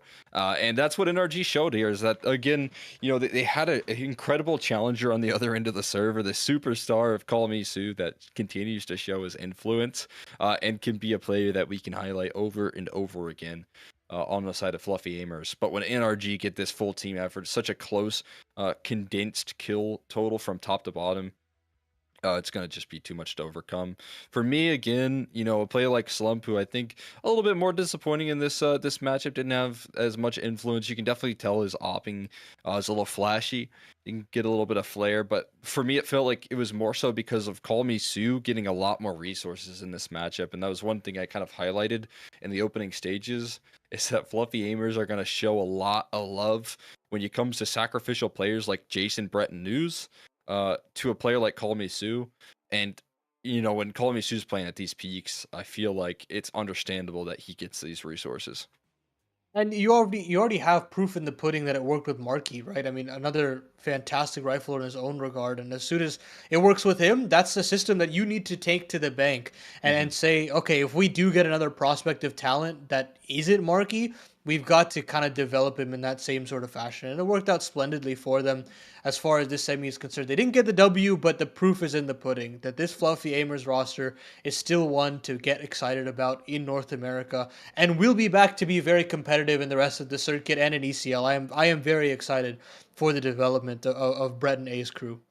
Yeah, I'm in the same boat. I'm looking forward to it. Obviously, we got another best of 3, but before we get there, I do want to give a quick shout out to our lovely sponsors and partners here that we've been locking in over at PrizePicks NA Revival Series. Firstly, I want to talk a little bit about the NA Revival Series being sponsored by PrizePicks. The best North American Counter-Strike players are competing right now, and you can win real money while watching them play. Join PrizePicks to get in on the action. It is super easy to get started. All you have to do is select 2 or more players and choose more or less on their stat projections to build your lineup. Then sit back and watch your lineup stats rack up. For a limited time, click the link on the panel below or use code REVIVAL when making an account and playing a $5 lineup to receive $50 whether you win or lose. It's a guaranteed win for all new PrizePicks users. Thank you again to PrizePicks for partnering with Complexity and Mythic League to host the NA Revival Series. The NA Revival Series is pleased to introduce Sonic as its newest sponsor. They are empowering visionaries, creators to develop the next generation of Web3 applications with its high-performance blockchain. Sonic is home to hundreds of finance and gaming apps and a vibrant community who are actively redefining what it means to interact with Web3. Check them out at soniclabs.com and begin your blockchain journey today. The PrizePicks NA Revival Series is also partnered with Mythic League. Players are always asking for a premier solo queue matchmaking experience without cheaters, and Mythic League has been providing this service for over 6 years and is now free to play for Face It ranks 1 through 5. That means it's perfect for you, Ani. All players are required to have and use their microphones. The support staff is always available to help out, and our Discords for live matches and Smurf accounts are banned swiftly. Additionally, there's $5,000 in monthly prizes available for subscribers throughout all divisions. Give Mythic League a try today and use code ML50 for 50% off your subscription of 1, 3, or 6 months. Again, that's ML50 for 50% off your subscription. First subscription of 1, 3, or 6 months. With all that being said, though, we want to toss this one to a quick break, and once we are up next, we'll have that second semifinal ready and raring to go.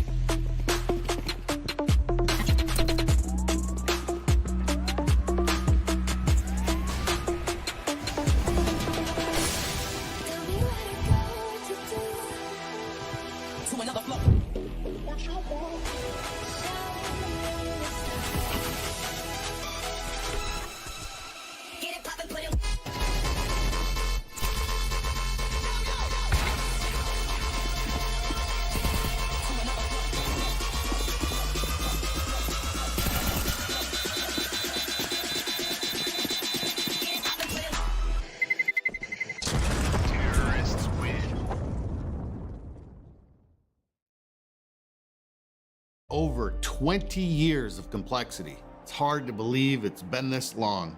Buying the team back this year was a full circle moment for us. Of course, nothing would be possible without all the players, past and present, who've represented us from the old logo to the new, and maybe back again. Not to mention the ones behind the scenes who've kept the gears turning all these years. But most importantly, I want to say thank you to the fans. We wouldn't be Complexity without you. Thank you for standing by us. We'll continue to stand by you and the North American scene.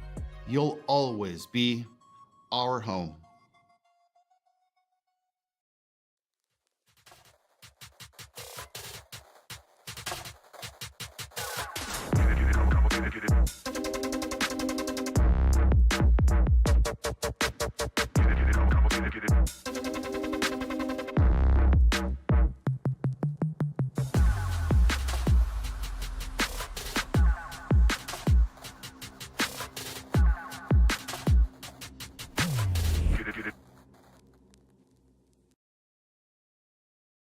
Strike player and you have not signed up for the August event, please sign up. We want to break over 200 different teams again, and we really, really appreciate your support of our efforts to try to grow North American Counter-Strike. Look, the truth is these events right now have no margin for us. Remember we talked about margin? That's a fancy way of saying we don't make any money. We're basically volunteering our organization's time to put this event on right now because we give a shit about NACS, North American Counter-Strike, and we want to help it grow. Do we hope we can build this series and eventually get margin for the different groups that are involved? Of course we do. We run a business. But right now, we're doing it, because we want to be leaders in the scene. We want to support this scene. And selfishly, we need a pipeline for the pro American orgs to draw from for talent and for really skilled players. And right now, we don't have that. So it's not completely altruistic. There are some selfish motives, but this is also a slow burn. We are planting seeds that might come up for years. The NACS scene has done so much for complexity and been so good to complexity over the years.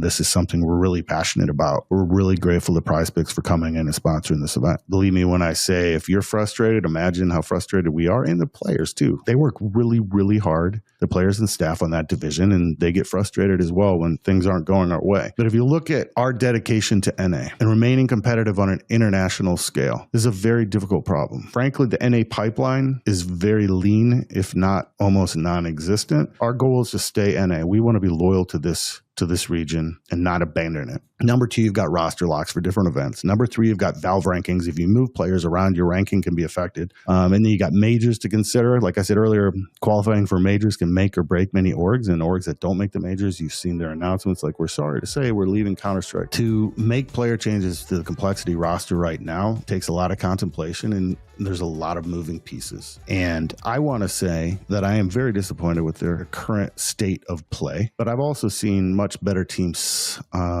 in different sports, baseball, American football, NBA, go through slumps. Are we number 1, number 2 in the world? Of course not. Right now, we're not even playing like top 20 in the world. Do I believe that we have the skill? Do we have the staff? Do we have the heart to consistently be number 10 to represent North America and make this region proud? I do. If and when they can't pull themselves out of this slump through our help and the coach's help and everything that we're trying to do, we will evaluate changes because that's our job. But I still believe in this team. My heart is still with this team. God willing, I'm going to Rio with this team. But we hear you, and we are just as frustrated as many of our fans when they just don't play well. Like, you're always going to lose some, win some, but right now we're playing so below our potential. It's frustrating. I just ask that you stick with the team, that you have their backs, that you send them encouraging messages. I'm going to go to a quick Q&A because I promised on my tweet that I would do that. Jake Lucky, what has been the most important metric of getting sponsors? Great question. I think I've talked about a lot of that today. Obviously, winning and being relevant in the conversation is important, but really being able to provide the metrics and the reach is also really important, depending on economic conditions. Update on Cole Cigars.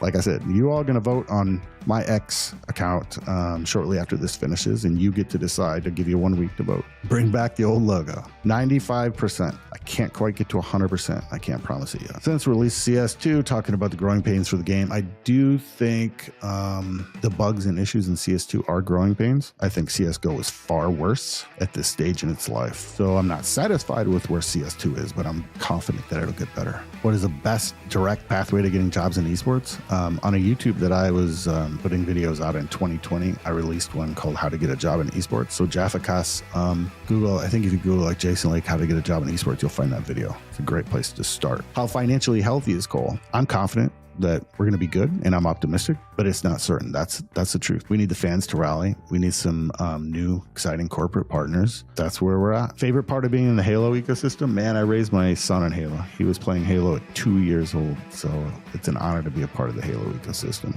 Hopefully it stays healthy and continues to grow. Any plans on academy teams? I would love academy teams. They're just really difficult to financially justify. To do it right, to do it at the level that we do things would be expensive. Earlier this year, to try to bring this land together, the idea is bringing back the spirit of the CS Summit through a way to offer teams an online way to qualify. We'd invite some teams, and then we'd have the finals here at our headquarters. Prize pool, $25,000. They're going to start a 64-team open online qualifier, move into an 8-team online closed qualifier. Then we'd have 3 teams that would come to our headquarters to play the complexity squad in a 14 LAN final. So it's all laid out. How's the production going to look? How's it going to function? It's all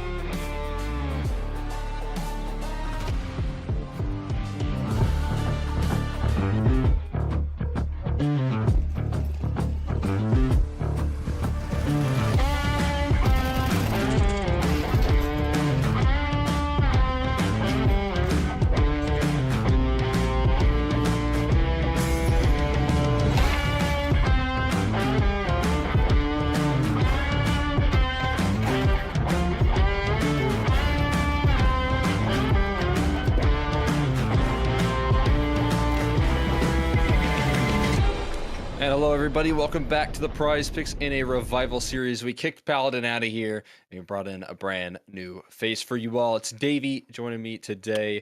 We got Davey to close us out for the rest of the day. It's a semifinal and a grand final for you. I mean, how you doing today, Davey, at a fine Sunday afternoon? Yeah, overall, I mean, it was a pretty good Sunday for me. There was potentially going to be doing some public ice skating, as Canadians do, but I couldn't find my skates in the moving process. They were somewhere stuffed back far behind a bunch of other stuff, and I decided I couldn't be bothered. So instead, I decided to come here and join you for some Counter-Strike. Oh, I'm glad. You had a skate malfunction there. So it'll be a good semifinals, and I'm looking forward to this matchup. We got what's going to be now a target for the second grand finalist here of the day. Noun's definitely hungry, but Boss have shown their effectiveness as well. These are two teams, I think, in very confident form right now. I think both of these rosters like locking in a position at the RMRs through the closed qualifiers as well, which is very impressive, and it's going to lead to a exciting matchup, but definitely a matchup that has a lot of history and not a lot of history that favors Boss. Yeah, I mean, I feel like Nouns are going to hope that they're in farm form, to be completely honest, because if they can walk in here and farm Boss, like you said, like they have been, there's always so much history now, especially with all these NA teams, right? They play against each other so much, right? Every tournament they're playing against each other, RMR qualifiers, NA Revival Cups, right? They're constantly playing each other. They only have each other to scrim against as well, right? So these players all know each other very well, and that's why it's always sort of interesting to see, if you watch game to game, the little mind games that take place, the tiny little subtle changes that teams are trying to make. And obviously when you look over at Nouns, they have that coaching staff behind them, right? They have the Semphis, Adren, and so they might just have that little bit of extra, they might just be able to get over that hump just that little bit more when it comes to those sort of micro changes in the mid rounds. Yeah, I think every time I've really highlighted like that coaching change here and bringing in Adren onto this roster, I've also seen a big improvement on that performance from Carson, like on an individual calling level. Sure, I yeah. feel like he's been a lot more comfortable in playing like rounds a little slower for Nouns, which maybe wasn't a big part of their game like long term. So it's been refreshing to see how this Nouns roster has been playing with the coaching changes. I believe we can hop on in though to our Prize Picks analyst segment and lock in on some of these matchups here. We can start with the Boss side of things. As highlighted, this roster so far yesterday had some surprising, I mean, maybe surprising, it feels like familiar to very high impact riflers in the server. It was Darty and Freshy that were leading the charge in that matchup versus Timberman. Those two were playing incredibly well, opposite sides of the map as well, and they were just an incredible 1-2 punch for the side of Boss that made the job so much easier for them. And it was refreshing to see these two players just kind of perform to such a high ceiling, because it made the job of Boss all the more easy. It made the job of Cryptic, who's calling on this team, all the more easy, that he doesn't have to drop these crazy numbers to get a victory. Yeah, I think too, one thing with especially like having Slight around, even when he was over in Wildcard, I think one thing with him is he's really streaky, right? He's the guy who is one round, he'll hit 3 absolutely insane op shots, and then the next round he misses the sitter to lose you the round. And it used to be so frustrating watching on Wildcard, because you're like, this guy has so much talent. He just needs to find a way to streamline his talent into consistency. And I think that might have been what the problems were over on Wildcard. But what's nice about that is that if you have riflers fragging around him, you always have that X factor with the op, where he'll win you that one round that you probably shouldn't win. And so there's all those little things like that are always very interesting for me to watch. I'm liking this one. See, 29 kills over the first 1 to 2. Ooh, that'd be a tough one for me to choose. Actually, that's right on that borderline of like, oh, is he on today? If he's on today, he's gonna clear that easy. But if we don't know which one we're gonna get, Right. I mean, that's 100%. He was playing good as well yesterday, which is maybe a positive sign in terms of like a performance here. But on the other side of things, like the op head to head is going to be very difficult to deal with here. I mean, obviously you've got a junior on the side of Nouns that's going to test him, and that's going to put more pressure on Slight in this performance. But as you've highlighted, the Rifle Corps, if you want to talk about like a new member and Fruit Cup and what he's been able to bring to this roster, he's been very impressive. Did you say you don't know him? No, I said what a name. Oh yeah. Just what a name. I mean, to be fair, I don't really know him that well. Yeah. I've heard of him before. I mean, when you hear that name, it's one that sits in your brain. Yeah. You're like, there's a guy named Fruit Cup walking around. Like, yeah, that's gonna at least resonate. Yeah, I mean, he's been a good addition. got picked up from a advanced Final Four roster that was such a huge risk for Boss, and it ended up paying out for them out of the gates. He had a really good personal performance versus Legacy in that closed qualifier, and so it's cool to see that when a team is willing to take a chance on an advanced player at like an upper echelon ECL level, that they're rewarded with such effectiveness out of the gates. It's pretty impressive, but we can go ahead and take a look at the other side of things here. And obviously, a team that, at this level, we're all super familiar with. We're all super familiar with the impact that we have. And for me, as I've already mentioned, in the head-to-head versus Oppers, there's no question that Junior's going to look to strut his stuff in this matchup. He's looking to come through with that high impact. He's going to be going up against that streaky Opper. So for me, I feel like when you're talking about a player who's going to be active and successful in the server, there's no question it's going to be Junior. I mean, Junior, these are the types of games that Junior farms, right? This is his playground. This is the exact scenario that where Junior thrives to his absolute most. I also like low key want to throw out there that the rush pickup for this Nouns team I really like. Just that little bit of extra experience, the solid player, the consistent and always know what you're going to get from him sort of guy, and just that cool head, like the levels of games that Rush has played in, he's not going to be getting nervous in games like this, right? You don't have to worry about his performance. He's always going to perform to a certain level, and that's something that this team needed. I feel like Nouns has been consistently improving, especially with, like we talked about, the coaches that they have behind them. They have been steadily improving, but they haven't just quite made that jump yet to be like they haven't really stamped their authority on the NA scene yet. It's always, them, NRG, Wildcard are all sort of in the mix, and no one has really actually set the tone as no, we are the number one here in North America right now. Obviously, Complexity and Liquid spending more time in Europe, so there's still that spot open for that, we are the number one team in the region right now. Yeah, I mean, it's interesting, right? They want to match the pace of a roster like M80 did in that last season, and maybe what M80 can do in now this season of Counter-Strike from what we've seen out of them. But Nouns are a roster that has that potential, that has that availability to get to that point. Like you said, feels like M80 has made that jump now, right? It feels like they sort of have made that jump into that, okay, we're now a European NA team where we spend a lot of time in Europe at tournaments and we're in NA when we're here, but back and forth type vibe. It feels like they've actually managed to make that jump now.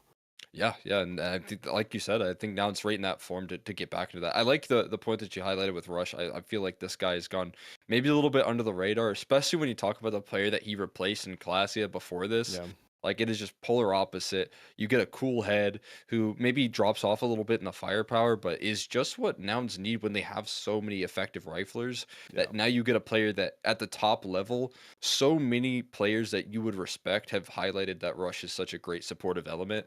I think it's an excellent pickup that Nouns have targeted on this one, but we do have the Sonic Fast starters pistol round kills leaderboard, and obviously a 3-map series over there for NRG has put them in firm contention to try and lock this one in. Hex is now number one, trailing is automatic, and I'm sure after this series, especially if Boss and Nouns remain competitive, that we'll start to see some of those two names start to enter on in that. Is a $500 bonus for whoever locks in that first place prize.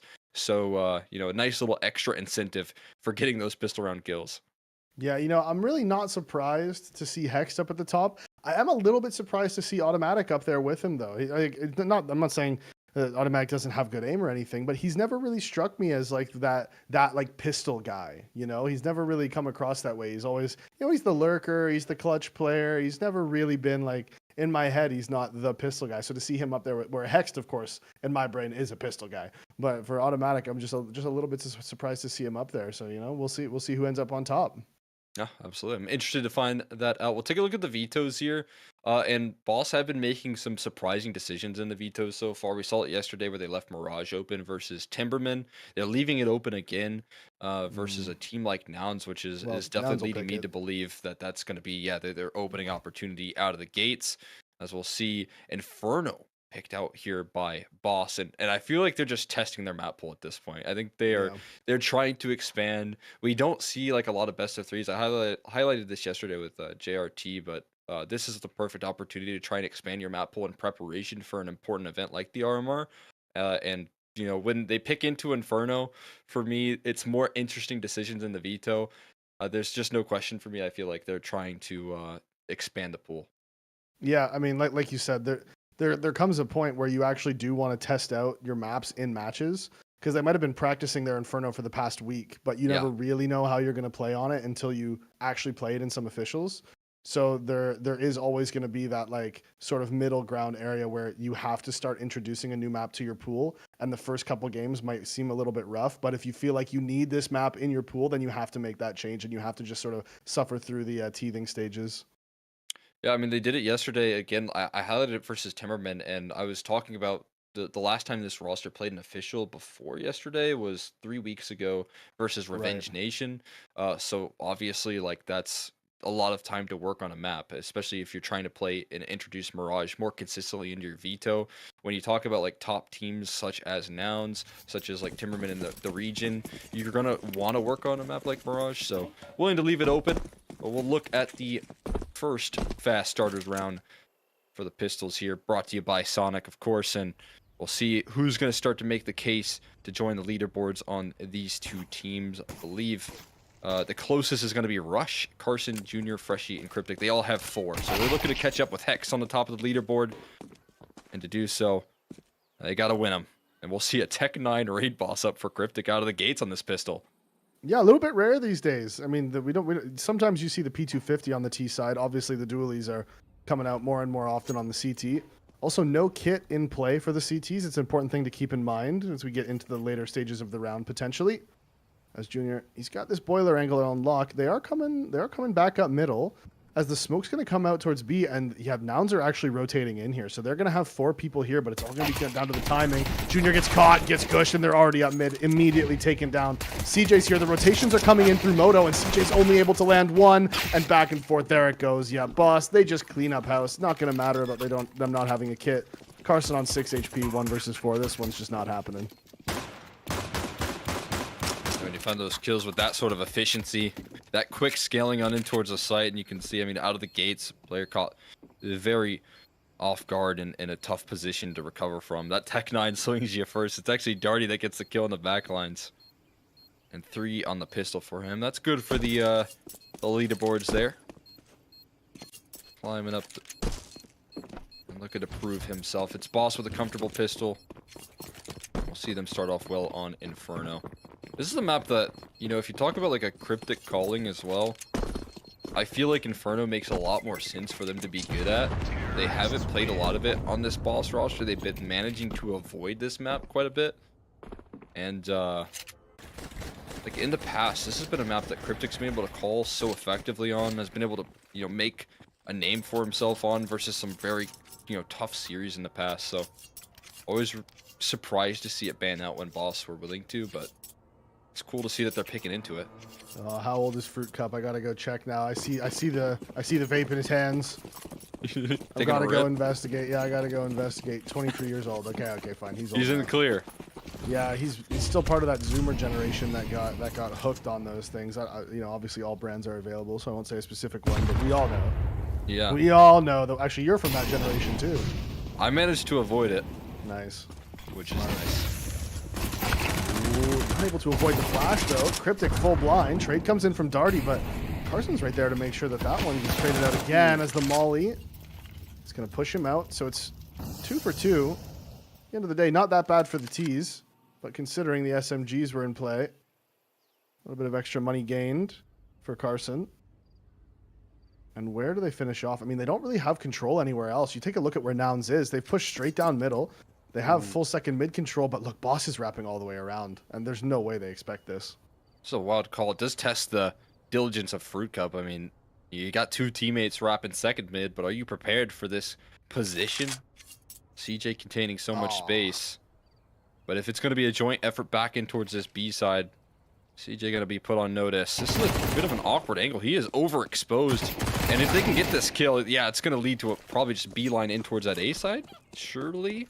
The bomb is throwing a smoke to further fake it, but they hear the position. Now know this is going to be a B-side finish, so trying to cook this one. We'll see what they can get away with here as Junior takes that first point of contact. It's going to bait up for this position in the back of the site. It's no kills found from either Junior or George. So somehow they walk into the stacked up bomb site and Boss still come out on top. Yeah, HPs were low there. That was actually a little bit dangerous. The fake smoke towards A was going to pull the player over. They decided anyways to just go straight into B with the utility.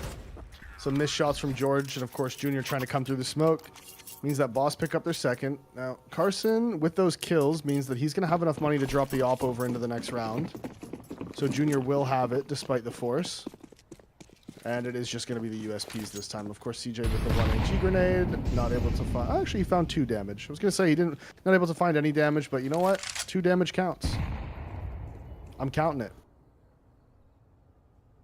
It's good for the util damage stat. Not great for it, but at least good. It's the equivalent of, you know, every penny counts, you know? Yeah. Every little bit adds up. Got a pretty cool hat collection there, I think, in the back of Cryptic's camera. Oh yeah, that is a little hat collection. My head's too big. I can't wear hats. I look funny. Have you tried a lot of different hats, or you just Dude, give I'm up on telling like? you, man. Yeah.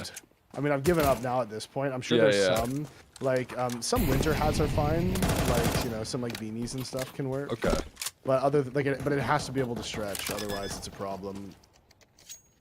You Like get those baseball hats, extra wide snapbacks. beanies. Yeah, That's they a just. shame. It just looks funny. I can find like snapbacks and beanies and stuff, or not beanies, like baseball hats that can fit, but it just looks funny. Like I just don't. It just looks funny.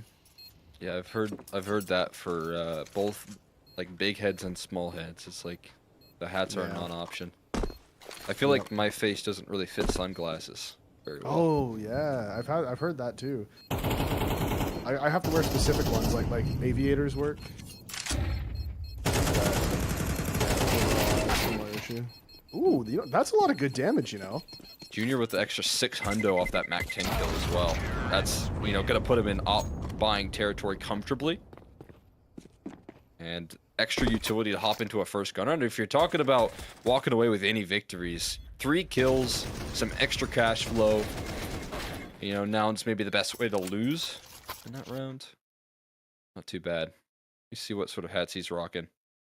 I can't tell if there's any logos on those hats. Oh yeah, they're the little bottom too one out looks of like it might focus. be a Denver Broncos. I think I he's mean- from the Carolinas. I can't remember if it's north or south. Oh, it's probably some college then. Yeah, You guys love your college sports there. we do. Yeah. In Canada, I don't know anyone that cares about it. I don't Well, know it's a big in single person. Kentucky as well, where I was from. Grew up in, so Kentucky sports is like huge, but I feel there's like it's no pro everywhere teams. in the U.S. Yeah, but especially teams without any or I guess states without any pro teams. It's like Right. that. Then it's so much more. Yeah, that makes sense. It's all you have, right? Yep. Well, all they have has been invested into this round as Nouns is bought down pretty much to 0. Boss also, because of that damage, they're not in a super healthy spot either. Obviously, Darty has a little bit of extra cash, but everyone else is going to be on the eco if they lose this round. So, round 4, classic. Round 4, massive. As Food Cup wins the fight onto CJ. Junior with a swift flick trades it out. And now they know that the op is over towards A, so you can see the call. For them to just make their way over to the B site, but there's still 2 CTs here, and there's a counter smoke to slow everything down. I can't believe Frukup just continues to fight forward there. That's bold. He jiggles out. He gets the information on the setup, right, with that jiggle, but then still faces forward. Manages to make it a 1-for-1 with some change on the damage. On to Junior. We'll see the integrity of this B-side hold as well. Cryptic rolling its way forward, takes the contact. Flashbang's good, but that setup is even better, and George just knocks down the initial phase, setting up success for Carson, who has yet to reveal his cards. Freshie is going to be clear on... Not quite. It's going to put all the pressure on Slight. He's going to have to show up big time. Both players on a flank, and 10 seconds left to lock in this bomb plant. He's going to go for it. Junior's going to try and thread the needle here on this play, but behind the pillar, can't get into a reposition in time. And the clutch will be denied at the hands of just a brilliant multi-kill from George, and Junior backing it up with a finishing blow.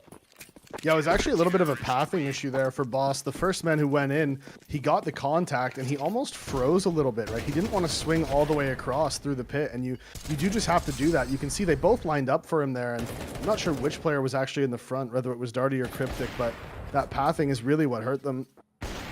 because they weren't able to get the trade. Both players died at the same time, and the man who had his crosshair on the right spot got it blocked by his teammate who ran in front of him. So it was just pretty much doomed at that point. Slight does his best to bring it back, but at the end of the day, he's only able to get a couple kills.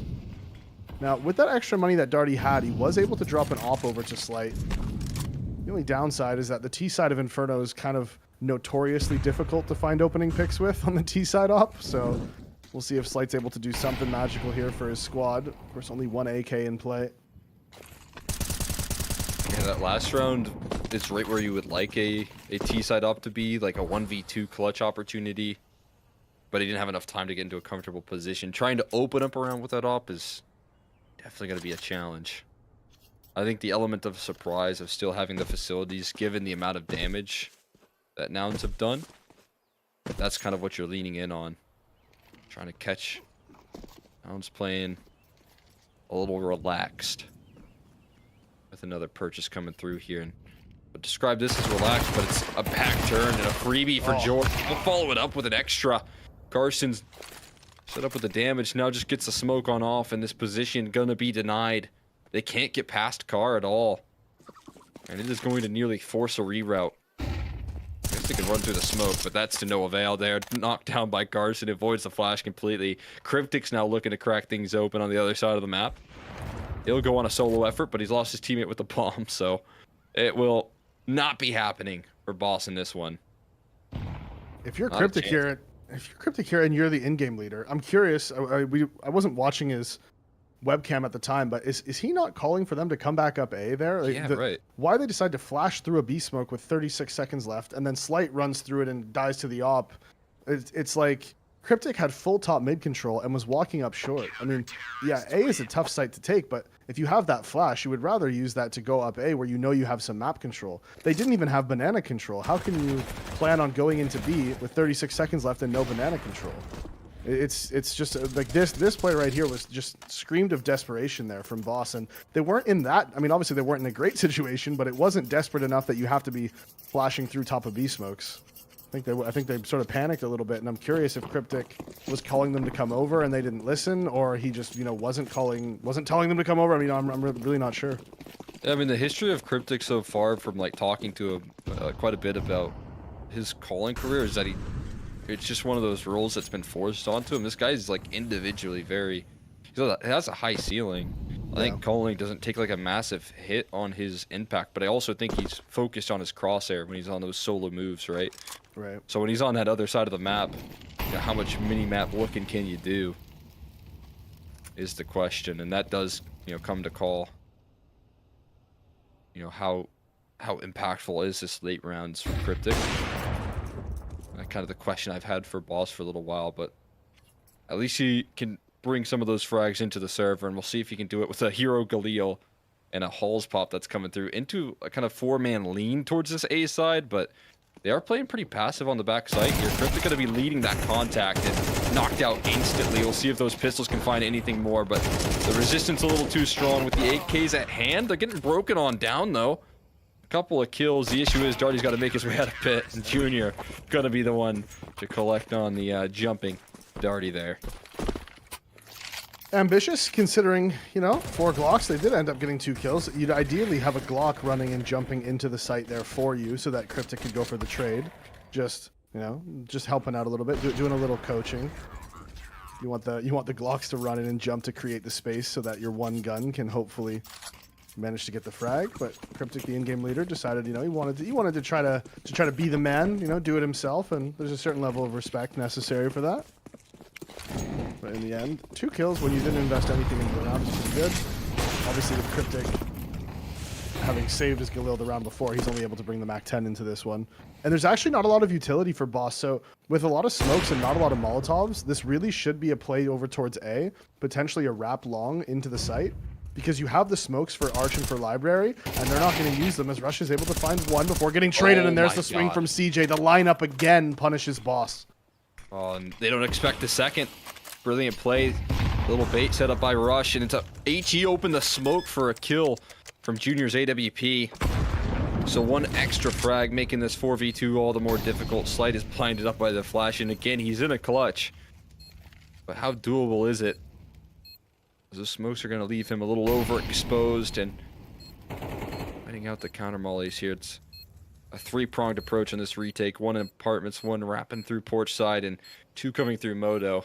Feels a bit unlikely. Has to keep his head on the swivel, and of course, it's a back turn as Nouns just suffocate the round and lock themselves in a lead here. On Inferno, off the back of some struggles to convert on the pistol, they are stepping up on these gun rounds. Yeah, they had the right idea going towards A. I mean, without the Molotovs, you can't commit to a B play really. Not a very easy one, anyways.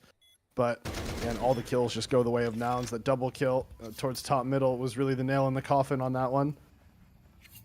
But even still, in a 2v4, bomb plant on the site, it's definitely you definitely have a chance on the T side. But like you had said at the time, that nade open on the smoke, allowing Junior to pick one of the players running across. Pretty much put a second nail in the coffin on that one. Yeah, only so much you can do in that 1v4. Junior still just taking a lot of initiative with this AWP. Doesn't stick around for too long. A little concerned about the possibility maybe of a boiler peak as the internal clock starts ticking, and it's back to this brackets control. This time with a smoke down to at least cover off the possibility of a inside peak, and Junior going to be tested early with this AWP. He's getting run down by pistols. His teammate has fallen on the site, and now he's going to dance between these angles. The dual Beretta's brought out. He's still playing around the smoke so effectively, still locks in a kill before getting run down. But now it's Fruit Cup and Freshie left into an opportunity to get back on track for Boss. They got to figure out a way to punch in those digits, and it's going to be a boost. Sending George on up. Freshie, will he get any sort of vision on this? Oh my god, are they going to move through this smoke? What is going on with Freshie? Playing right around it. Does he catch the barrel? No, he's still gray screened by that smoke, but Fruit Cup will certainly see it, and that leaves Carson out high and dry, covered and taken care of. And that's the round that they win with the quickness. Yeah, good call from Cryptic there. They know that Nouns have been pretty comfortably giving up top middle, so you have the chance to pop into the site with all those upgraded pistols. You know, that's where the Tech 9 thrives. And if you notice there in the smoke here, Freshie, he walked close to the smoke because he was listening for that very quiet jumping sound to hear if they were boosting. Walked close on the corner, heard the boost, called it out to his teammate in the site, and then that's why the pre-fire into the smoke came in and allowed him to get the kill on the guy boosting. So really heads up play from Freshie there, securing the round for his team after a very good call from Cryptic.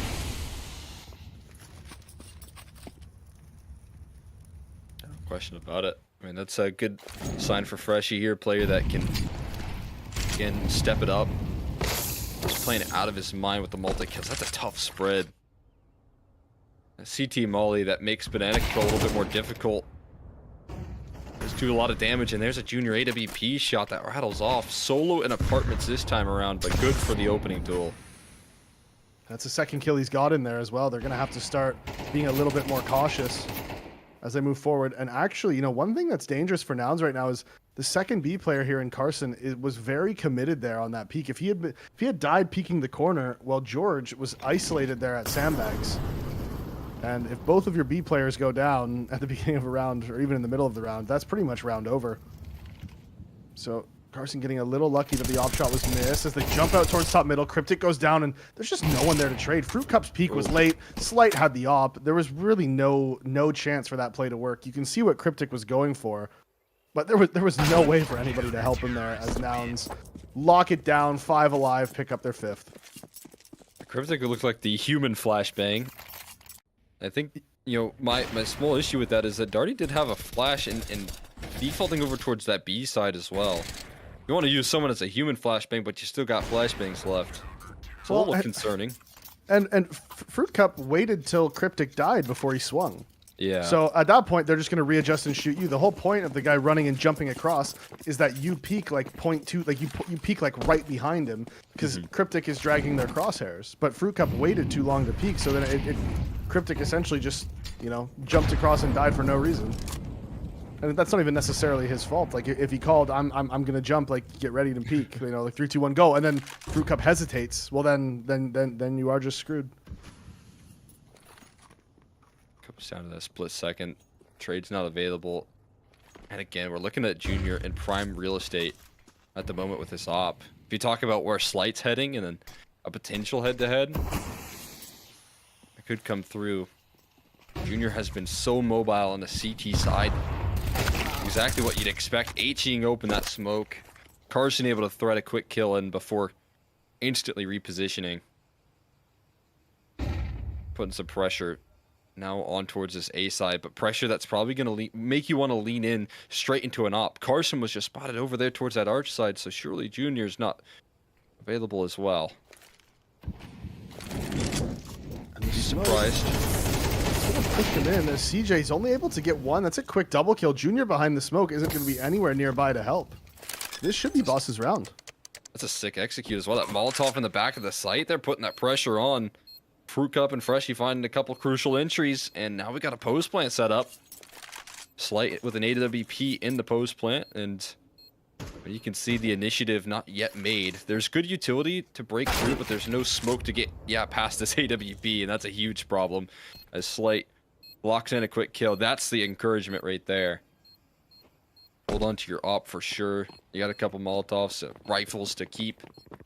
And Boss, it looks a little bit rough, but sometimes they're able to get past these A-side plays. Once they take this brackets control and get in a position where they can contact so deep, you know, behind this truck, I feel like that explosive nature is what I think Boss can really do best. And it's what Cryptic looks super comfortable with, some of these A-side executes, having that proper utility to get past these points.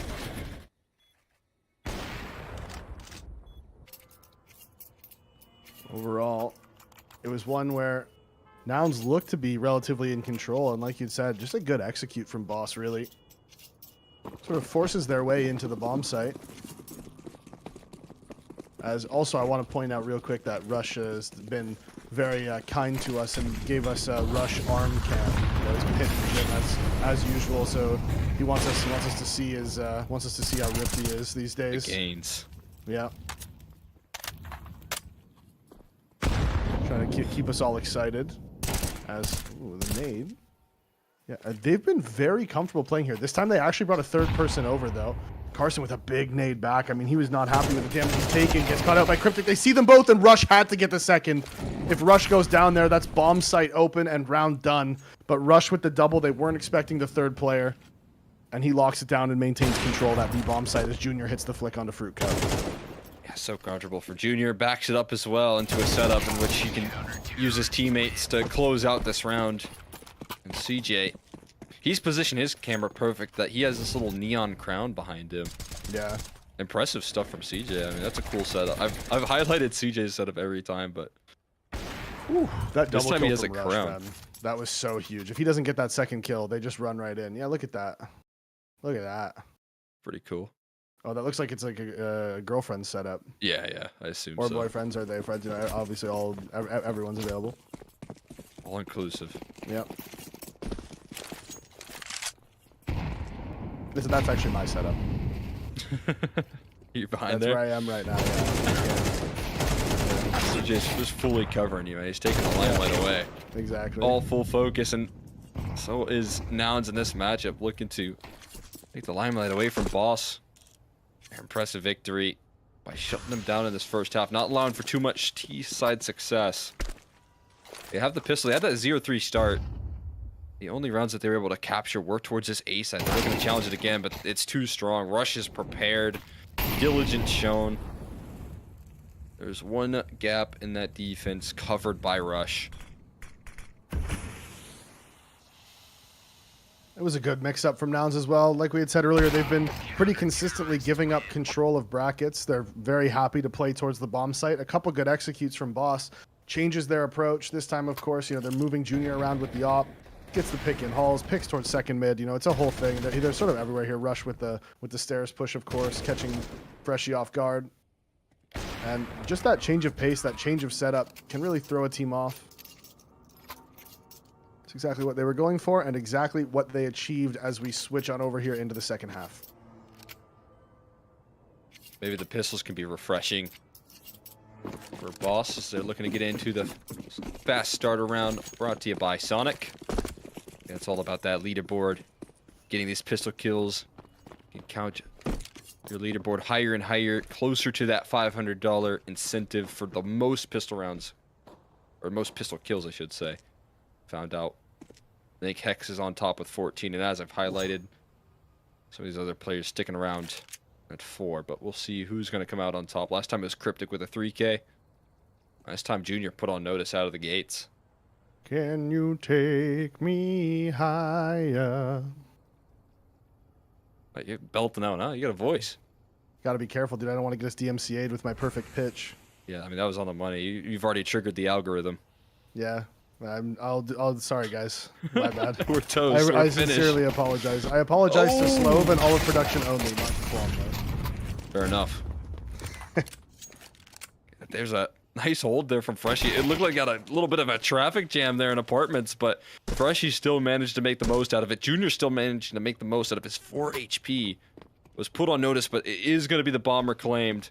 And the pressure put onto him. Carson goes for a swing, and Freshie going to be shut down. Cryptic crawling his way through from the porch side. Not being identified just yet. Slight trying to cover this apartment's position, but Cryptic's still silent, and it could be a crawl up this porch side that again gets them through this pistol. It's the dual Berettas that sing. And Slight's still yet to take that contact. He spots out one, spots out both of them now.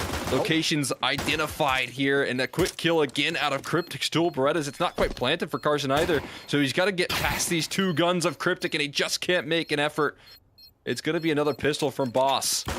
Oh, and Cryptic's laughing as well. Only had 2 kills in the first half, and he's already got 3 here on the Sonic Fast Starter round. 3 kills with the dualies, and I'm a big dualies enjoyer. Unfortunately for Junior as well, he actually got gushed right at the beginning of the round by Freshie. And then Freshie was able to pick up 2 kills, so he's going up in the leaderboard. Could have had 3 though. He did that gush onto Junior, which was put him down to such low HP. But with that bomb planted. Hero AK passed on over to CJ. Carson with just the deagle and the flash. Ooh, George gets a double, swings out mid, and again, a double kill. The lineup is there.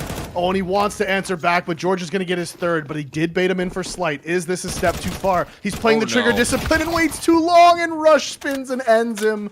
You see what Slight was going for, but it just didn't pay off for him. I mean, that's just such a frustrating way to go down as well. Your last little sliver of hope removed, but that's just so much out of George. I mean, this guy also just as capable as Junior to kind of take these games as his own.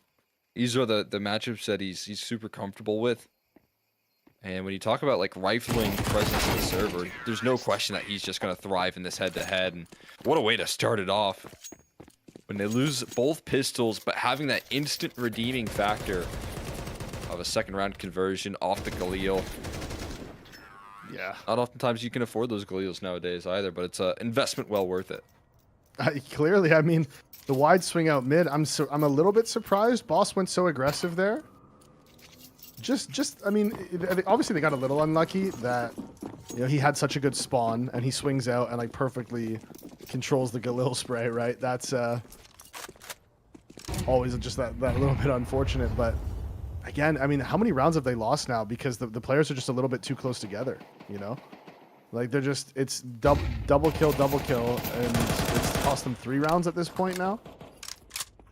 Yeah, the spacing's been tough for Boss so far, getting caught in that traffic jam. We almost saw it cost him on the pistol round, but it just required Freshie to have, you know, that much more impact. Cryptic not giving up on this banana fight though. Getting flashed off a couple of times. That's a crazy headshot. But a collect onto Carson. Doesn't give up on the duel, man. Sticks with it. Especially after having a bit of a tough matchup for himself. In that first half, like he said, 2 kills on a lost round. He doesn't lose that confidence in this matchup. And calling in for a interesting A-side stack here. I imagine that George is going to be poking and prodding. Oh no, they're just going to full execute. I thought they were falling off the bomb, but executing into an empty bomb site at this point in time. Even with a man up, I don't know how much Boss are going to have to say in this round. I'm a little curious what Boss's game plan here is. I don't mind the 5 stack on one site. You know, you take that gamble. But now I think what's crucial for them is that they have to commit to this and just save for the next round. It sucks because it's a 5 versus 4, but you don't have a kit, you don't have a gun, you have no utility, you can't retake B. So yeah, they're just gonna have to commit to the save here. It was unlucky because even though it's 5 versus 4, they're obviously still not in the advantage position, right? So they still have to take a gamble. They still have to take a big risk, and in this instance, it didn't pay off. But now, at the very least, they get to bring the armor, the upgraded pistols. They get to bring all of that into the next round and try again.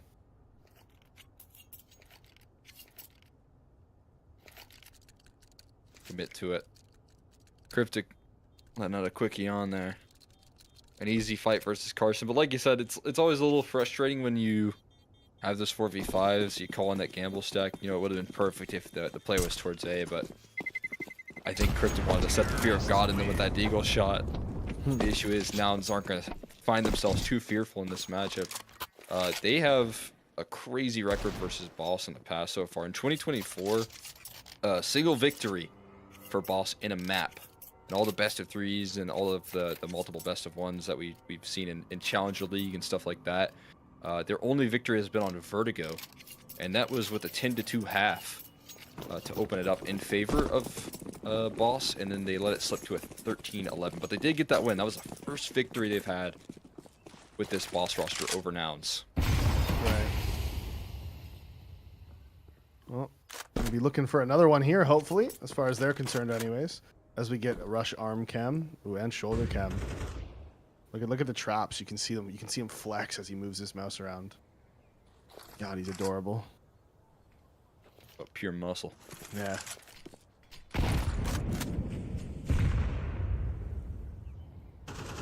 Boss have gone for the stack again. So this time, of course, they did leave this Cryptic over towards B. You know, similar to the previous round. But of course, he's staying over towards the coffins this time around, with 4 players here tucked away on the A site. They do have a bit of a crossfire with Slight inside of the pit, so if they do decide to go up short, I mean, they are going to be going straight into this blender. It's all going to be about, well, I mean, just like in anything in Counter-Strike, who hits the shot first? Running it back. Cryptic, can you lock it down on this B side? But again, I think Nouns giving themselves a way out of this with the default. Maybe even a split with a smoke like that. I mean, they've got a player in spawn now. Rush is taking serious space, and that's going to make the decision-making a little easier, but the bomb is transferring away from B. Ooh. There's 25 seconds left. I mean, this is the only way that Boss could win this round if it was an A side in goal, and that's where it's going to be. It's a bit of a tough hold still with the pistols, but this is what you dream of here. A perfect opportunity to capitalize on some chaos, and Freshie finds the first. It's Fruit Cup with another. They've realized now that they're walking into the stack, but they got the kills to back it up.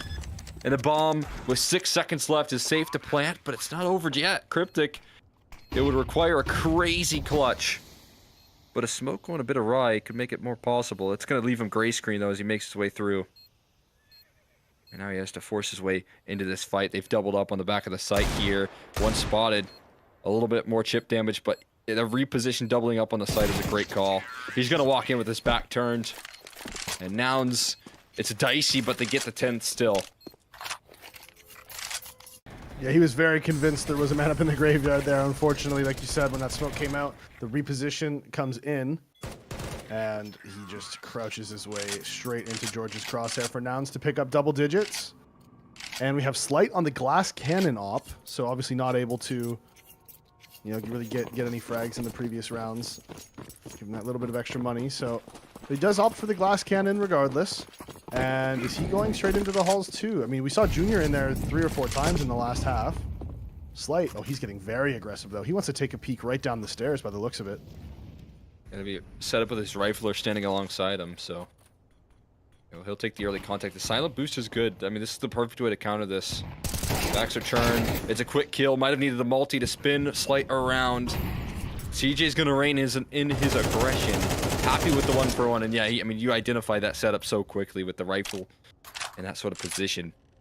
And so Nouns out of the gates already disrupt what Boss want to get away with here. That's a fantastic way to start off your campaign on the T side on gun rounds. It is. It's a really good 1-for-1 too, because of the position where it was. They know that Boss was playing for halls, which means they weren't playing for bracket control. So you can take bracket control here, like Nouns is, with just one player. You don't need everyone. You don't need a full util exec, because you know that Boss wasn't playing there. So it gives them a lot of info, and it's forced Boss to rotate that 3rd player over to the A site. which means that there's only one guy here, and that's Darty. He has the FAMAS, and he has one more smoke. But are they actually going to commit? I mean, he's going to get behind this, so he's going to call that this is a fake. Watch for the rotation of Slight. He's backed off the angle, but he stayed towards long. He's double dipped. Yeah, I thought he was going to leave it, but maybe wishing he would have. He goes down initially on that repeat, trying to control the space. A perfect flashbang to dice up this crossfire. Smoke for the Molotov. Fruit Cup holding down the line with backs turned. Fruit Cup steps up to the plate, man, and then he gets loud as he knows what he's just done for this squad, giving them life in a round that they maybe had no business getting away with. Yeah, 3 kills from the pit. It was the perfect crossfire. It's the exact type of crossfire you want when you're going to be holding down that A site. And yeah, Fruit Cup with 3 from the pit is really the massive play there. Nouns maybe just sort of I don't want to say forgot about him, but maybe just, you know, they hadn't quite figured out who was going to be keeping their eyes on the pit, because that Molotov comes out, the smoke gets dropped, and it's not as strong as it was in CSGO, right? Because you can't play like over the smoke anymore. You can't play around the one ways, right? It doesn't exist anymore. So that smoke is really to keep him alive, but he shouldn't be able to frag out from there because he has to come out of the smoke in order to take the shots. But whoever was in charge of watching that, not able to land their shot.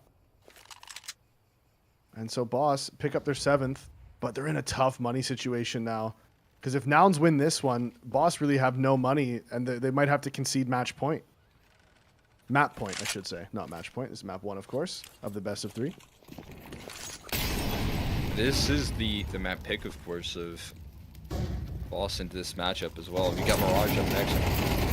Might feel like that if you go into that next map, a map down here, Slight able to at least lock in a kill, but Fruit Cup not the same efficiency. Walks into a lot of rifles. But you want to go into this with a little confidence here. We know that Boss are testing the map pool.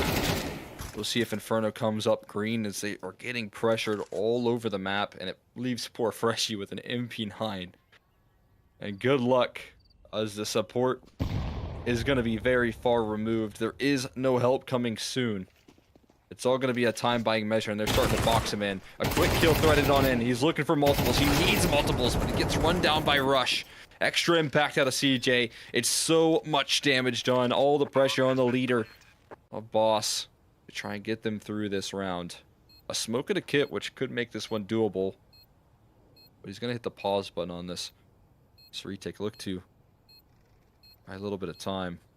For a second there, I wondered if it was a literal pause button. I thought it was. I thought everyone froze there, but it's still alive.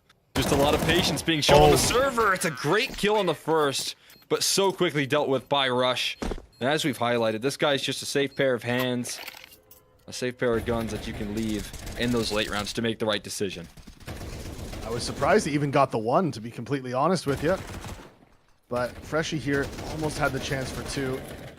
And Cryptic, the leader, trying so hard to drag his team back into this one. But now, at 11-7, and this is what I was talking about in the last round, the money situation for Boss just isn't there.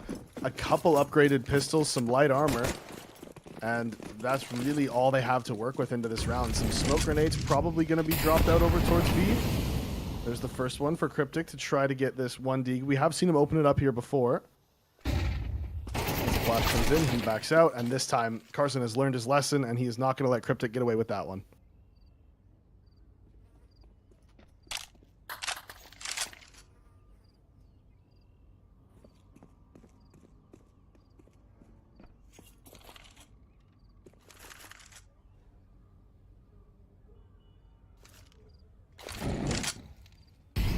Until coming on in. And that's top banana control, very easily taken from Nouns. There is still the 3-man stack here, though, from Boss. And, but it's just, I'm just not sure that they have the firepower here in the site to hold this one off. Maybe if Darty can do something incredible with the Deagle as they come through from the back of the site, hit a couple 1Ds, but overall, even though the stack is here, I'm just not sure they're going to be able to really do anything about it, but we're about to find out. 5-7 in the mix as well. Slight's getting spotted in transition. 35 seconds left. They're still going to just pressure this B site. Maybe? I mean, now they're starting to back out. Starting to identify where the stack is. And even the extra diligence of if the pistols could go wrong is not. As there's plenty of time for Nouns to escape. Walking into now just a duo left standing. Pretty comfortable. I feel like the way that, again, like we're seeing Nouns play in these like late rounds is maybe not what you've seen a year ago prior to this coaching change, but they look super comfortable when we're talking like the last 30 seconds of a round.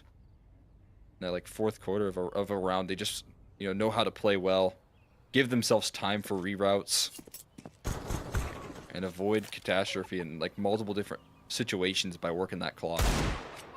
Yeah, I can really see the Adren influence there on that T side. From playing with him in the past on Mythic, he really likes those mid to late round, sort of like lurk ups towards long. If you're in 4 versus 4, he likes to make sure that you're putting pressure on long, fighting for long control as the Ts, because that forces the CTs to have to change how they defend the map, right? If you're constantly threatening out towards long, because you can split A, you can go towards B, you could just take it and give it up. There's so much you can do with that amount of map control. And you can see sort of the priority that Nouns is putting on that in those mid rounds. It just looks super sharp. They're decisive right now in this head-to-head. They're showing this confidence, and now if you want to play an early round, you have that option to you as well. Flashbang to go forward. George taking a lot of initiative. They've just won every facet of this map at the moment. Re-aggression into Ghosts for Cryptic off the flashbang. But they've got Hull's control. They're starting to work now towards this bracket side. They've taken Car towards that B side as well. So, again, there's victories all over the map. We'll see how this setup works in towards the double porch side. The dodge flash being played out. They're not going to overextend into this setup. Instead, they're going to toss in some extra utility. Rush still able to lock in a kill. There's pressure on this B side that Darty's not going to be able to really resist. He's shown his hand towards Coffins with the smoke and the flash combo. Handled with ease. That's a B site claim. And now he's looking to claim victory on a Boss's map pick. Inferno could be going awry. It's looking like it should be going awry. And Junior to cap it off. Nearing that 20 kill mark, gets 19 to finish, but Nouns showing some confidence in this matchup once again. And overall, Nouns looking incredibly comfortable as well. Like, you could just see they were able to win pretty much every important gun round, it felt like, right? They never felt like they were ever going to lose the game. They always felt like they were in control. It always felt like they had it figured out. And we just saw in the end, that history obviously playing a part, and they're continuing to write that history as Boss just seemingly cannot get the better of this team.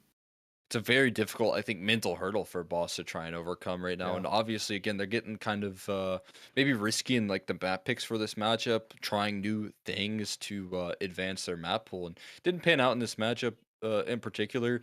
And that's going to cost them a little bit here in the series because, again, you have Mirage to look forward to. They looked so much better on Mirage yesterday versus Timberman, but that was also Timberman, I think, in full tilt. And when they're in full tilt, it's very easy to beat. But yeah, it's definitely a surprise for me to see them continue to try and test this map pool. It's just when we talk about Nouns showing that comfort, man, it was full control on that T side, really, that we saw the depth of that ability. I mean, they lost both pistols in the mix there as well and came through with that amount of success. So we'll take a look, talk about the PrizePicks estimated totals here. And if you're looking at the Boss side, I think kind of coming through, vastly a bit of underperformance rolling on in. Had some good pistol rounds, had a couple of good executes on that A side that show that they're clearly working on Inferno, but that defense still needs to be kind of ironed out. Yeah, I think the one word I would use to describe Nouns is very fluid, and you can see the difference with Boss where they had their ideas, they had their things that they, clearly they wanted to try, or the things they wanted to do, like with that smoke out towards top of B, the set executes on the A site, and you could tell that they had practiced them and that they're trying to, like we talked about before the game, introduce this map into their pool. But there's a big difference between, trying things out, practicing them, and then them actually finding scenarios where you can implement them in matches. And it won them a couple rounds, but the big difference there was that Nouns was able to fluidly adjust their game plan, call in the mid round, default much stronger, right? You could see that they were just way more comfortable on the map. And I think it should be the case that Nouns, very strong team on Inferno in the past. I think they've dipped a little bit, but I feel like they have that potential when teams are willing to challenge their Inferno, that they can just show up with like historic form, like what they used to do in prior RMRs and the such, where Inferno just used to be such a staple for this squad. When you have players like George, who are so strong on this map, good to play active and get after it. And then, of course, I think the biggest key was in this matchup is just super consistent positioning from Junior with the AWP. Like throughout that entire CT side, when he got that op in his hands, I felt like he was always on location, ready to go. But so far, if you're talking about trying to reach those PrizePicks estimated totals, you've got a lot of players kind of gunning for that position. Yeah, yeah, and it is going to be. I mean, Junior's looking good for it, especially going into Mirage, right? Does love a little Mirage himself. I think Rush being the B anchor gives his just that little bit less chance. Actually, is Rush still playing towards? Last time I watched, I think he was on short. So I'm not sure He was exactly. playing B quite a bit there. He was like testing it, but yeah, it seemed like back and apartment forth setups as well. So maybe he is kind of floating around there. And of course, like I think what was key there is we saw so much movement out of Junior's AWP as well. So yeah, like he was all over the map. So just again, I think that's just the experience that Rush brings to the table. We've already highlighted it. He knows just about every position on Inferno. We'll be tossing this one to a quick break, and once we do come back, we got Nouns on Mirage up next.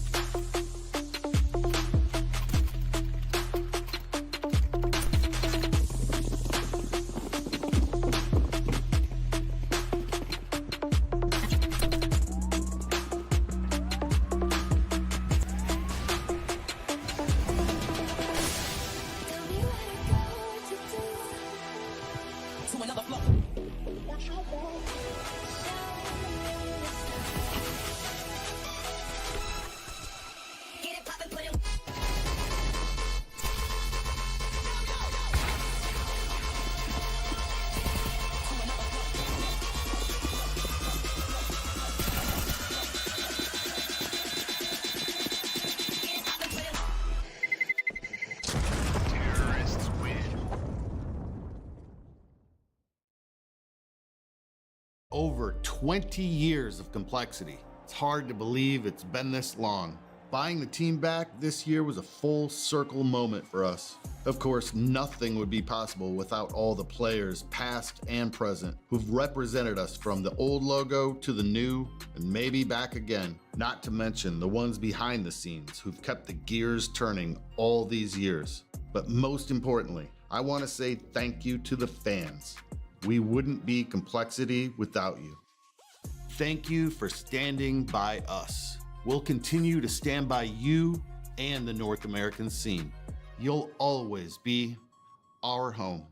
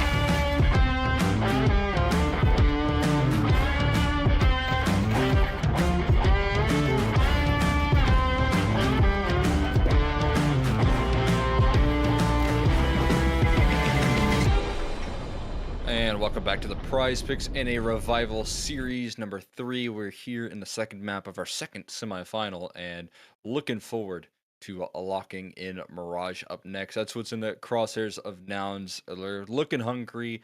And I guess what we're hoping to see is that Boss show us a little consistent development on this map here, Davey.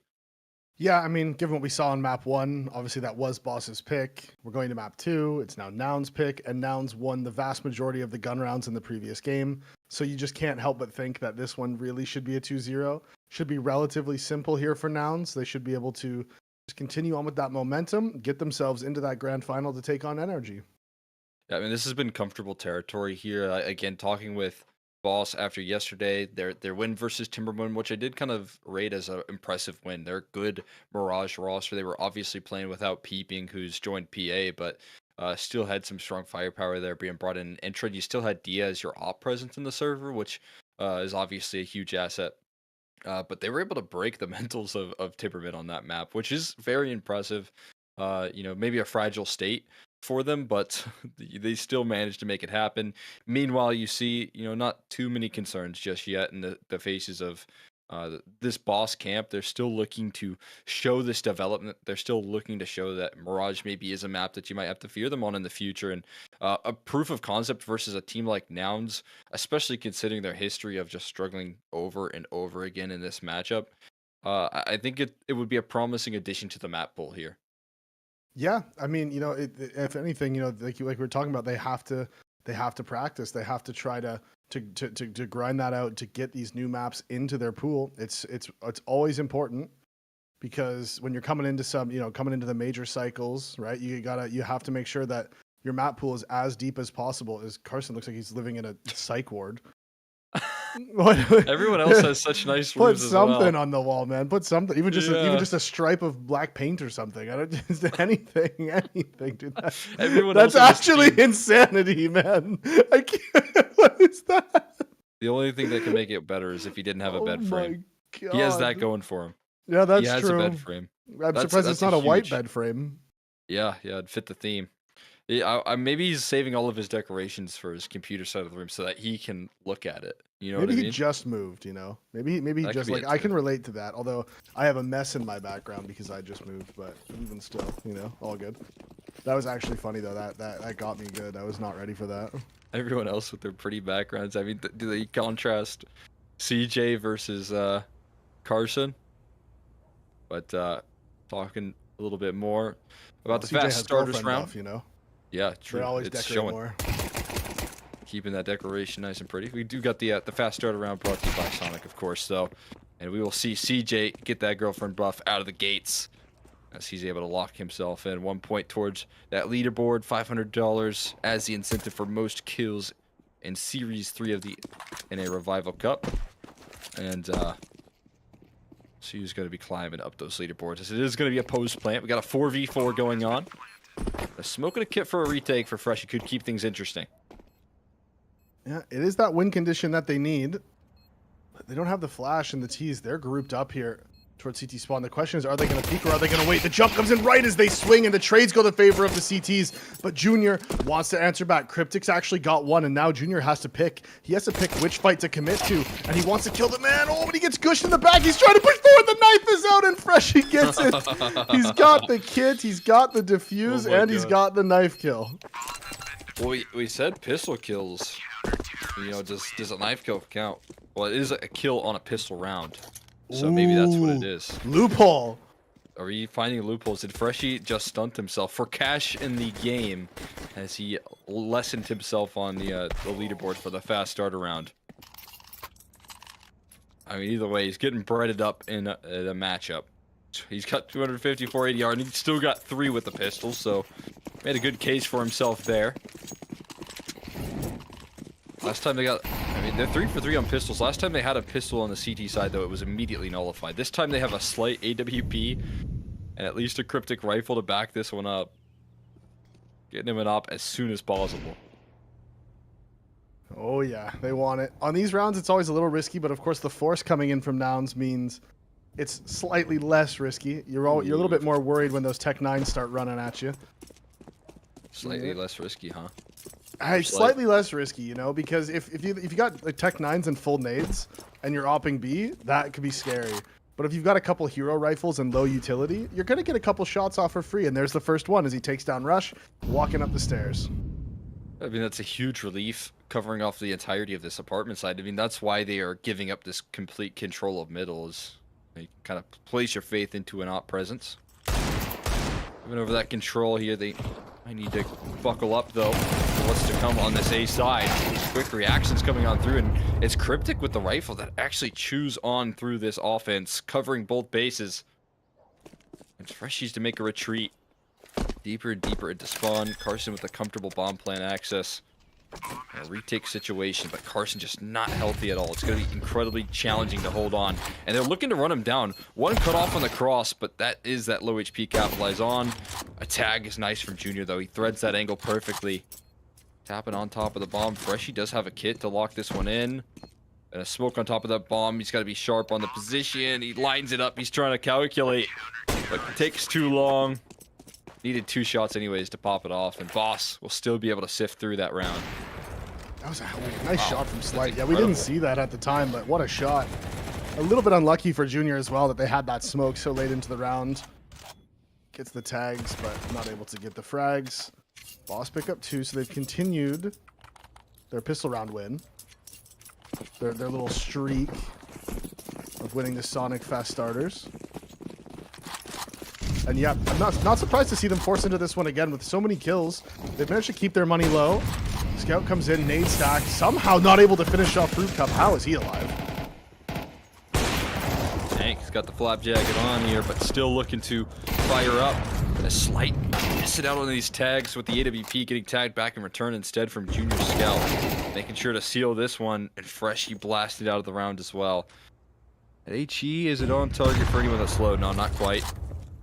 Junior can tank that as well. And the flashbang's perfectly placed. It's Cryptic who puts his teammate down with that lineup. Highlighted a couple of lineup opportunities, capitalized on upon.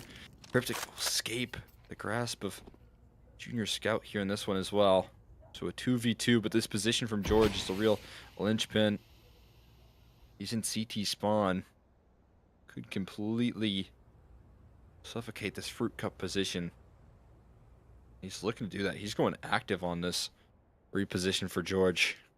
Getting aggressive as the holding back, and now it's going to lead Fruit Cup in a position where he's now boxed in.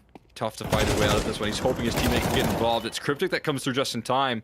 He's going to look to take this last fight, and he gets knocked out by George in the quickness. So now will keep the pressure up. The force buy is on, and it's just a round delayed in which they get activated. And George, it felt like his flank was taking forever to materialize there, but does eventually come through the window, find the double kill, and close out the round. And I will say that round goes back to sort of what I talked about right at the beginning of the series in the pregame segment, where I said, Slight, you know, one round he'll hit an insane shot and win you a round, and then in the next round he misses a bunch of easy ones. And right there he missed 3 shots onto Junior just standing in the open. But the round before that he hits an insane flick on a headshot angle to take out Rush. It's just, it really is the pros and cons of Slight as the opper.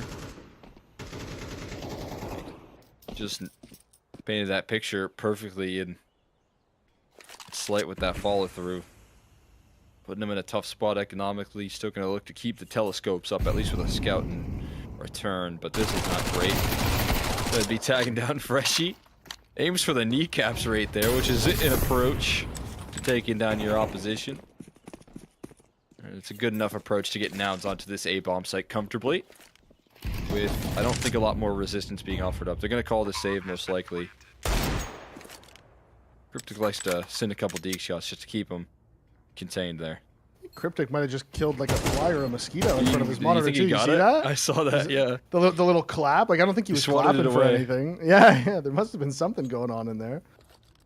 Can relate. The area I'm in right now is just full of bugs at this time of year and this time of night, so. There was a couple flies in here earlier. I had to tactically get them to escape outside. No, I try not to kill them unless I have to.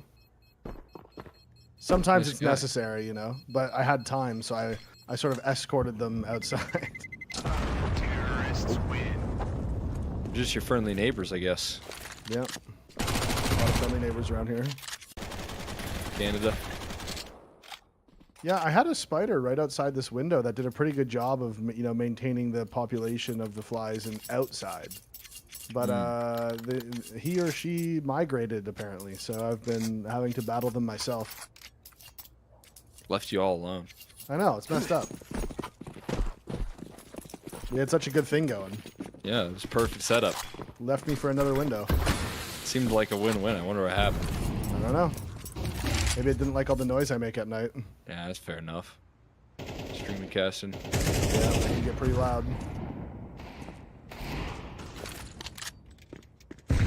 Ooh. That's a good question. I actually don't know if they do have ears. Do spiders have ears? If you know the answer to that, let us know. Cryptic lets Rush know with a couple of nice dings. It gets loud in the server. How he was able to win that. Maybe he got rid of all the distractions nearby, but George just makes a round-winning play to secure this A-bomb site. In a certain fashion, there's a little more resistance, but there's trades available. And they will handle it with ease. No troubles getting past it. Nouns recover the AK as well, and we'll get on to another gun round here. I'm going to struggle. Like, I don't know if they have ears in the sense of the way that we think about ears, but at the very least, they've got to be able to feel the vibrations, Like, if something's really loud, they must be able to know that, even without having ears, right?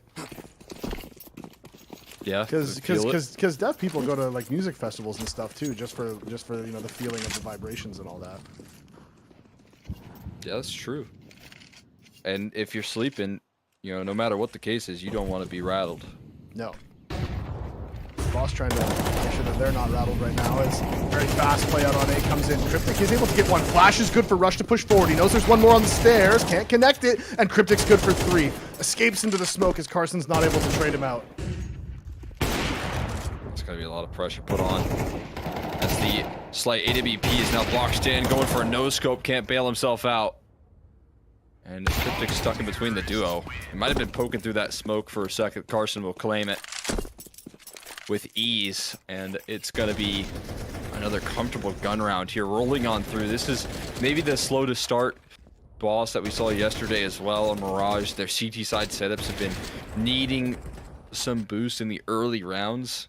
It feels like they take a little bit to calculate these defenses, and up against a team like Nouns, you don't really have a lot of runway to do that, because they're going to be able to develop those constant adjustments, those constant moves, and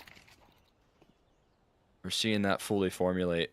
Nouns are showing their strength on this map, all over the map, testing that A side early, putting pressure on middle. That's a big counter smoke though. They're not going to want to go through that, especially up against the pistols. That's going to slow them right down as they wait for the smokes to land. Fruit Cup is there towards the stairs. He's inside of the smoke. They're thinking about going through. They finally do, and that's a quick flick from George. And what could have been a dangerous situation has just been absolutely mopped up by Nouns here. 4 kills, no response from Boss. And that is a clean A-bomb site take from the boys on Nouns. And I'm curious if I could request from our lovely production crew just a quick ping check on everyone. I'm not sure exactly which server location they're playing on, but I'm just curious. So like Dallas. No, I'm pretty sure this looks like it'd be a Denver. Yeah. Cryptic's actually got the highest ping, which is they're all pretty even, which means that there's not a huge advantage. If one team has 5 ping and another team has 30, that's actually a massive advantage in CS2. Okay, so this is a Chicago then. I'm fairly certain that a lot of, like, every time I've seen Nouns on a Dallas server, they all have 5 ping, so yeah, if you're playing against them, you want to ban that one out. Yeah, instantly. And then I guess Chicago's not bad. I think a lot of boss are East Coast, so that'll do. It'll do just nicely. But yeah, I 100% agree. I've seen teams try and take on Nouns on Dallas servers, and that's a whole other story, dude. Yeah. It's like playing on LAN. Oh, 100%. It's such a huge advantage in CS2. Now it's just straight to the B hit now. So they're just execute.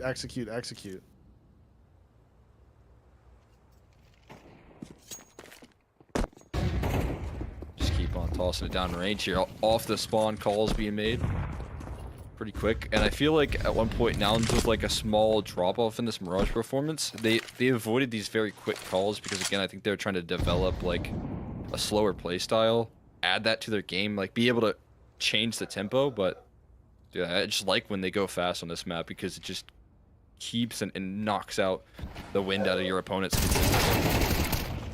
There's a quick double for them towards middle as well. But the collapses here from Boss, and CJ's not able to trade out onto Darty, but that creates the space for Rush, and he is out into the bomb site. We see George is sitting there waiting. Now they know that the bomb is in, so that's going to push them back as they're going through the underpass. 2 CTs through underpass, 1 through CT spawn, and that 1 through CT is Slight on the op, and it's all going to come down to timing. He needs to be very patient here and wait for his teammates. Oh, this comes down to a game of timing here. Slight seemingly ready for this peak, but he misses the shot. He gets his second chance, though. He hides behind the cash register and makes a money move as the flank comes through from Darty. And it's a comfortable defuse opportunity. Darty gonna lock that one in. They didn't expect the double up on the flank. Comes down to Slight getting a second chance there. Pretty much, I feel like if they lose that market presence, the clutch becomes so much more difficult. Then you're up against Rush in a late round, and I would not like the chances of that play at all. Yeah, he's a lucky boy that Rush missed his shot. Both players missing out. Difference is Slight has one that kills with 1 bullet. Actually, I guess Rush had one that kills with 1 bullet too. You just have to be a little bit more accurate, you know? True. Gotta just be a little more precise. I'm seeing the left-handed pitcher in the background there for Slight. Obviously a baseball fan. Yeah, he's a big baseball guy. See, I'm not a big baseball guy. I have like basic general knowledge, you know, but I'm not a big baseball guy. Who do we think? I mean, are you a big baseball guy? I'm not. I know, you know, Cryptic used to play. I like going to games though. Like the in-person experience of a baseball game is always really nice. I was more curious if we were going to be able to guess who that pitcher was, that left-handed pitcher in the background. Oh, dude, I couldn't tell you. Yeah, I know a couple. Like, I know Verlander. He was a guy that played in Detroit for a while. No clue which hand he throws. I know Shohei Ohtani. He's the big guy. The guy that's like the best right now. The biggest name. Yep. I had recently. Can't remember why, but maybe a good night for Slight as he's looking to turn it around. He's showing us some, maybe more the flashier situations here, and Cryptic gets some success off catwalk.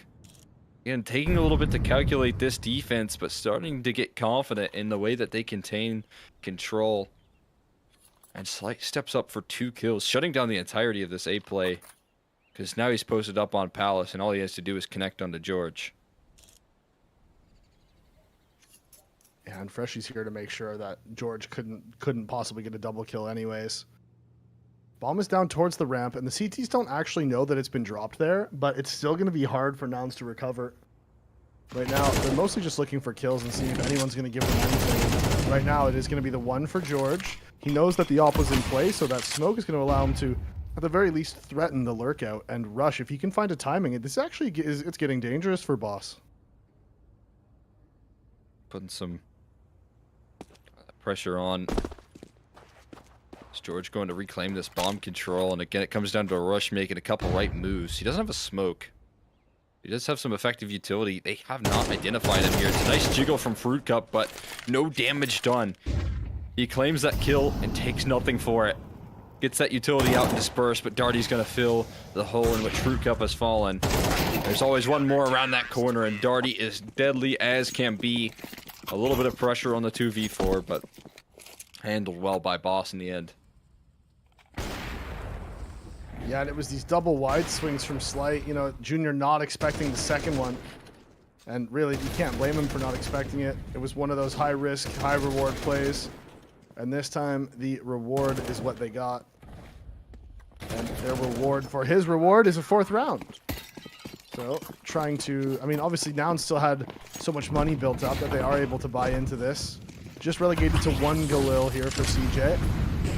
And mid-control conceded by Boss. They just have the op of Slight here in ladder.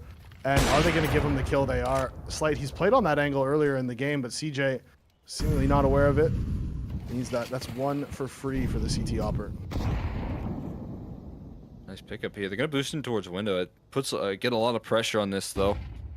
because Slight's op, located around ladder room last seen, so not super interested, I guess, just yet. Waiting for that smoke to go down before they can comfortably boost. A second opportunity, but Cryptic is in connector, and I feel like at least the read should be had. Do they have that idea, though? I mean, no one reacting to it. And Carson, yeah, he's been able to make this silent move, so opportunity for Carson to change the tides. It's one quick kill. He shoots at that opening target. The vent is closed, though. They didn't break it open, so there's no real chance to route away without making noise, without giving over your position. They flush him out systematically. Slight with a thin angle will collect onto George, and Junior never gets his chance at a repeak. Yeah, he gets nothing into the round. Obviously, Carson flanking in through jungle. There's no way for him to expect that they're playing 3 players inside of connector, right? So he takes the first shot on the player walking across, almost gets the second onto Fruit Cup, but almost for sure would have been traded out regardless at that point. As Fruit Cup's actually here trying to lock down this save potential, and I'm watching everyone's reaction to see if he heard the scope. It doesn't seem like he did. And Junior, if he just stays put, should get away with his life. He actually clears him. Oh my God, where's the shot? That's funny. That's a funny engagement right there. Not a bad way to get an extra point on the board. A play that we know can use those ceilings, but Slight, again, a little bit more flair out of him. Showing what he's made of. Having these good starts to rounds, being able to connect on a couple of tougher shots now. Looking to redeem himself for a bit of a slow start. I guess not even a slow start, just that one round that you highlighted. It's a little bit off, and now he's starting to connect more consistently. Now he's again taking charge in this round. He's moving solo through Palace. He's posted up. Meanwhile, there's a main control being gathered from the rifle duo. Freshie and Fruit Cup taking space. I mean, we're talking a minute 30 and they're in T-spawn, so that's going to come down to the reactions of Boss, knowing that they're likely middle and likely in towards that apartment side. Yeah, and they're just walking all the way through. You can see Nouns, they're grouped up on short, but they haven't pushed forward. And where is this flank going to come in? It's going to be upper B, and they're not going to be ready for this, but they might just get out in time. Now the question becomes, can the CTs hold them off long enough for these flanks to come into effect? Because it is the flank in upper B, it is quick, and there's almost no way a player from Nouns is going to be looking at this early on. Quite. They're going to get in a position where maybe they can get there, but that kill is going to disrupt the reposition. CJ, his back turn to Freebie, handed over to Freshie.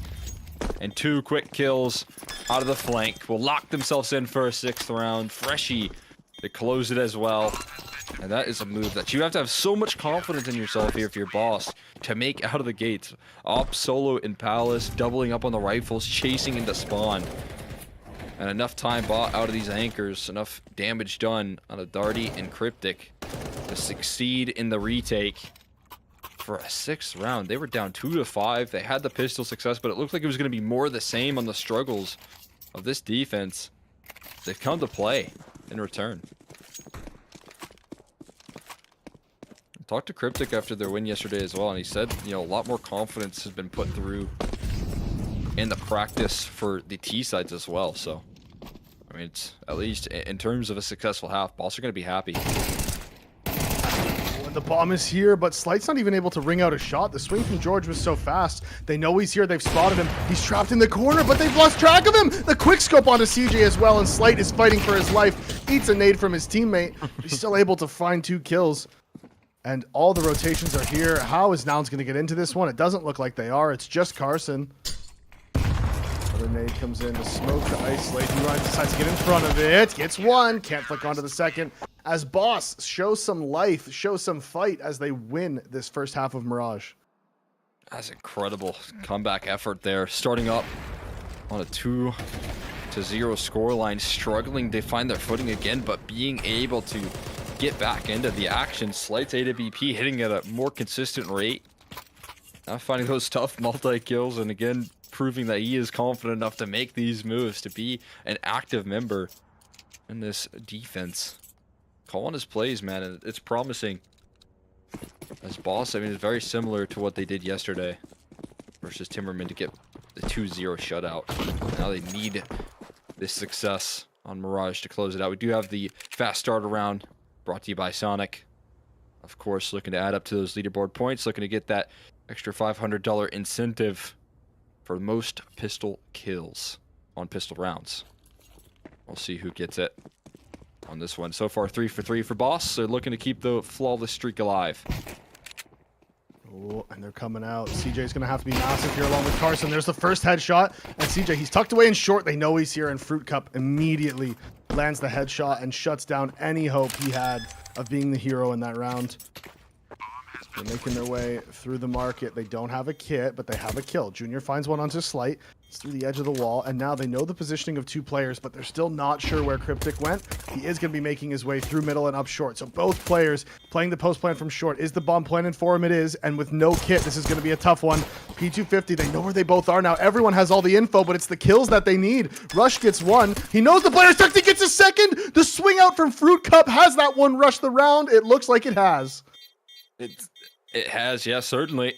Gonna be able to close this one out with comfort. A little aggressive on that repeak as well, but I don't even know if he realized his teammate in the backlines died. He was going for the killing blow, and Rush will save them.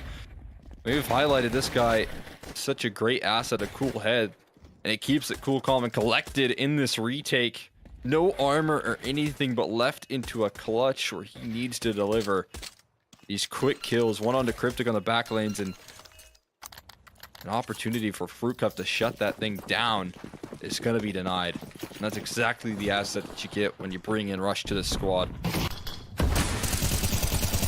Oh man, that's crazy damage as well. Yeah. There's a little bit more, but just Fruit Cup taking a sacrifice. They are just going. They are just full sending here. The spray transfer from Carson's not there. He's done his part, though. He's got his kill and done 78 damage onto Fruit Cup as the HEs rain in.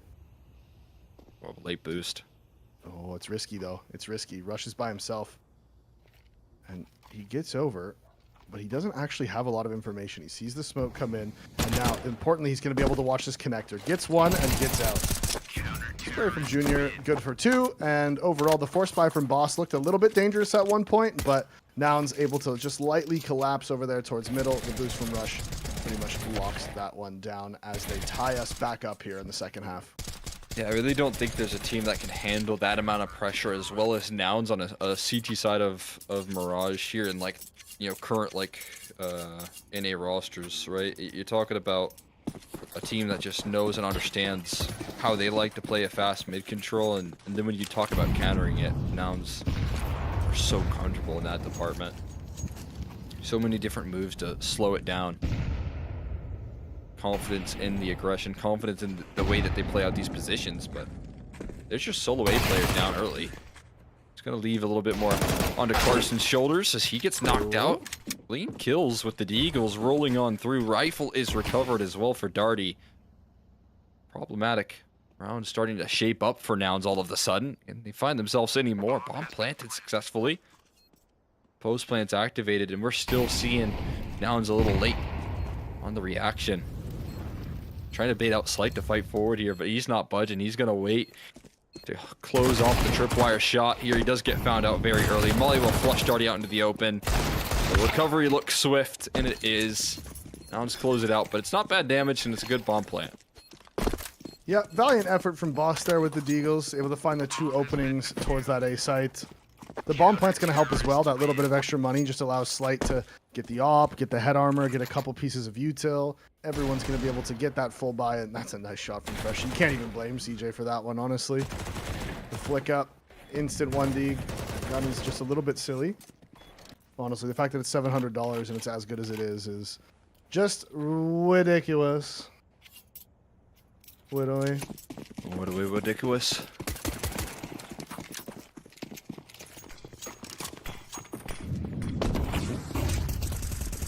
Carson looking for a catch-up, but he's running face first into the wall. I think they even had time to assemble the boost for that collection. That's an incredible flashbang, and Carson just left dazed and confused as to how he didn't escape. Locking his head on that brick wall is not going to quite work for him. But we'll queue up some re-aggression, and now we got Rush playing aggressive towards this A side of things. looking to lead the charge forward right into a freshy off angle. This is not going to be easy to handle. And CJ will be devastated. You wouldn't expect Rush here, though. I mean, you'd think he's over towards that B side. So at least you have that element of surprise. Yeah, potentially. At the very least, if he's not expecting Rush, he's clearly expecting something, as he's slowly taking his time clearing out all of this stuff. And Rush is going to get one, but after that, this is going to be really hard for him to activate. He actually manages to get a second somehow, but even still, Junior's just not in a position where he can even help at all. And realistically, this does just have to be the save, which kind of feels bad for Rush, but it does just, there's really no way for them to get into it. Not quite. I guess, you know, Junior's kind of routing through middle. Rush hasn't made the complete call to run away, but he's going to grab one of these AKs and make his escape. That'll be the tall tale sign of it. He's going for the T-side molly, not a bad move. Extra second spot off the clock, and now Slight might be able to encapsulate him. Oh, missed shot though. Rush and Slight in another awkward head-to-head, as we've seen in that first half. Who's going to win? Oh boy. A game of cat and mouse, and another peek rolling on through. It's Slight that gets blasted by Rush. He gets his revenge. And an extra kill, and the op falling to the ground on that repeat. I mean, he was down to 40 HP. I don't know if he was safe to, like, stick around there, so I think Slight was in a mission to fight for his life there at that point. I honestly don't play Mirage enough to really have an idea of the bomb radiuses. The Valve just changing all the radius, and on one map it's huge, on another map like Anubis, you survive in the site, and then on Dust 2 again, you survive at car with the bomb is pointed B. I'm just like, I have no clue what's going on ever with the map radius stuff. Mirage is one of the ones that has the big radius, right? It is, yeah, it's a bigger radius. We do got our first prize pick check mark. I believe that was Carson. There you go. More than 26.5 kills, so our first check mark of this series locked in. Brought to you by PrizePicks. But yeah, Mirage definitely one where that bomb blast does a little bit more.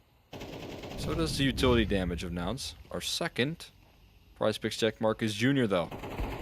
More than 30.5 kills. He has been incredible in this series, and again, one that you'd just expect to thrive in this matchup. He's been showing it 14-7, just not even dying a lot as before him. But Rush falls in the apartment side. Junior with an instant trade. He wants to push forward though. He's going to be out in no man's land, and all of a sudden Boss has been able to crack through. There's another player in resistance though. Carson is still available. The amount of presence on this B side I'm sure is surprising, but all the while Boss will piece it up one by one. Yeah, I was going to say that it might not actually be terrible if Rush goes down in upper B, because they had that two-man stack with Carson hiding out towards the bench. But unfortunately for him, he had to actually take the fight with the man on short, so he wasn't able to hide away. There was a really good chance for a multi-frag there. He was low HP, so he took the gamble on B. It was the right gamble. He just wasn't able to find the frags, as George was only able to get one in upper B. Even if he had got one more, it would have just given them that little bit of extra hope. But now CJ's just hoping to hold on to this op, and with no enemies nearby, no friends nearby either. All of his friends are dead. That he should have no problem holding on to this one and bring that into the next round for Junior. And we did see Junior doing a lot in that first half, getting very active, you know, having a lot of impact. And so far in the second half with the AWP, there hasn't been many rounds, so he hasn't had much opportunity, but we haven't seen him able to find those openings that Slight was getting in that first half. And now with the hero op, he's got to try to find some way to win his team this round. Yeah, they'd have to take the initiative at this point in time. That's a lot of cash reserved as well. 3,400, not quite interested in going for a force buy or tossing over a rifle or anything. It's just, again, pressure put on his shoulders. Fruit Cup. Thought maybe there was a chance at a gap in that smoke, but no vision granted to Junior.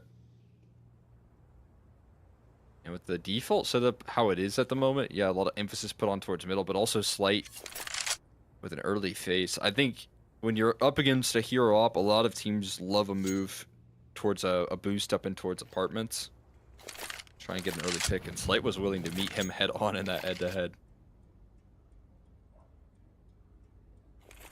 A full stack towards A, and execute into an empty bomb site. Talking double digits for Boss. Again, a team that has to dig deep. a comeback effort versus Nouns on a T side of Mirage does not sound friendly, but they are showing up. Oh, the collapse is in. George gets one. Every AK, every gun they can take into the next round is super valuable for them. It's getting to crunch time here in the second half. And Cryptic, I mean, he's in danger himself. Yeah, and there's a kill from Rush. If they can bring 2 AKs and an AWP into the next round, I mean, successful eco at that point. Extra Molotov there, T-side molly. Always nice to have in your back pockets. And you can further contain this. I mean, again, you've got to get out. Ah! Hilarious. You got to get out of market, essentially. And they will be able to do so. Nice coverage from Slight AWP. A smoke that will avoid Junior and George, who's willing to sacrifice his life for the cause. George was doing that thing in MM where you like run in front of your teammates' bullets to try to get them kicks for team killing. Just straight into the op, yeah. What do you think, keep George's spamming the beef? same spot? Here I come. Another good option is to run into your teammates' Molotovs. Yep, that works too. But once they know you're doing it, they just don't buy them anymore. Yeah, right? yeah. That's whenever the issue. my friends and I like 5-stack, and we know someone's in hot water. That's usually I try and coordinate a full team effort straight to them. It's like moss to a flame at that point, just trying to get each other banned. Yep, it can happen. We've done it before. I've managed to do it. I've managed to get my buddies kicked out of the game. It's a fun time, it feels like an accomplishment because you got to really work for it. There's also sometimes we just pick one person and just like we're just gonna bully them for some reason, and we all have a plan of like, okay, everyone just gonna try to get this guy banned, but like he doesn't know about it, and you see like how many rounds in a row like you can get away with before he realizes what's up, and then then you have to be really tactful about it. If you can get someone kicked before they realize that you're trying to get them kicked, then like, you've won. That's mission accomplished. Yeah. It's like, oh, unlucky, I got kicked. I just kept on killing you all. I have no idea how this happened. My bad, man. I just ran into your molly. I was low. I was flashed. I couldn't see. Sorry. And then you gotta make the extra challenge of winning the game, which is a tough task. But fortunately for Junior, he still got 2 more team kills before hot water. Carson gonna go down on an early fight. Cryptic just crawling up catwalk puts extra pressure. And George didn't have a lot of HP to tank through. CJ down low through utility as well. He was sitting on the molly out of the gates, and there is so much damage done, and it's going to test Rush and his ability to hold off this A side. He doesn't have a lot of resistance. He doesn't have a lot of support coming through his way. He's just got to hold down the line. He is able to stick around towards his underbalk position. Molly has faded away. An extra smoke in towards Palace, and Darty, I think he spotted him. Yeah, he certainly has. Rush with his hands on his head right there, starting to lose his cool. His boss are starting to scale forward. It looked a little scary for CJ. That's a chance to transfer that spray over, but all in time. Boss get the kills, and they've got 11 now. Yeah, Rush was in the round-winning position. He just had to bait a little bit harder. Not surprised that he put his head in his hands after that one. He would have known immediately as soon as he died that he should have been baiting, should have been tucked. Just let your teammates who are low on the outskirts take the first contact, and then you can peek out and hopefully get 2 kills in the side of the head. Instead, he gets his angle just that little bit wrong, and that's all it takes. As Flash comes into underpass, Carson's here. Darty's peeking out, and I think Carson's gonna try to bait. Oh no! Ooh, and Junior peeks out and trades it. I thought Carson might be jumping up and down to try to bait for Junior, as Freshy's there to instantly trade, and Boss trying to put themselves here on map point on Nouns' pick, trying to answer back with a victory. Are they going to be able to do it? As the lurk smokes come in, they're making their way up short. Rush is here, but the B bomb site has been open. Rush gets 1, and that should be the call here for Freshy to come through the smoke, and he does. But Rush, super aware of the possibility, has progressed back in towards that B bomb site. And yeah, he's no sound cues. CJ trades. They would have known that Slight was in the area, but they're not exactly sure where he is. Molotov's going to give him away, 1 versus 2. Here's a clutch you need out of an opper.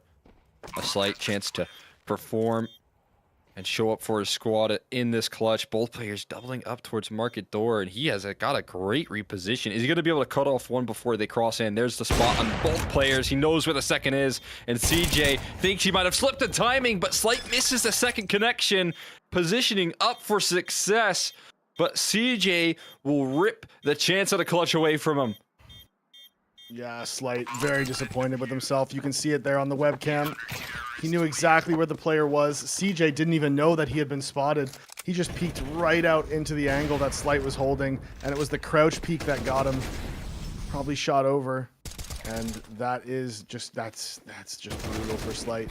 He had the read, he had the play, he just wasn't able to land the shot. As you can see here, the shot must have just gone over CJ's head, or potentially also Slight has missed a couple today over flicking to the right.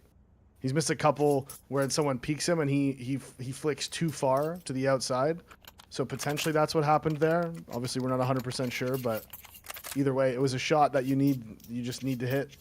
And he wasn't able to in that instance. Especially, I mean, again, perfect opportunity to lock in what would have been map point for them. Lock it in. PrizePicks check mark. More than 26 kills for Freshies, who is another key player that was out of his mind yesterday. I talked about the Darty and Freshie duo, but now Freshie today, I mean, having a lot of good moments there, covering off the junior AWP, peeking into it there, taking charge. Another one for CJ with the clutch kill, but there's a charge forward, and Slight looking for some quick redemption. 3 kills rolling on in for Slight's AWP, and what a turnaround with the quickness. It is feast or famine for this man, and he is feasting and 21. And it's going to be Junior with no other option but to hold on to his AWP. That is the only option he has left for him. And that looks like a boss map point is being locked in now. Definitely wouldn't have seen that coming after what happened on the first map. Nouns looked so in control. They looked so calm, cool, collected. Every read they were making was correct. And here, it's been a little chaotic. I mean, I know the chaos has been majority towards middle. Carson trying to be very aggressive and in the face of boss pretty consistently, right? Whether it's the spray through window and then running straight to connector and fighting them up short, the pushing into underpass and trying to fight for mid. That round, of course, pushing up middle across the board. And it's just been just so much chaos in the middle for the CTs. And that's not necessarily a bad thing, but so far they haven't been able to win out, right? They've lost all of the trades when they do make those aggressive plays towards middle. And that does not bode well for them going forward. Because what is the response going to be? I don't know if the money's going to be incredible, but as you said, man, what a turnaround for Slight. This is the best way to get your head back into a game. After a clutch that you knew you had bagged up, to come back into the next round and give you 3 opening duels on the mid aggro. Rush locking in more than 26.5 kills, though we'll get a PrizePicks check mark, a seal of approval for a good series from him so far. Looking to continue that forward, though. They need 3 rounds in a row. And this feels like the easiest opportunity for Boss to capitalize, to close out.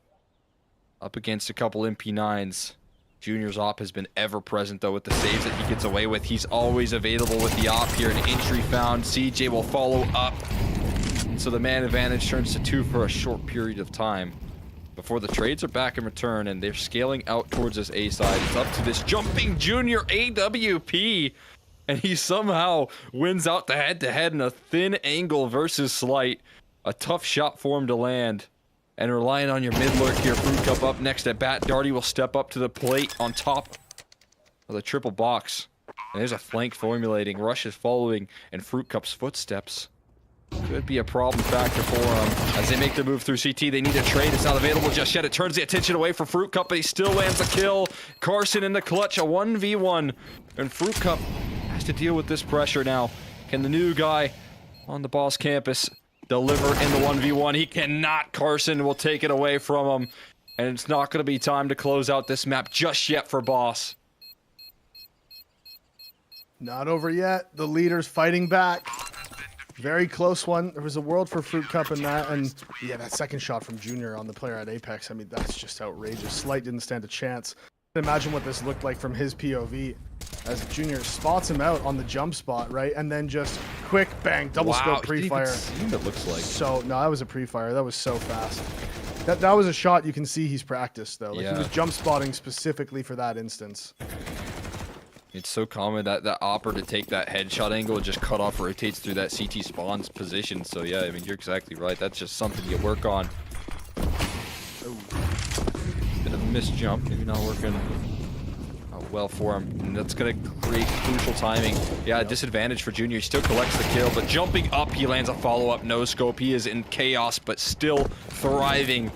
And Boss's opportunities to close out comfortably on this map are slipping through as the force by the all-in investment gets shut down. And we go the distance, 24 rounds required. And the Junior impact, even though it was a fumble boost and the perfect target from Boss, it doesn't matter when Junior can still claim kills like that. Yeah, him getting 2 there is just outrageous. There's no world where he should be able to pick up both of those kills from inside of the ladder room. The first one was already, I mean, he missed his timing and then just pushed out into it anyways, right? And that at that point, I was worried for him. I was like, oh god, like that's no good. And then he hits the no scope on the second guy jumping in, and I'm like, man, everything you touch turns to gold this round, my friend. That's for sure. As he puts up 20 here in regulation. Big nade from Rush. Yeah, so Rush is the Daddy B guy now. Sometimes I saw him towards short, especially in the past, but Daddy towards B. George is here for support as Rush is playing anti-flash. And they don't have any mid control, but they're not seemingly too worried about this short play. You can see George, he does have his eyes on it from on short, but he's not, he's leaning closer to B. They're definitely more worried about the B hit here, and from the looks of it, that's going to bode well for them, because the bomb is up there and making its way. The vent isn't broken, so Carson doesn't have a fast rotation. Second nade comes in to put Darty down to 27, and he's your entry. So yeah, they're going to want to swap those players out at this point. You don't want the man that's that low. Oh, the Molly is going to tag him. Yeah. Oh, This gets the smoke out. Gets that out. Now sets up. Yeah, they got to run through the smoke to gray screen completely, but they still find the entry. Cryptic delivering, but it's George that looks to hold the line in time. And he's getting extra assistance now from Catwalk. All of Freshy's teammates are gone. And so is he, as it's George to cap it off with a 3K, keeping that B site safe and sound. And Nouns will take it into overtime. There was opportunities for Boss to finish off Mirage and seal the deal. But Nouns have ripped multiple clutches away from them to give them those opportunities. They're showing that they can dig deep just the same. Almost got so unlucky too. Rush, who was anti-flash towards the bench off the back of George's molly, wanted to move forward and tuck himself towards Carr, but in that exact moment they smoked out the molly and started executing. He was lucky to get one. Could have gone very downhill as Junior, still not able to make this jump. That is funny. I'm not going to make too much fun of him for it though. The movement in CS2 has been a little tougher. Yeah. We listen. We can say it what it is. It's just bad. Yeah. I'll say it. I agree. Jump just feels so much more clunky nowadays. Yeah. It did make the van jump a little easier. And either way, Junior, they have the extra protocol of a player ready to boost. It's just, do they have to use it or not? And the answer is yes, but that extra resistance provided. Slight still working these angles with the op, and doing so, again, is providing Boss a new lease on life and a tough start to the round. CJ somehow in the chaos containing his space on the A side. Now you need to worry about potential spam. That smoke will allow him to get out of dodge. And again, Rush, who has been so consistently poking through the underpass. Slight is not going to anticipate this. You now know the B player is towards that underpass, so we'll see how Darty speeds this one up. As a bomb was left in T-spawn. Yeah, and they knew Darty was towards middle, so you can see this mid collapse here. Oh, I think, yeah, Rush has definitely just heard him running upper B from the looks of it. Yeah, and they're going to group up on short, and both of them are going to make their way up. Now, the one problem for them is that Darty is definitely going to expect at least one player towards middle. He also might be worried about this flank, so a short peek incoming finds them both, and that's exactly what you don't want if you're Darty. Swings out, 2 players staring right at him, and that is Nouns winning the first round of this overtime. They stayed calm, they stayed composed, and so far now they've taken the lead once again. They've taken it back after losing it in that second half. There's another lead swap here. Getting locked in now in overtime to mix it up. And this has been a challenge for Boss, I feel like, is to comfortably close out these late rounds versus a very experienced Nouns roster. And it does, I think it's a certain mental hurdle here coming through and succeeding versus a team that so far this year, again, you know, in constant maps in this head-to-head since, you know, the opening stages of their first matchup this year. They've only got a single map victory. I'm trying to count it up how many times they played. 12 times this year so far, and a single victory. Wow. On a map. It wasn't even a series win, it was just a map. They knew a second player was behind the boxes. It was a quick transfer. Carson is taking some molly damage, but you can see very active response here from Boss. They push right out. There is eyes on it. The question is the flash going to be good? It's not, but Junior not able to land the shot. Wasn't expecting him to come up from above as Carson has to back out into the smoke. Spawn comes in, smoke comes in, and Carson is fully isolated from this round. Nate is going to show Freshie, though. Oh, what a shot. Oh, Carson. His HP was just a little bit too low. I thought it was a headshot, but still, fast reactions from Freshie. The HE gave Freshie vision to knock these kills down. You should have never gave him sightline because he is just constant. And now Rush put into a clutch is knocked out by the first hurdle of Slight's AWP, cutting him off on the cross. Can't make the escape through jungle. And there's a great reaction from Nouns to claim this mid control. You have it, a man advantage opened up by Carson, but here's this next step in the Boss play of contacting out this A side, taking so much space. They needed someone to have more impact in this matchup, and Freshie, you can call upon him. You also have another PrizePick check mark. It's Slight showing up with a much better performance today, having a lot of kills in the server. More than 29 kills with the AWP, has been able to match some of the energy that Junior's been putting out here. And of course, we've highlighted a couple of tough missed op shots, but I feel like he's always been able to redeem himself in some form or fashion. Yeah, that is what he does, really. That's the thing, is Carson doing what he does, this time winning out on the frags. He's been consistently playing aggressive in middle, and, you know, one thing that can be said is, you know, it doesn't matter if he's getting the kills or not getting the kills. He's consistently been playing the same way, and that is what you like to see, that even if someone isn't performing, they still do stick to the game plan. If you know that it's not the game plan that was the issue, as Carson, he's got up to 24 kills off the back of it. Definitely not afraid to take fights out towards middle. No, I mean, it's always a trademark here. I feel like when you can also get Carson on an individual front, able to offer up the frags that he's been showing up, it is going to be a good sign. As such an active player in that connector side of things, when he starts to hit, it's going to be felt on the other side. And Boss certainly feeling the weight on their shoulders. This Carson's looking to lead by example.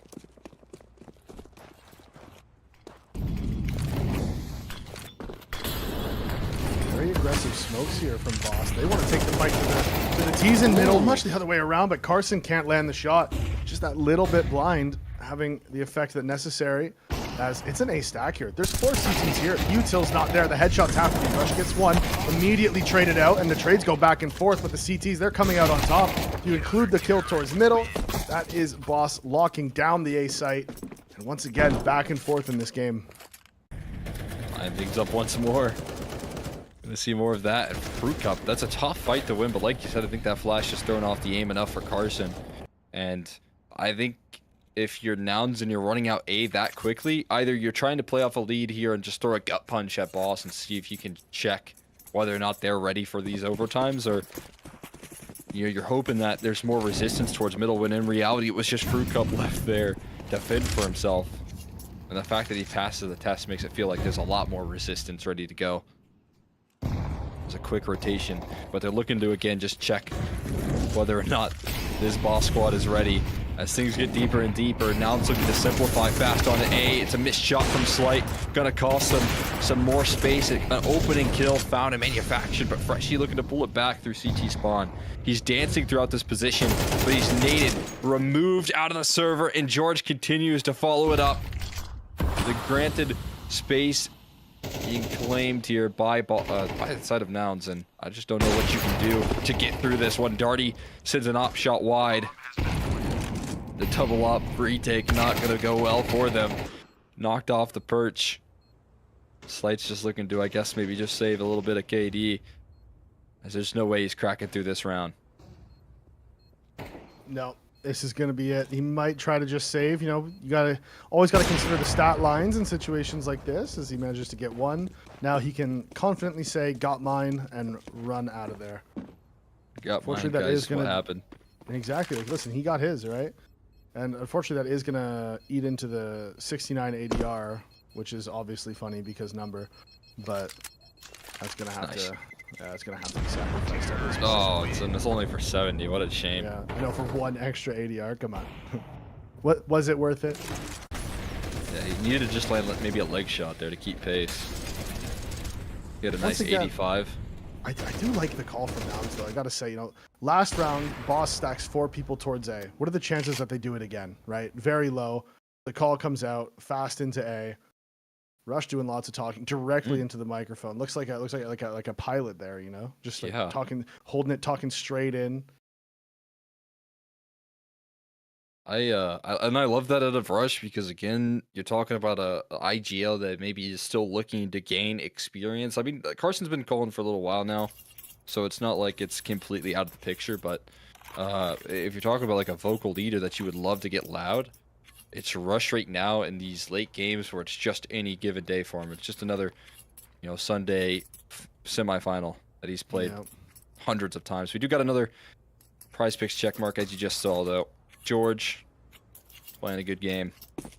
Had a fantastic Inferno, playing super active, and I felt like getting more than 31.5 was going to be difficult for George, but this overtime making it a little easier to do that. And the first damage of the match point round is taken by Darty. Rush is aware of the push, lands the headshot, gets dinked for it, but at this point, kills are the commodity, and you will take that. As Darty wants to get aggressive now in upper B, knows he has to respond in some way, and having this much map control just allows his team to stay stacked over towards the A site. Executes in. Yeah, it's coming. They don't want to go too fast, though, right? They don't want to run into a stack. They want to let Boss burn their counter utility. So far, not very much of it has come out. They've held on to most of their usage. Slight's dancing in between these bullets as he makes a proactive move through the smoke. They're also trying to bring in some extra time to rotate in the junior AWP. I mean, Rush is probably just going to be a very non-factor in this round until later. We've got continued re-aggression for Darty. They re-executes in, they get those secondary smokes on out. And as you highlighted, it's all about baiting out that extra utility, but they still have a lot to gain on this site. Oh, Rush still finding a kill on the extremity. Is that going to change up the end goal? The bomb is dropped forward angle, though. And Fruit Cup and Freshie both available on this site, ready to go, ready to defend. They're running out of HP, though. They're getting run down, but the same is true for the side of Nouns. It's Junior that looks to close it, but it's not going to be. It's Rush in a 1v1. He started this round off. He needs to finish. Freshie moving past the smoke, gets caught by the flashbang, and it allows Rush to work this angle. And it's none other than Rush to close this thing out for Nouns. What an incredible clutch off the back of his utility, off the back of his brain. He's going to lock in this victory and a 2-0. The man that looked like was going to be a non-factor, the man with low HP, over by himself towards middle. We're wondering, is he going to be able to have impact on this flank? Well, certainly he is. I believe that's 4 kills on the round for him, including the final one in the 1v1. Freshie deciding to get so aggressive when that Molotov comes in. Molly, HE, Flash, Freshie runs through all of it and gets punished. Rush with that first bullet headshot. The crosshair placement was flawless, and you cannot take anything away from him. That was a massive performance, and that does seal the series victory for Nouns in overtime on their map pick of Mirage.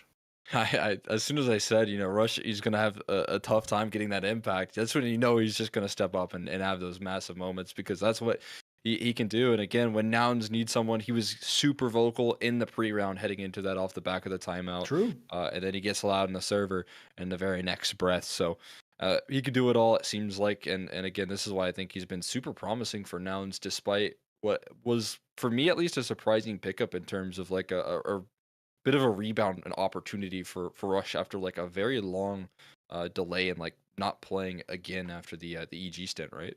Yeah, that's true. Yeah, he did take a long time off, but from what I heard, he was still, he was still staying, he was still staying involved. He was still playing, he was watching, he was playing, he was keeping up to date with the meta and all that. And when you look at a team like Nouns, I think I heard Corey say this at one point, Semphis say this at one point, that they didn't necessarily lack firepower. They needed just that little bit more. They needed that veteran presence. They needed that calm guy, the guy that can, keep everything low, just that big glue guy in terms of roles, in terms of positioning in the game. And Rush fits that to a T. I mean, you can plug and play Rush into any team, right? He has that in his locker no matter what.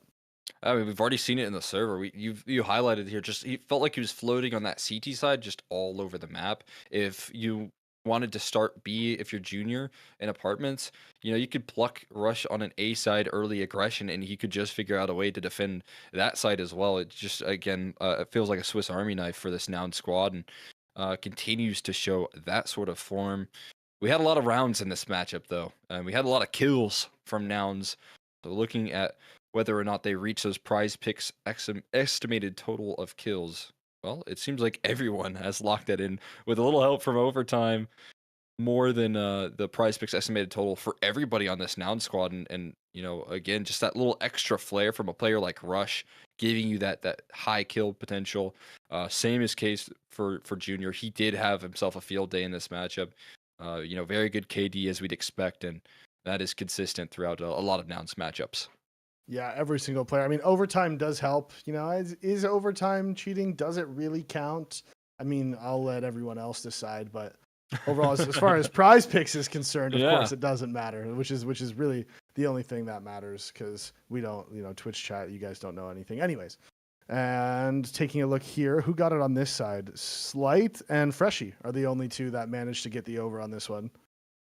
Yeah, I mean, I think it's again like a tough pickup. I was surprised to see so high for the side of Cryptic. When we look at like what he was able to do, the estimated total of 30 kills, it feels like is always difficult for him to reach when he's calling as well. But sometimes he's capable of these pop-off games. Freshie, I think it was a great performance from him, carried over from yesterday on Mirage, and it definitely missing like the Darty of yesterday, but that's okay. I think again, Boss looking at developing their map pool, and had so many opportunities. They just needed a little extra push, I feel like, to close out the map of Mirage, and missed out on a couple of key clutches that I know they wish they could have second chances at. That being said, semifinals, it's all over. But before we hop into talking about what the grand finals is locking up, I do want to give a quick shout out to our partners and sponsors here at the PrizePicks NA Revival Series. First things first, the NA Revival Series is sponsored by PrizePicks. The best North American Counter-Strike players are competing right now, and you can win real money while watching them play. Join PrizePicks to get in on the action. It's super easy to get started. All you have to do is select 2 or more players and choose more or less on their stat projections to build your lineup.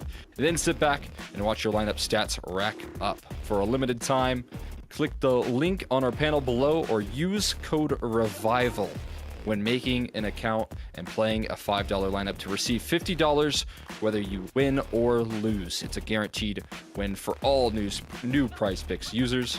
Thank you again to PrizePicks for partnering with Complexity and Mythic League to host the NA Revival Series. The NA Revival Series is pleased to introduce Sonic as its newest sponsor. They are empowering visionary creators to develop the next generation of Web3 applications with its high-performance blockchain.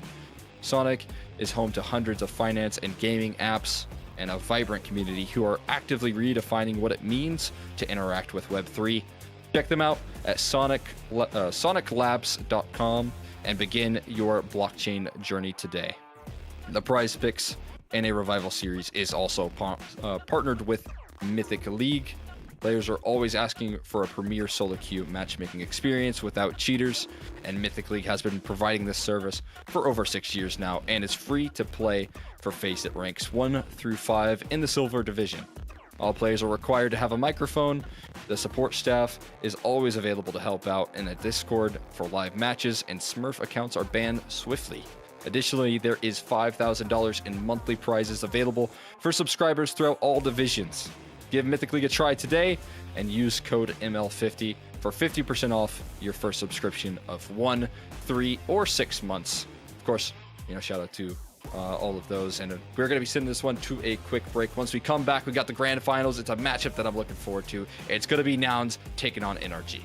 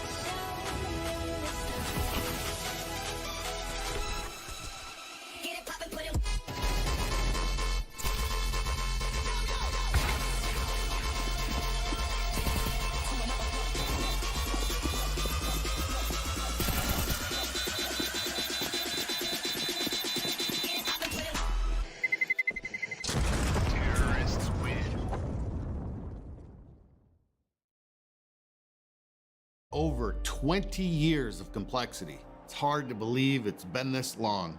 Buying the team back this year was a full circle moment for us. Of course, nothing would be possible without all the players, past and present, who've represented us from the old logo to the new, and maybe back again. Not to mention the ones behind the scenes who've kept the gears turning all these years. But most importantly, I want to say thank you to the fans.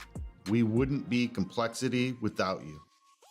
Thank you for standing by us. We'll continue to stand by you and the North American scene. You'll always be our home.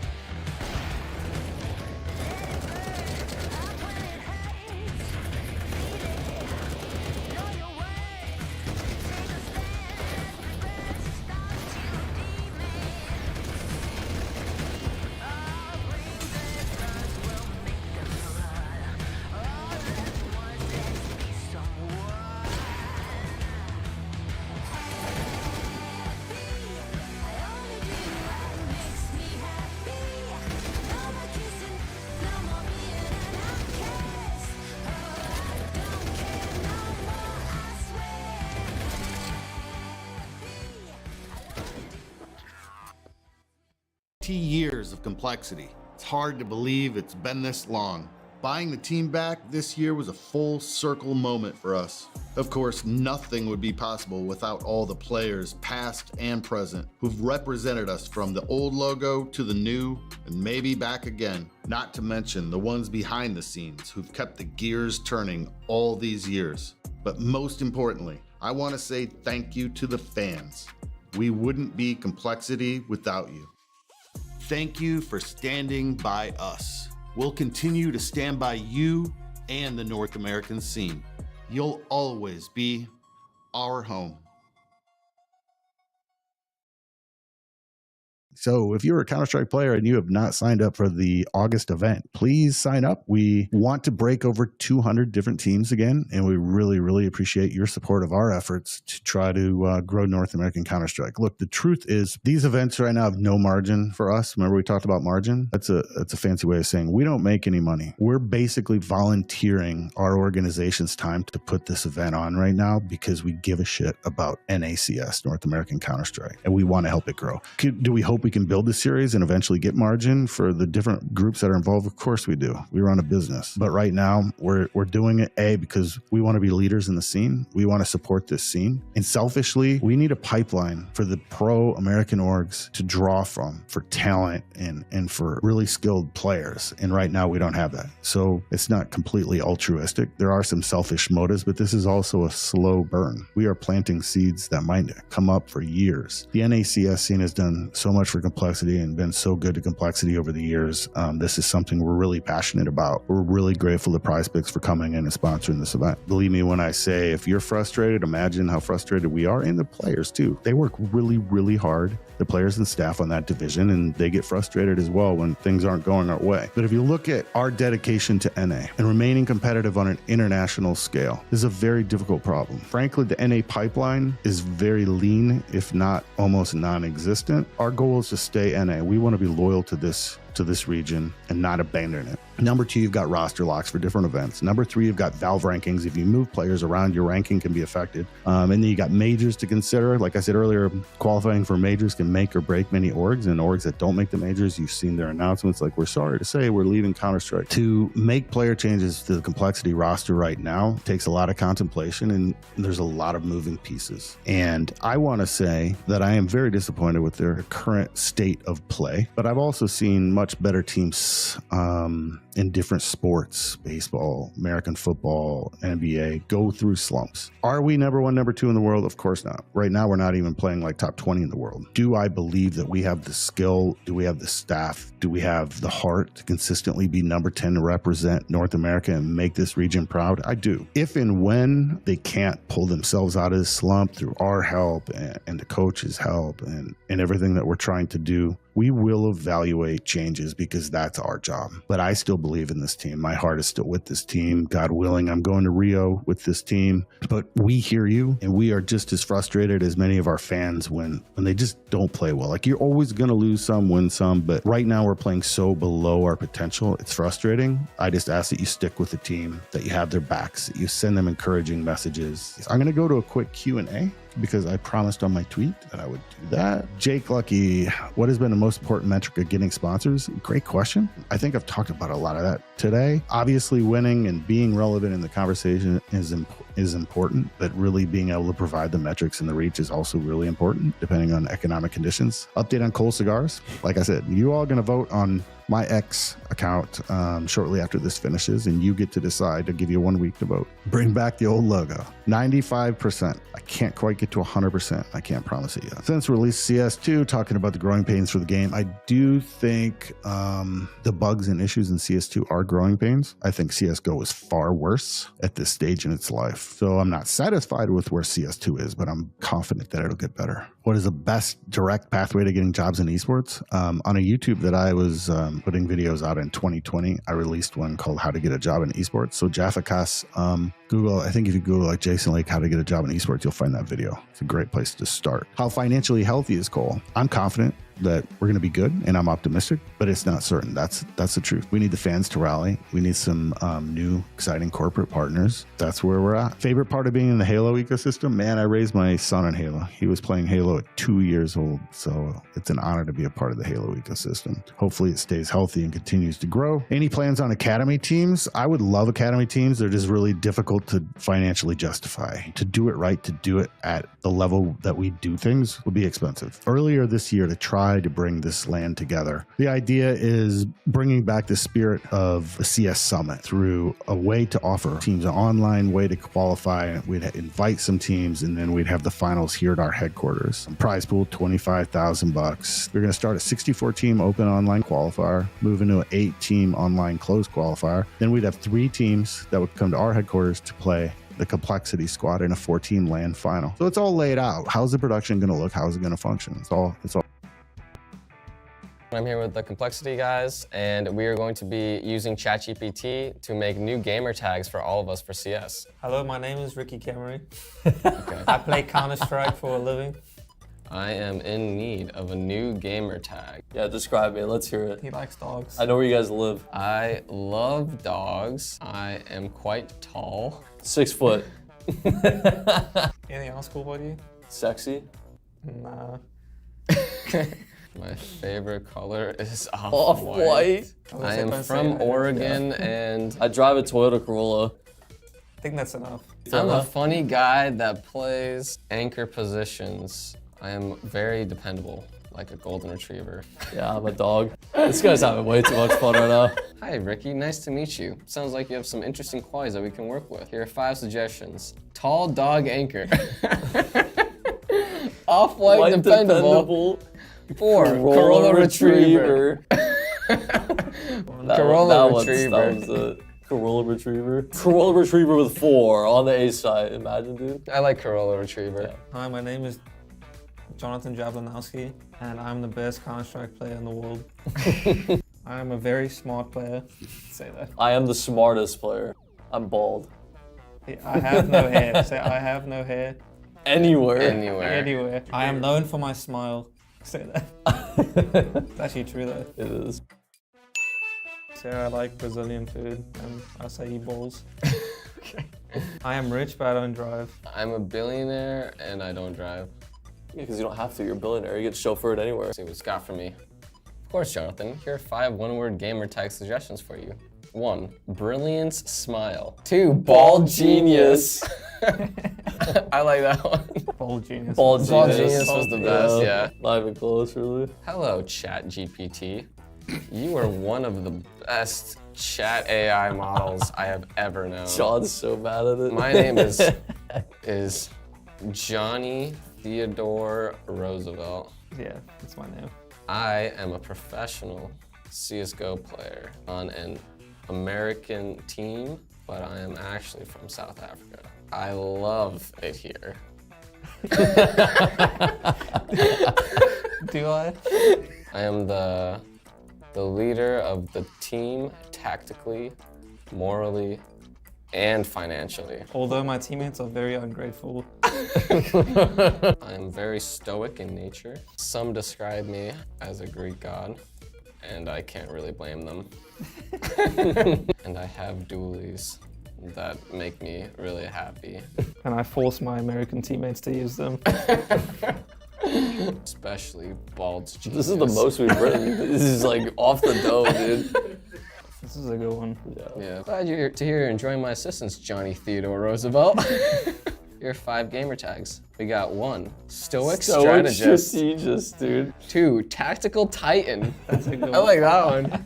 These ones suck. I think Tactical Titans are right there. Tactical Titan sounds Tactical good to me. Titan. That's what they should call me, bro. I like Tactical that one. Titan with the That's Juggernaut. actually good, man. That is good. Based off the gamer tags you created for me, Corolla Retriever, Ball Genius, Tactical Titan, who would win in a fight? Fight! In a light-hearted contest, it might play out like this. Ball Genius, being exceptionally clever, would likely come up with a strategic plan to outwit both Corolla Retriever and Tactical Titan. Tactical Titan, with his tactical prowess and leadership skills, could rally his team to work together efficiently. Corolla Retriever might surprise everyone by retrieving resources or tools that could turn the tide of the competition. But who would be the winner? Let's say Tactical Titan would be the winner. Are you serious? With their tactical expertise and leadership skills, they would likely have a strategic advantage in any scenario. However, remember this is all just for fun and imagination. I won. I guess Johnny won. You always win in the end, Johnny. Tactical Titan. We were no match.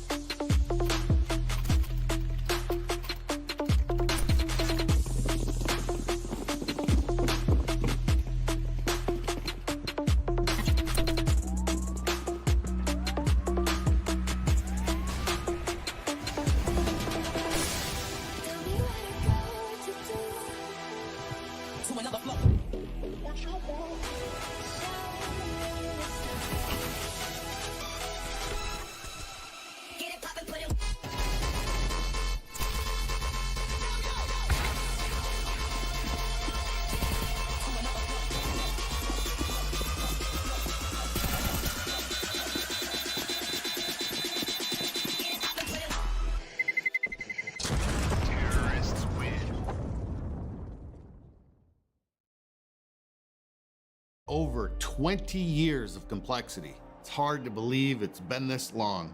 Buying the team back this year was a full circle moment for us. Of course, nothing would be possible without all the players, past and present, who've represented us from the old logo to the new and maybe back again. Not to mention the ones behind the scenes who've kept the gears turning all these years. But most importantly, I want to say thank you to the fans.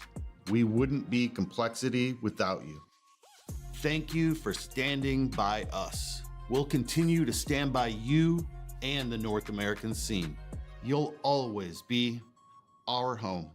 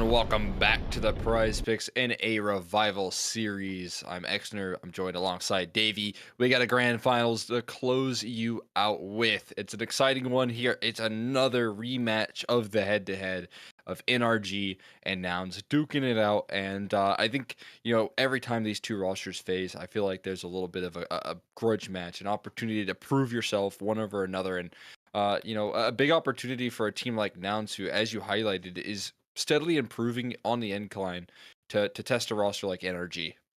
Yeah, I mean, obviously the veterans of NRG, right? It hasn't gone quite as well as they would have hoped, I want to say. I mean, obviously they've been somewhat successful. The RMR failure was definitely disappointing as far as they were concerned. We've seen some roster mix up, right? Of course, it's a little while ago now, but Fang goes out, and that just sort of, they add in just that little bit more. And they are slowly improving, right? Dapp's actually getting to go to the coach role, which is where he was supposed to be the whole time. Yeah. That's massive. And then to get the opportunity to bring in a legendary in-game leader like Nitro, that's not an opportunity you get every day. And even though, there's not a whole lot of young blood in the lineup, a lot of experienced veterans, Hex being the closest thing to I guess like a prospect, but he's been around for long enough now that really this is a lineup that on paper has to be performing and definitely has to be winning events like this as far as they're concerned. I 100% agree. It's such a huge change bringing in Nitro. I've oftentimes highlighted this NRG squad that, Walco walked with this roster so that now Nitro could run off the back of this player break. And like you said, a definite failure of missing out on the closed qualifiers, or missing the closed qualifiers to miss the RMR. But obviously looking to turn that around, I feel like you can kind of trust this roster with more time with Nitro that they will also be on the rise and get to dominant form. But there's no question that that's what we have to see out of this NRG squad, and it'll be a certain test up against a Nouns roster who has kept it competitive consistently. The back and forth has been fun to see between these two teams. I just remember, a head-to-head, Dust 2 headline saying, a upset of the underdogs when Nouns were taking this roster on in the matchup. I think it was for the closed qualifiers or sometime in the past, and Nouns didn't like that one bit. And then you see NRG come through with a victory as well. So the back and forth has been fun, and I think it's been boiling, at least from what I've seen on the surface. And it always makes for a fun matchup. I think it's time, though, that we hop on in to our Prize Picks analyst segment, see how things are shaping up for this matchup. As we've seen so far, we're familiar with these players. There's no question about it. We'll start off with NRG, what they're bringing to the table. Breeze, again, continuing to play a very active role for this squad. Seems like he's been shaping up nicely. I feel like, as you've highlighted, I think you said this yesterday in covering that advanced final, but I feel like he's just been playing a lot more Counter-Strike, and because of that, he's been succeeding. He's been playing a lot better since the EG days and into this NRG roster. He's been back to a form in which he has to kind of succeed on this roster. It's what they expect from him. Yeah, I mean, on this lineup so far, I'm just taking a look. Since they've made the change to Nitro, Hext is actually the top performer, but Breeze is right there with him. Breeze actually has a better KD, but a slightly worse rating. That's naturally because Hext going to be taking a little bit more aggressive of the fights. The impact rating is going to go higher, so that makes sense. Then OC, Nitro, and Automatic all right at the same level. So one thing is they're either going to be they are going to need to make that jump, especially if they start playing events in Europe. They're going to need one of OC or Automatic to step up just that little bit more. You always need that third guy just because you know that there is going to be a little bit of a fall off in Nitro's performance, the better teams you play against, just because that's the nature of the role. Right? It's just how it works. So yeah, they're going to need a little bit of step up there. OC, I feel like, hasn't really gotten his feet under him yet in CS2. From what I've noticed, he's a little bit inconsistent. It's sort of been the story of his, I don't want to say his career, that seems a little bit harsh, but even on Liquid, he struggled a bit. Like as the levels went up, he struggled to meet those demands. But right now for North America, he's been very solid. He's been just a sort of a solid rock for them. And looking at the head-to-head Energy versus Nouns, these guys are dead even, 11-11. Like each team has won 11. Now NRG has gotten the better of them the last 2 times they played. Yeah. But these guys played each other like 3 times in a matter of 4 days at the end of the month last month. So it's absurd. It's a lot. It's a lot. That's what I mean by this grudge match here. It's just gone every which way at the moment. They're constantly playing up against each other, and it's always been fun because as I've highlighted, like I don't think there is like an underdog or favorite in this matchup. There just isn't from the history that we've seen. It's who's coming through in better form on the day, who's more prepared for this matchup, and as you highlighted, like. The performance out of OC in CS2 when he joined back into this roster, this was like hopping back into his domain. And maybe there's more challenges that he has in this matchup. Maybe there's more of a test that he needs to show up. But when you're hopping back into like the ECL caliber of NACS, that was where OC just dominated, back in the Extra Cell days when he was still playing in that league. And now you're seeing him, and you expect him to get back into a dominant form as he hops back into it. And again, as we'll highlight here, take a look at the other side of things and what Nouns are bringing to the table, and that's what Junior has been able to deliver. He is farming stats up against some of these teams. When you play up against Boss, Junior's just such a clear leader in terms of the impact, having so many opportunities to land these kills. He's good with the KD as well. He's super consistent. And again, if you want to look at another player who individually played incredible, Rush on the other side of things, right next to him. More than 31 kills feels like a lot, but after what we've seen from him today, he's playing clean, he's playing good, and he's all over the map. He's not like more so reactionary to what Junior's doing on the map, but that duo is so interesting. When you see Junior play well, Rush is also getting himself in more active roles. Yeah, and I'm trying to think, it's going to be a little bit harder for him to put up that many numbers against NRG. I would probably take the less on this one more than instead of the more, just because, not because he's going to play particularly badly or anything. There's just going to be less kills for him to get. Those options aren't going to be there. Last game really opened up. I mean, Nouns was playing so aggressively in middle, especially on Mirage, that there was so much space and so many openings. I don't think this game's going to be quite as open. I expect it to be a little bit tighter, a little bit more organized, especially these guys have played against each other a lot. So they would have practiced a lot. They would have prepped for this game specifically, knowing that this was a likely final. And so, yeah, I wouldn't be, and now of course, both of these teams have coaching staff, right? That's the big one. So they're both able to prepare ahead of time. So yeah, that's one where I think it's probably going to be a little bit less likely for Rush to get to the 31. The Breeze plus George less more one is interesting to me. I'm trying to decide. I'm like, ooh, George he tends to do it across 2 maps, with 16 kills each across both maps. That's one where I might take the cheeky more on that one, to be honest. The combo deals are always pretty fun. You're talking about the duo there. It's 2 players that are again going to be active, and definitely depending on like the map here. I think what George has already shown is that he can show up with a lot of consistency, and same is true on the other end of things for Breeze. So that's an interesting combo deal. I mean, no question about it. I like the little laser pointer. It always gets me going there. Yeah, I wonder who's doing that one. We got a couple options. I'm not sure who's in charge of that. At first, I thought it was tracking my eyes, and then I realized it wasn't tracking my eyes. I was tracking the laser. Tracking the voice, yeah. Yeah, I thought it was somehow looking where I was looking. I'm like, it doesn't make sense because Exner's here too, and also, but I was like, but it's going everywhere I'm looking, and then I'm like, oh You right, just got because night I'm the tracker, one listen. following the like I see it and I'm following it like a cat, and I'm just like ooh, following it around, and I was like, oh my god. So I was thinking about that one just a little bit backwards, but we got there in the end, all good. All good. Yeah, I mean, obviously, again, fun little opportunity to kind of highlight what has been an interesting story for a lot of these players. I think that's kind of a cool thing about that analyst segment in particular there. Brought to you by PrizePicks, but of course, talking a little bit more about what we have on offer. We also have the fast starters round leaderboard. I believe it's updated for you all as well. And because of the nature, NRG playing a lot more pistol rounds, 3 mappers. That's 2 extra pistols that they got into play. They're leading the charge here in the fast starters pistol rounds kills leaderboard. They're brought to you by Sonic, and as you can see, Hex is standing there firmly on top. Automatic pretty close behind him. Jason, no longer in the running considering he's eliminated. Same true for Freshie. But I think your closest contender there, Junior, on the side of Nouns, is looking to try and level up on the pistol rounds. I mean, I'm pretty sure this should just be the Hexed W in this sense. It's not like he's if anything, he's probably just going to get more pistol kills in this game. So right. He's looking at that sweet little bonus. I'm pretty sure. I don't see. I mean, yeah, Junior. That's just too many kills. They went for one for 4 in the pistol rounds versus Boss in their semifinals. So that doesn't help when they're losing all of the pistols as well. Yeah, it would have had to be 1 for 1 for 4 because they got. I think they got the second. They won. Half of the second map half. pistol, Yep, right? yep, so. They just lost so many of those pistols, and that doesn't really help out your chances at getting those kills when you're consistently losing them. So yeah, I'm with you. I think Hex is just going to be on for a start, especially if like the pistol woes continue in this series.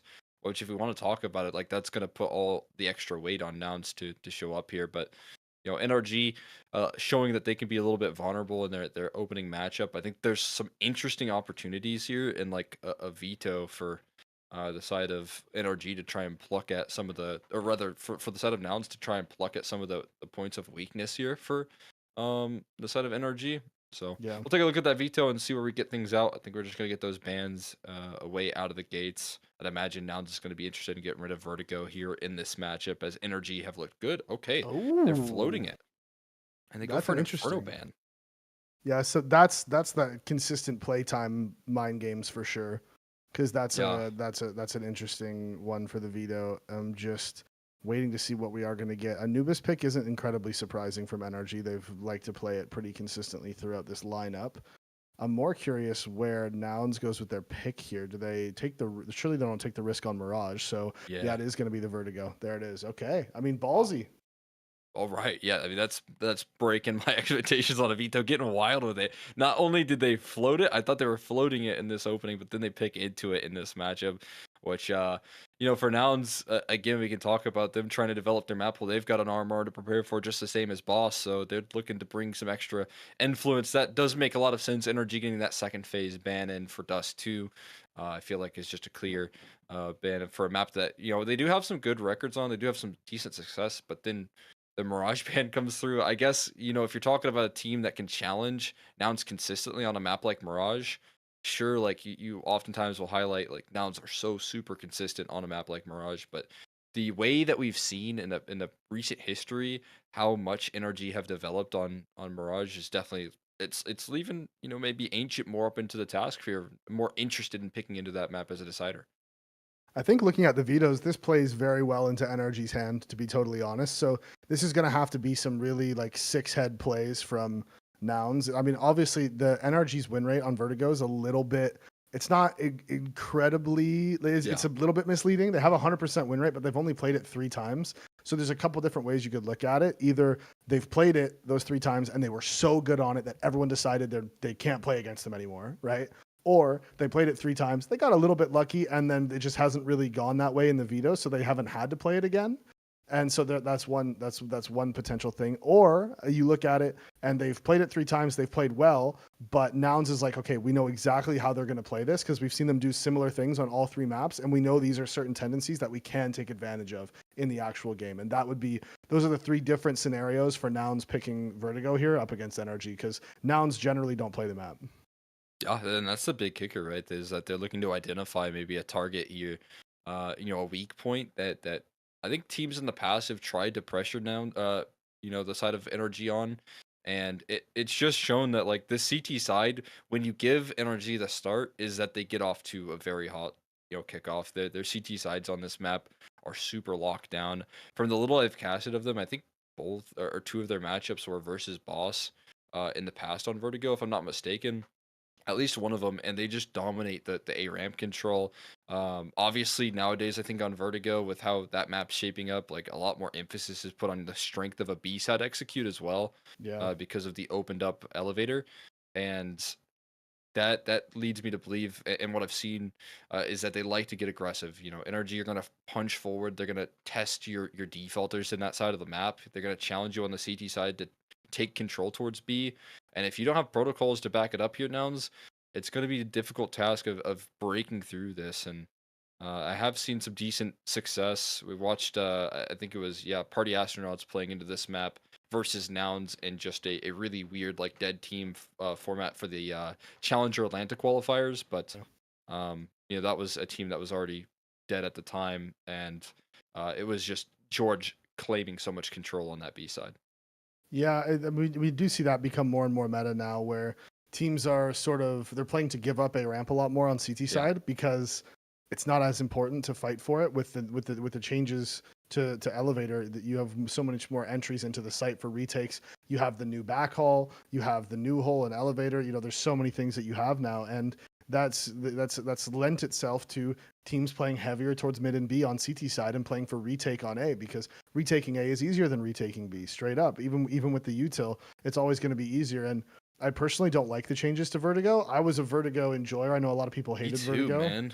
But I was a Vertigo enjoyer. It's a shame. And it actually really is sad. I think these new changes obviously they fundamentally changed the map, which is what Valve was going for, but I don't think they changed it for the better. I think they made it so it feels more awkward for both teams, right? They didn't make a change that made it one-sided for one team. It's a change for the sake of a change that now makes both teams feel a little bit more awkward. And I think if they want to keep Vertigo in the map pool, they're going to have to adjust it a little bit more. That was just a little personal tangent I went off on. No, dude, I was such a big Vertigo fan before the changes as well. And I think now at this point, it needs to either get removed or... Because, like, at this point, if you look at the teams that are playing Vertigo, man, it's always the extremity rosters. Like, you're talking about, like, a NIP that is really good at Vertigo. They'll like, test the upper echelons of rosters, and it just feels like sometimes it's just who is more comfortable on the map here. So I think it's a bit awkward right now. We do got a little update. Yeah. We got a ping dispute in ACS things, and I imagine what this is about is a pesky Dallas server. I could imagine. Almost for sure this is somehow a Dallas server, because I think NRG are largely Dallas as well, or maybe they like Dallas. Nitro's definitely in the area. Hext Yeah. is Canadian, so you can imagine his Dallas ping would be 60 something, Yeah, that's true. unless they're at the facility. I know OC doesn't Automatics, like Chicago Californ- from NA Revival series in the past. Oh, really? Yeah. I OC wonder gets some yeah. bad thing to Chicago, as far as I'm aware. I wonder if what happened is Nouns banned out Chicago and then NRG banned out Dallas or something. So they got a Denver server, because Automatics was in California. I guess I don't know where he lives now, but was in California. Breeze, I have actually no clue. I actually have no clue where he's from. Yeah. To be totally honest. And then Hext, I'm guessing, is probably somewhere West Coast Canada. Yeah. So Denver would be better for him. Yeah, I'm not sure. I'm really not sure. Maybe we can I get just some remember these information at flaring some up point. in the past when when Wildcard had 2 players in Europe playing in these series in the past. I think they like agreed upon Chicago, which then led Susp and Fozzy to both have like 100 ping a piece, and then NRG was also in like a weird spot with Chicago servers. So that was a big dispute there. But yeah, I don't know what's going on with this one. I for some reason feel like I remember clicking tab. Maybe this is when like I don't know if NRG are ever boot camping in these series or not, but Yeah, I it don't know. feels like I remember them on good ping in the past with but I mean again maybe they were boot camping for the RMR specifically, and that's where I saw it when I clicked tab watching one of their Yeah. games. Also, CS2 changes everyone just Yeah, because of how how ping works. just because of how much more important ping is now. Shoot. Like 10 to 15 ping makes such a huge difference that you can't really blame a team for ping dispute. If it's going to give you like 20 less ping to get on a different server, that's a massive It's a difference. huge Teams are difference, going to yeah. do that. Like it's just the way it What's is. crazy is that like I thought it was such a huge deal. My brain, I mean, maybe this is just like a couple players, but dude, Susp and Fozy when they were playing on 100 ping were Yeah. dropping like wild numbers, and my brain just couldn't wrap around like how Fozy was consistent with the op. I was watching Susp like get multi-kill spray downs, like fully still. They're peeking into him. He's holding a bomb site and he's just spraying people down, and I just couldn't really comprehend how Wildcard were figuring out ways to win with two players on 100 ping. That break my complete conception about like ping disputes, because I was like, okay, these guys can just do it on 100 ping. I've talked with like Cryptic in the past because I think largely that team is East Coast, and Yeah. I think they were supposedly like practicing some European teams on Yep. 70 ping UK servers. Yeah, teams And I were was like, doing that's that such actually. a cool idea, but that was in Go. I'd Yeah. asked him if they were still like doing that heading into I think the last armor, and he had said no. Like in CS2, it's too impossible. horrible when everybody's on 70 ping, and you're getting peaked by people. And then obviously, like, dude, Europeans are a little bit selfish with their ping. You get them on a UK server with 30 ping, and they aren't even happy. So It's true. No, seriously, it really is. When I used to live in Europe, if you like, they always wanted. Everyone was so used to Germany servers, but if you had a team of Scandinavians, they were Yeah. like, ban France, ban UK. We're gonna try to get Sweden server. Like it was just that they were Yeah. right on it, and yeah, it was just they take it really seriously. Dude. Even the ping disputes there too are like wild. Like this is even back in CS:GO. There was a Polish team we played against who ping disputed us on a France server so that they could get a Germany server. But the ping dispute, like they were trying to get 6 less ping, like in CS:GO, and That's obviously the admins are crazy. like, no, your ping, it's not, no, you don't win this ping dispute. And the Yeah. only reason why we wanted to play France servers over Germany is because at the time the Faceit Germany servers, at the time the Faceit Germany servers were having problems or whatever. So we Yeah. were like, hey, let's play France, and they were like, no, we want to play Germany anyways. And I was like, oh my god, you guys are. These Europeans, they take their ping seriously. I was like, if you guys only knew, I played half my career on 70 ping. Yes, dude. I mean, I can imagine being a kid. Like I've always been pretty central, so Chicago's okay with me. At this Yeah. point, I'm on the East Coast, and I've just got really good routing for everywhere. So like even if I'm Lucky. on a West Coast server, I get max 60 ping, which is kind of crazy. But now like I'm playing, or I used to play when I was in Kentucky. Didn't have as good internet. I'd play on West. I played. I think my first when I won IM in season 36, we played West Coast like league or whatever for ESEA, and I ended up playing that whole season on 100 plus ping that whole time. Just miserable That's bad. until playoffs, which then it was like taking the training weights off, and then got to perform a little bit more. But yeah, no, it's dude, NA is just way bigger. There's way too many problems. I can imagine though this is the small details between these two. It's more It's like I gotta think be routing when the and margins numbers. are this small, right? When your Yeah. games are split 11-11, like you have to play for those small margins. I mean, I know if Jason Lake is listening, I know shout out Complexity for sponsoring this thing, but back in the day, if you were playing 1.6, you were playing Dallas servers. That's just like how it was for if you were playing any high level stuff. Like obviously there was Yeah. regional leagues coming up with East and West, and you could play New York or LA or whatever. But generally, once you get to like the big leagues, like you are just playing Dallas servers, and the Texas Counter-Strike scene thrived because everyone was playing Dallas servers. And that's not the only reason why it thrived, but it obviously helps Yeah. that online the Dallas teams are getting to play on low ping, whereas us, the poor Canadian teams, on 75, Yeah, 80 yeah. ping in 1.6. And funnily enough, the 1.6 ping did make it like 70-5, made a huge difference, but in CS2 Yeah. somehow it's still worse, which is hilarious. But yeah, so anyway, so I could go on forever about that, but yeah, man, high ping was always a thing. And right now, like we said, when the margins are so small between these two teams, it's not surprising at all to see them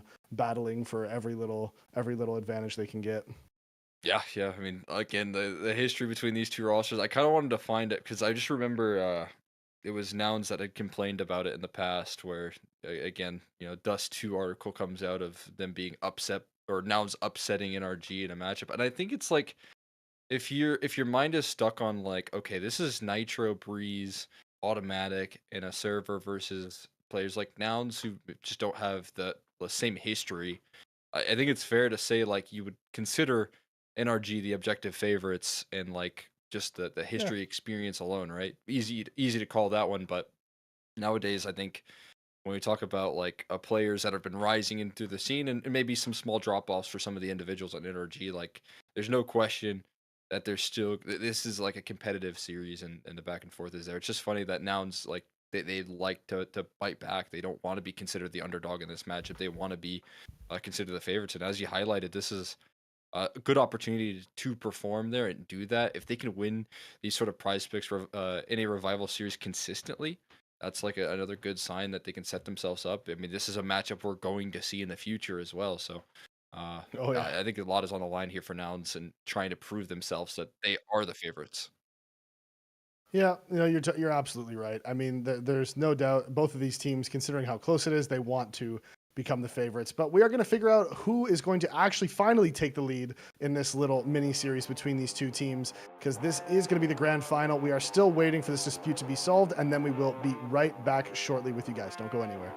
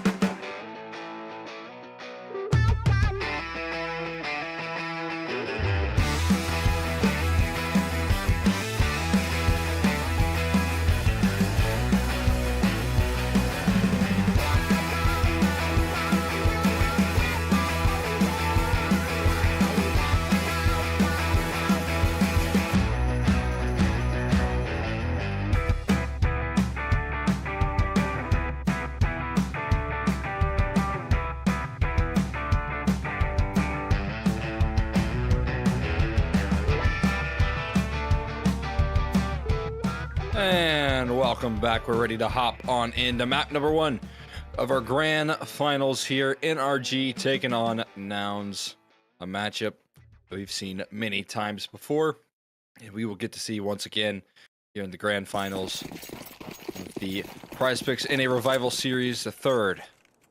Excited to do this alongside Davey.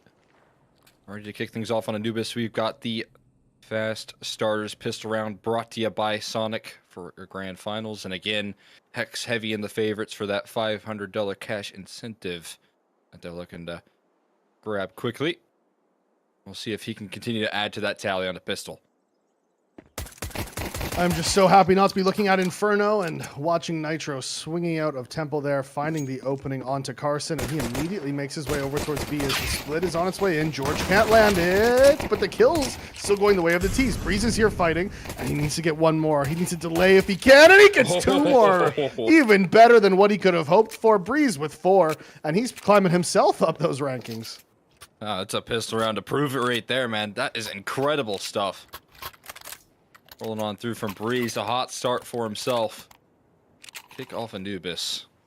And a welcomed sight for NRG to have him defending this incredibly effective at the moment. Just looking sharp as can be. Hop into that second round. And with the way that things kind of kicked off, didn't get a bomb plant here. Now it's not going to have much of a case to get any further investment. You just got a chance to farm up against these default pistols and a single smoke for Nouns.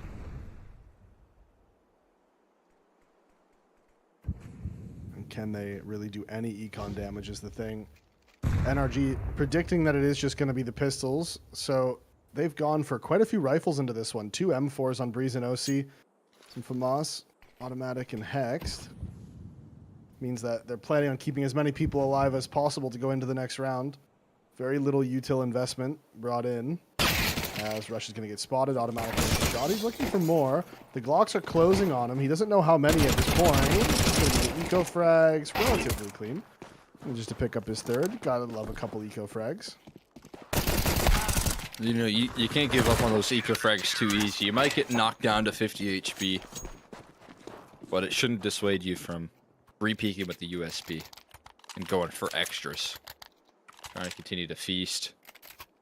Automatic, a nice 3-0 start for him because of it. Breeze up to 5-0 at the moment as well to back this up, and looking to be a hot to start for NRG as we open things up into the first gun round. It's going to be a bonus of MP9s and FAMAS still in play, but this is where they back it up with utility as well. We'll see how their Anubis defense kind of racks up long term. Nitro can call a pretty active play, and as you can see, OC looking to set up the aggression. It's Hex and Breeze leading the charge.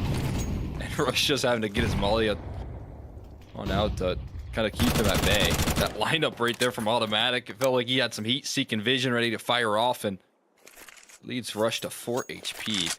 Blatantly cheating. Obviously. How does he know through smoke? Call Gabe Newell now. Please, dial him up. Nitro spotted him. Good nade damage done. Remember, that's going to make it so that the first bullet headshots from the M4 are a possibility. As the counter molly's just going to freeze them, and this is pretty good. They still have that aggressive play from Breeze as automatic finds the lurk in mid. Now they know it's the A hit. OC takes first contact. Nitro, if he can just get one, it'll be massive. He can't, but lots of damage. Has 2 quick kills. They try to make the play through the smoke, and they just immediately go down.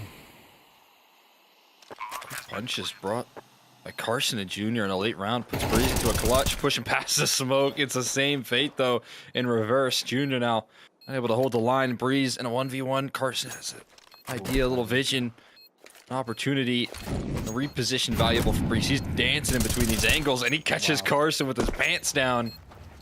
And able to collect with the quickness. That's some very rapid movement from Breeze ducking in from those 2 angles, and it's going to catch him a quick clutch in the 1v2.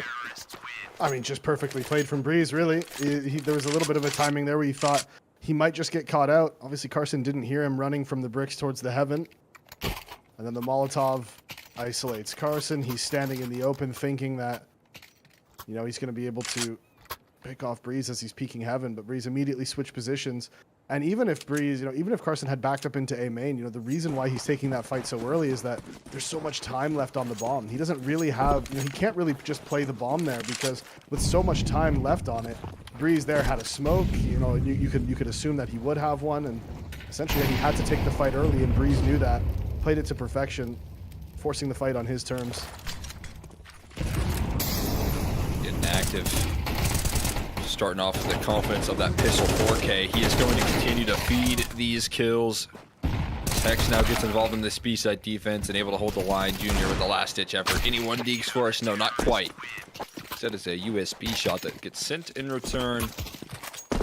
4-0 to roll through the NRG offense. Not a lot of damage being done either.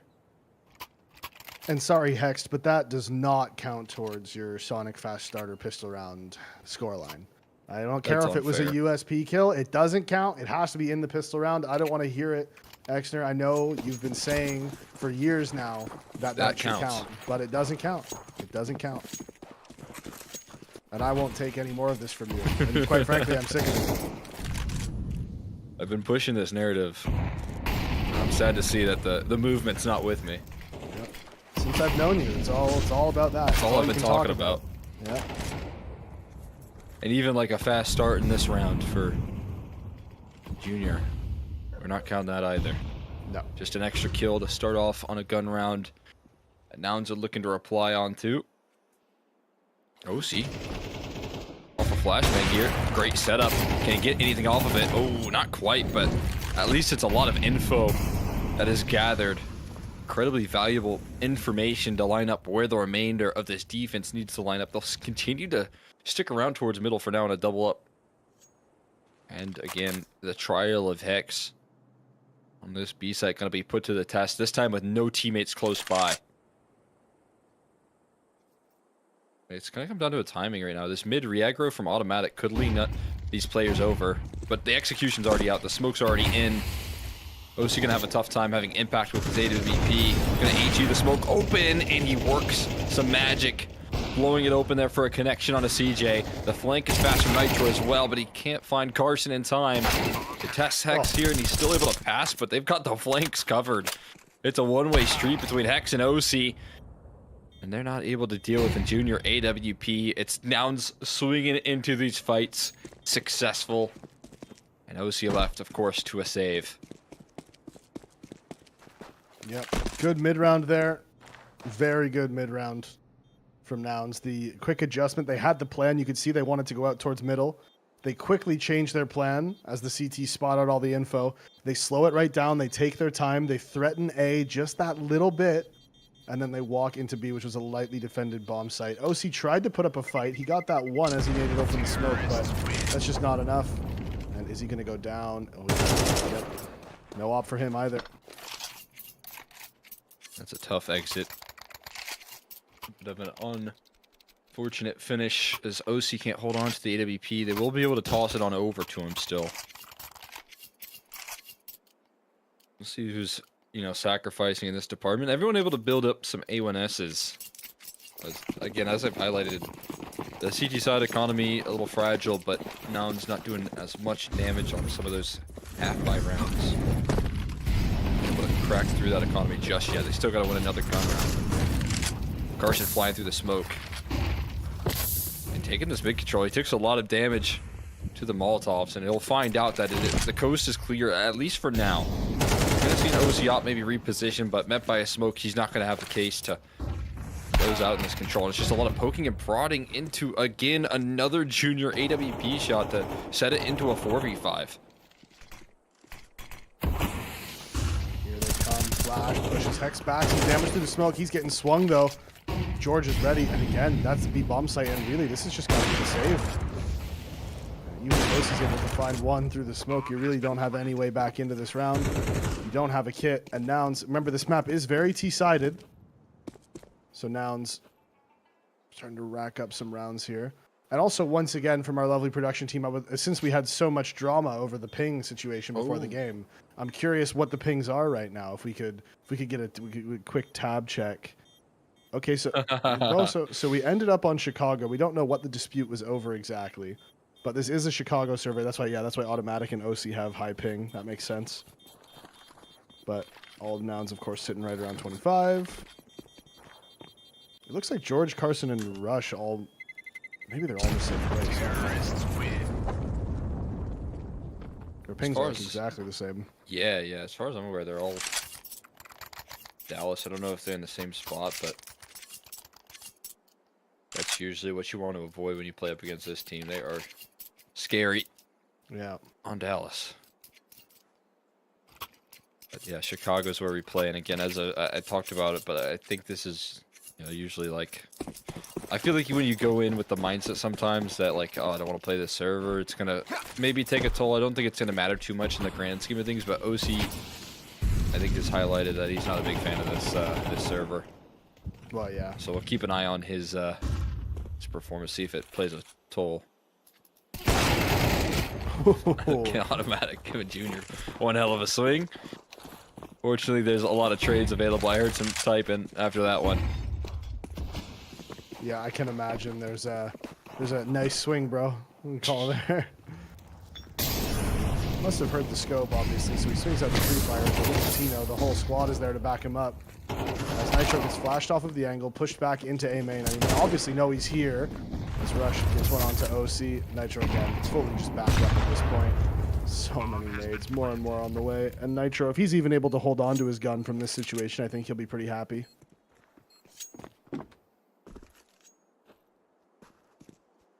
Maybe even get an AWP. Oh, that timing is a little bit rough. He manages to escape it.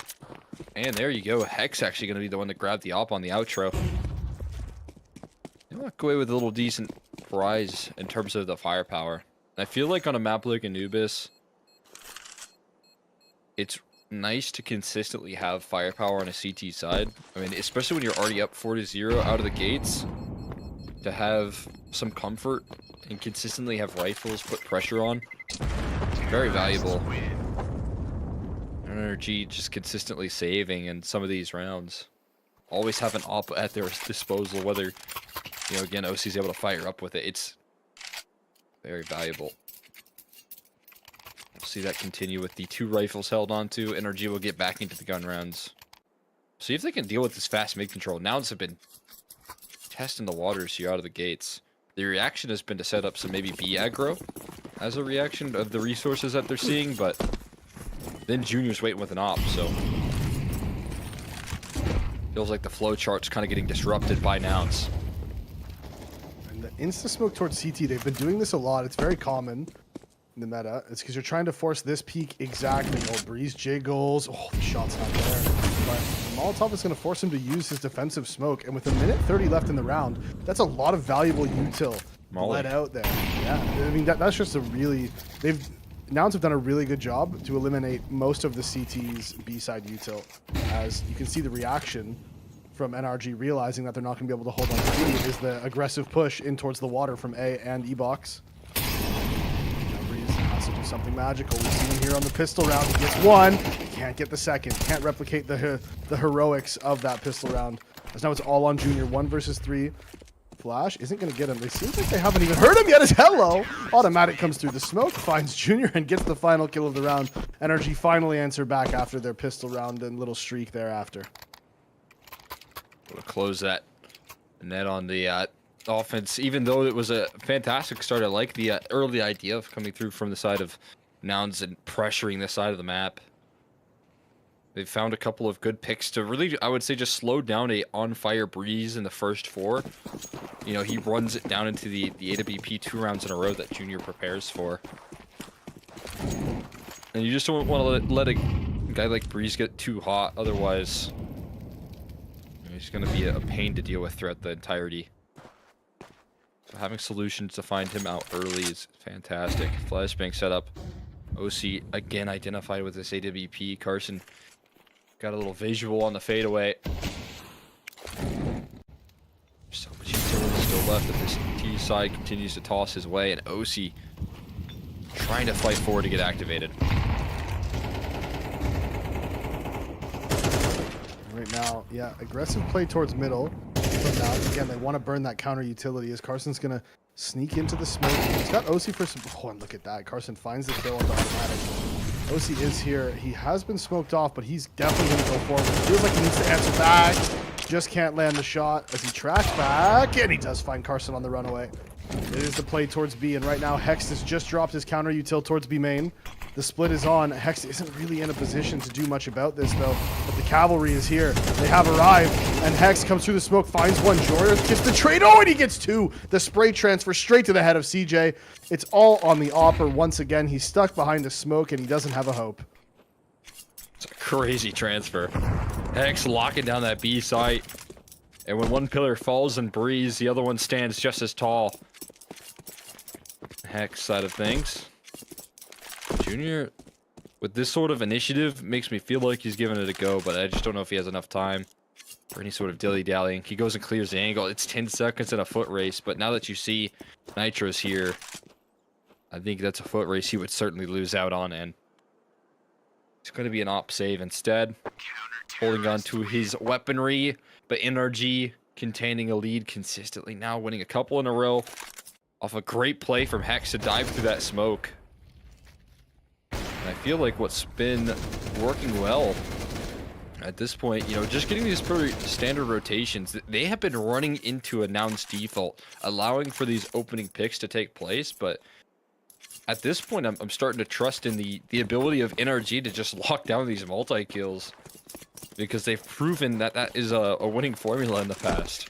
Yeah.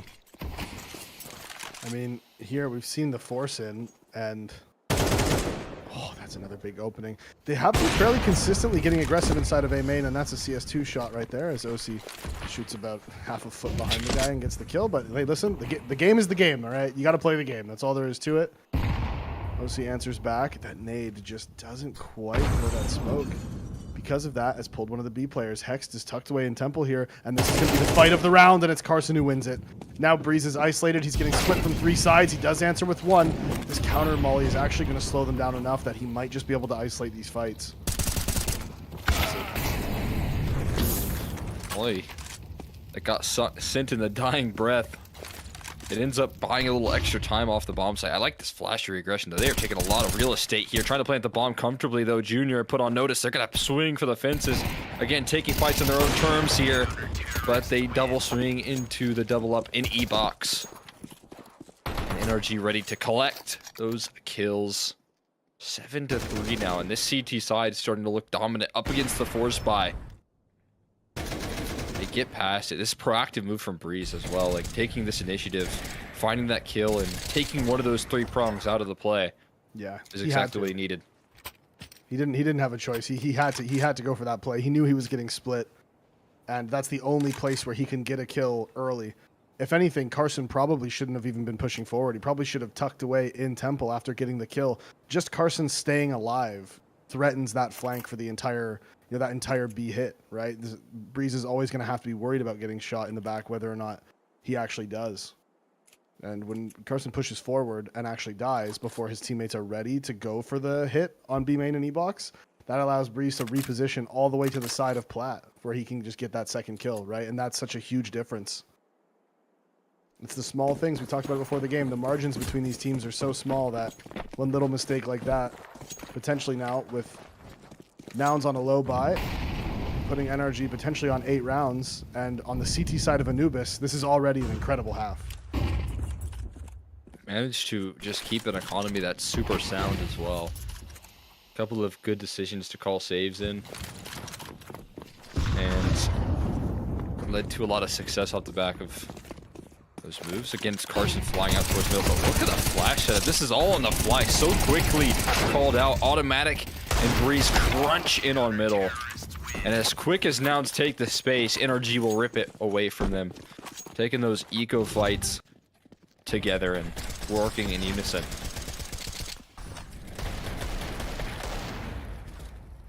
Even Hext came through the smoke at the end there, like, hey, I want one eco too. Let me get in on the action.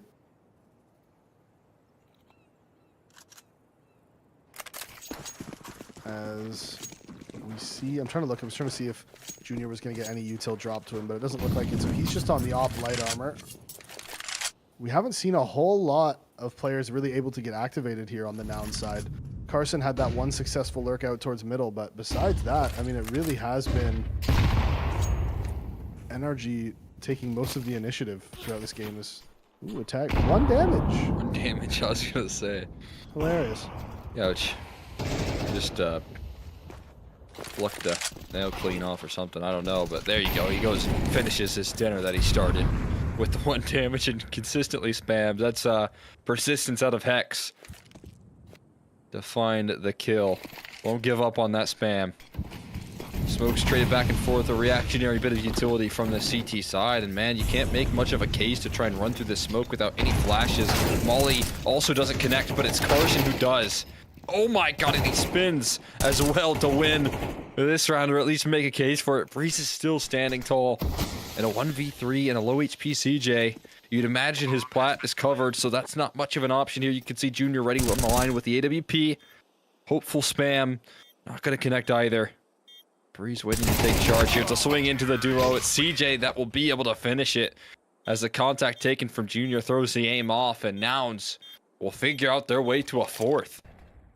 And you know what's funny about that too is Junior didn't have head armor, so if that first bullet connects, like Breeze had the lineup, he had the pre-fire. If that first bullet connects, he transfers down to CJ very quickly there, and that's just a 1 versus 1. That's totally winnable. But Nouns are able to close it out, and again, it was Carson who was the one who was able to find the impact. He was the impact player there on their T side, and now they really need to lock it down here. And of course, now starting off with this Sonic Fast Starter pistol round, it is going to.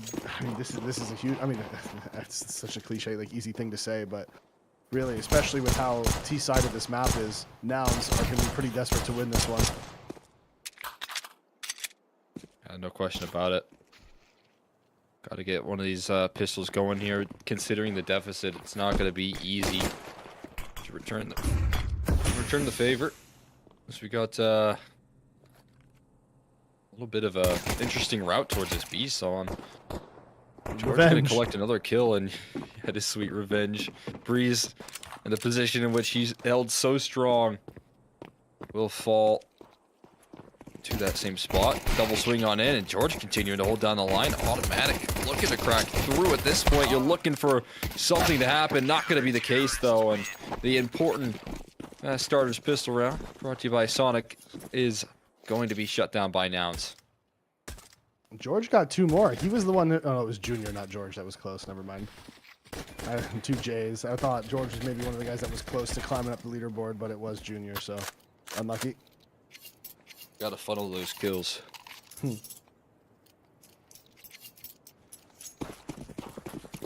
Hex is gonna be a tough target to keep up with. I don't know if he's gotten. I mean, Breeze took all of them in the first, and he died pretty early, so at least if you can shut him down, make sure he can't continue to climb it up. Take this series of distance, keep up the resistance. Without a bomb plant, though.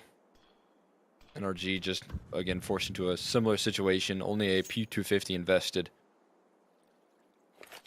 in this round. Yep. Yeah, keep your strength in numbers. Both of these teams seem to know and predict that there isn't going to be a force buy on second round. So you can see for the CTs now, they have 1 Molotov and 1 smoke, right? That's it for any sort of defensive utility. I'd be interested to see if on the next map, maybe one of these teams take the risk and go for the force buy on the second rounds and do a site execute where the CTs just aren't going to have the utility really to defend against it. And that's been a common theme. As now, okay, so Automatic has snuck into CT spawn, but they do know that he's here. They heard him. They know he's here. The bomb is going to get planted. That's hilarious. That Nitro goes down like that. Took the drive-by, gets 1, and now they're not going to be able to get that bomb plant. That's really... Oh, they can, I think. They are. Yeah. They're going to do it. Yeah, I think Rush getting taken down there is the big reposition now. Breeze. We'll see what he can't do. I guess it's worth it. Every kill you get with this MP9, again, is an extra 600. But not going to happen. No armor. Gets torn up by the CJ MP9 in return instead. As you highlighted, I mean, you're just willing to concede so much space as you, in the back of your mind, know what's going on in these sort of rounds. The lack of utility is interesting. Like a Tech 9 force buy is what you're saying, just tears up these sort of rounds. If they have any firepower, You play a 4v4 post plant like that up against Tech 9s and armor, you know, you got to swing into these like plays instead of Glocks on the other end. You got a little more fight to you. Those rounds can be so deadly.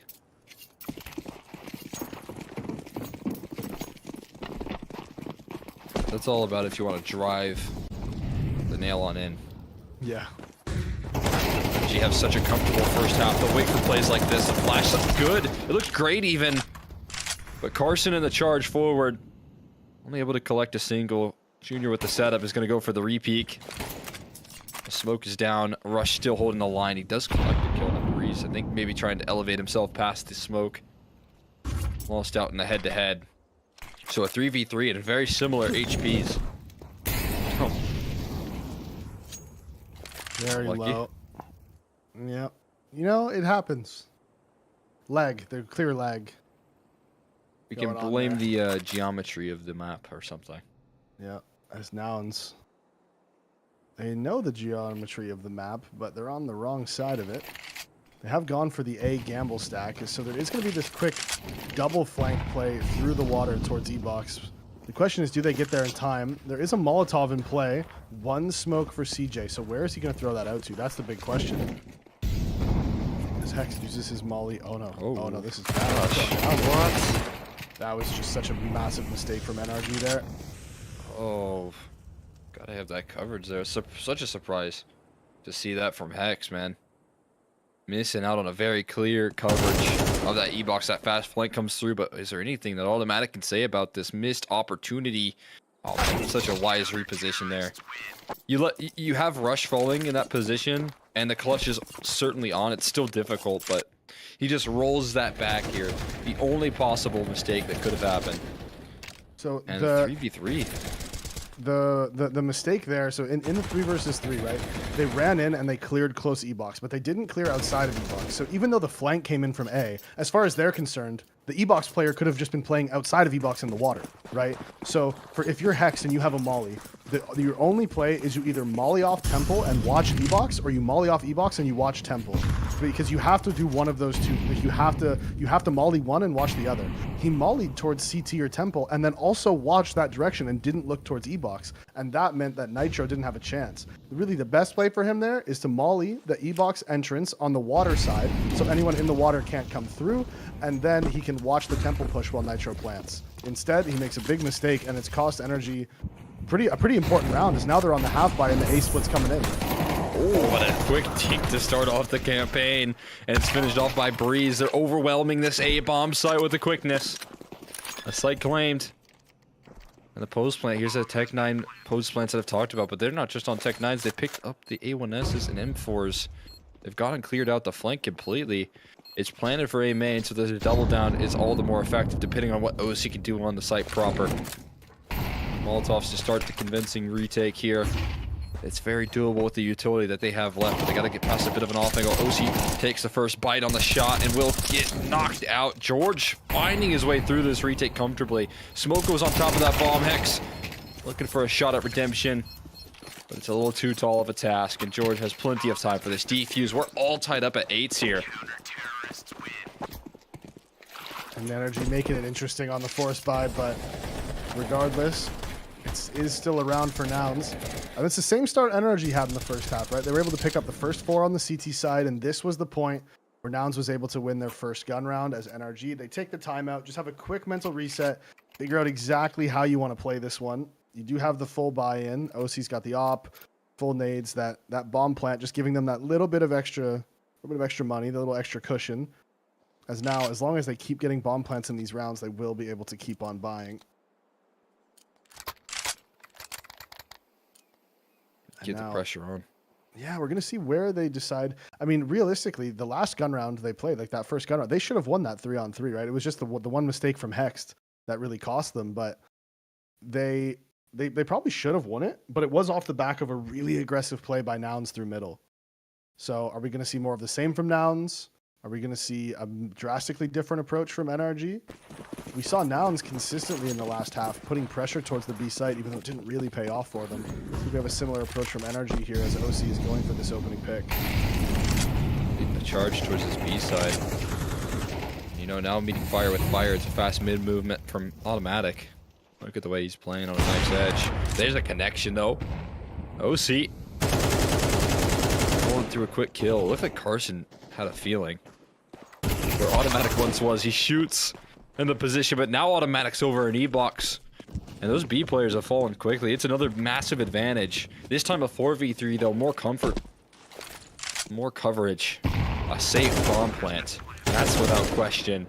And now starts a conversation here. In moments like these, I think what helped NRG so much on a CT side is they quickly called saves. Yeah. And had so many gun rounds, and we're seeing the same efficiency out of Nouns. Yeah, you have to. There's too much util on the T side still, because they obviously they took the site based off of 2 sort of like lurk kills, right? It wasn't an execute or anything, so you know that there's enough util to sort of freeze you out of the round for a long time. You don't even take the risk. Take the save. And bring your guns into the next round. You have an AK, you have an op. Very valuable. And if they went for it and lost, they would have been this one very well. So, All right. Breeze. There you go. Yeah, I mean, one more of a warm greeting than the other. Breeze will not take long to punish that, man. Nitro gives him a welcoming sight all for who stands behind him. It's Big Bad Breeze. 17 kills and 104 ADR in this map. A great CT side alongside Hex. If you wanted to go towards that B side, I didn't like their odds of getting through that duo. I definitely felt it in the 8-4 half. Automatic being active as can be, man. Give him an opportunity to make it work, and he will pass this control. And he's just got this valuable real estate. You know, if you want to comfortably rotate on this map, you would like these lanes of Anubis through middle. But without this ground, you got to take the long way around. You got to take the scenic view of Anubis. But they're smart in these repositions. They're reinforcing this A side. There's so much help now. Yeah, this is a read. This isn't the first time that Nouns have gamble stacked over towards A. They must have some data. They must have a read on the fact that NRG likes to end their rounds towards the A site. And it's going to be more of the same in this one by the looks of it. Nitro snuck by. Carson's trying to look for a timing. And you know what? He just might get it. Here it comes. The split is coming in. And Carson, he's right in the smoke. Nitro doesn't know. He's got a teammate coming through with him. And it's one. He finds it. Automatic gets the kill onto Carson. Nitro's already moved all the way through. Junior has to be massive. He was big, but not quite big enough. Ooh. Nitro. He kind of extends all the way into this spawn area, and that's the free collection from George. Overstaying his welcome, and Heaven over chasing these kills. Can OC redeem it? It looks likely. Puts the pressure on to Rush. What he can make this 1 versus 2. He's got to take the silent approach. So his guns, you know, somewhat at his retrieval, but, you know, maybe the op, the only thing he would want. And at this point, getting past this OC AWP in return is going to be one task too difficult. NRG double digits now, and it's money that's kind of in a tough spot for Nouns. Yeah, it's sad, but grabbing the op and just getting out there isn't really the worst idea, to be completely honest. When you're going for the retake with the MP9, there's so many long-range fight. You know, Rush has no chance of killing OC there on that angle. No matter pretty much no matter what angle OC played, Rush was going to be in for a tough one. As that has finally broken the economy. Carson was thinking about going for the Hero M4, instead has decided to sell it and just get the Deagle light armor, as they want to make sure they are fully saved up to deny that map point on the next round.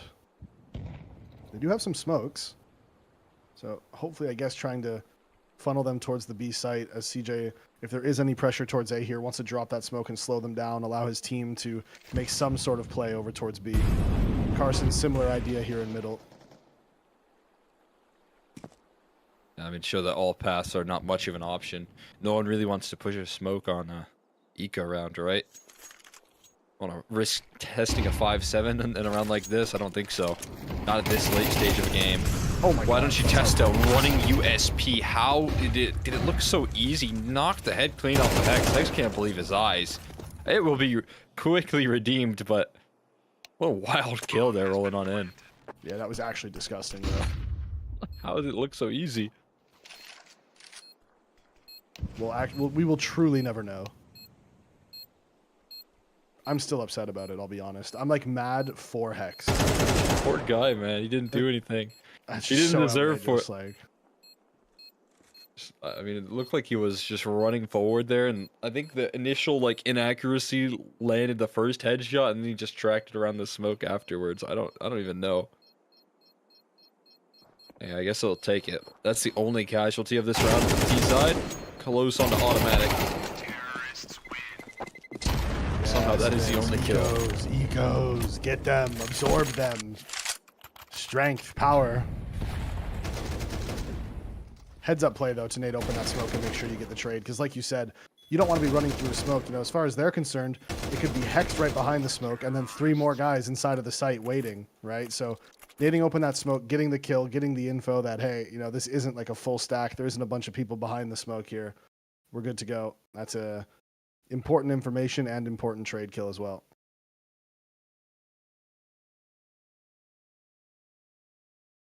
See how this Nouns roster holds up. I mean, this is fighting from the back foot now. See Carson getting involved in the comms. Level head at the moment, but need a little extra push to get this Nouns roster across the line on a map like Anubis here. Again, out of the gates. Talking about what they can bring to the table. Up against a very tough map for NRG that they picked into. This is a sort of success you would expect. It's what they've been showing. Efficiency and a great CT side developed. Took them a little while to get those T side rounds rolling, but as you highlighted, like, barring one mistake, they could have got activated a lot earlier on the gun rounds. Now they just need 2 more to close. And right now is when they start applying that pressure. And again, the play is over towards A, and again, Nouns has the read. This time, are they actually going to be able to stop it, though? That's the big question. Because there's 3 CTs here in the A bomb site. And we've seen them here again. Flash is going to be good. CJ's going to be blind as Hex is going forward, gets a second headshot. And it just doesn't matter. Nouns has the reads. They have the call. They have the play. They just don't have the kills. And right now, kills are the commodity. And they don't have any. NRG securing map point here. I think we're seeing the reason why NRG like a target towards that A side.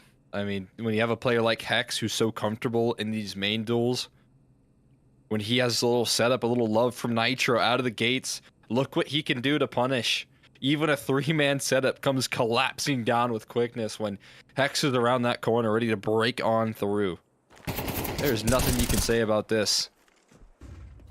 Nouns know what NRG want to do, and they can't quite defend up against it. Rush fighting for his life in this round. E-Box is not a safe space, though. Knows he's off, trained, and patient. No saves given, and now NRG, they have 4 chances to close this one out, and the 21st round going to be the most opportune. Oh, I mean, just the double headshot entry. They hunt down all the guns as well. I mean, that was just savage there from NRG. And yeah, it's going to be the MP9s coming out for Nouns, and NRG surely going to be expecting an aggressive play. Thinking maybe, you know, has Nouns used a timeout yet in this game? I'm actually not quite sure if they did. Might have been something worth trying. Oh, they did use one? Okay. Well, they had a lot more. They had a lot more they probably could have used at some point. You know, it has been very streaky so far this game. Has water control taken, and that's actually, that's way too good. That one up for CJ. He actually wasn't able to grab the off. He's still here. He still wants it. And just overstayed. Yeah, overstayed his welcome on that one. Got a little bit too giddy. Yeah, trying to really send this one on in. A position in which you maybe want to be the hero at this point. You've already found a first. What's another peek around the corner? Well, it is an instant dismissal and multiple rifles waiting to catch. Although that information queues up re-aggression towards B. A huge flank formulating rush will claim and damage done. The escape route is now going to be this A side, and we're going to have to call upon Hex. He's the only one healthy for a little bit more in this sort of round. All top towards camera. Just going to flush them away. Provide safe passage for a bomb plant. Some extra utility, but it's not dispensed yet. Only smoke used towards heaven as well. That nade is good. And remember, no kit for the CT side. all coming through camera. I want to go through having lots of damage done, but everyone's low HP at this point. George is the only one who has just a little bit of something there as Nitro. Has he made the play? Has he made the round? When he played, no, George reads it, and Automatic has to run away with his life, grab that up, and make sure that the CTs can't get it. Well done. George covering perfectly. Automatic. Oh, not guaranteed to save this up. He gets knocked down. He burns in the flames. They can't recover it, though. Just at the buzzer. It gets taken away. A couple extra kills roll on through. But if you're Nouns, you're just happy to still be kicking, considering a 4v4. And maybe CJ kind of overextends, but there's a really effective reaction coming through from Nouns to aggress on the other extremity. Pressure on that B side, re-aggress towards middle. Change the tone of the round completely. Yeah, I think NRG are going to be a little bit disappointed with themselves that they didn't do a slower default there, like a really passive, slow default, just to see where the aggression was going to come in from, because the aggression came pretty much in the mid round. And if they were just, I mean, I think they're going to be a little disappointed that they weren't just spread out a little bit more and playing for a bit more information. As right here, Rush is going to find Breeze, and he does find the kill as well. And again, this aggression towards B has been really the only way that Nouns has been able to find ways into the rounds. Look, again, a push through into the water as Hex goes down to CJ. And simultaneous aggression across the map means mid is the only spot that's open. And NRG have taken the space, but at what cost? The 5v3, another very unlikely post-plant success. Put on the challenge. They're trying to fight forward. They're looking for an isolated target at this point in time.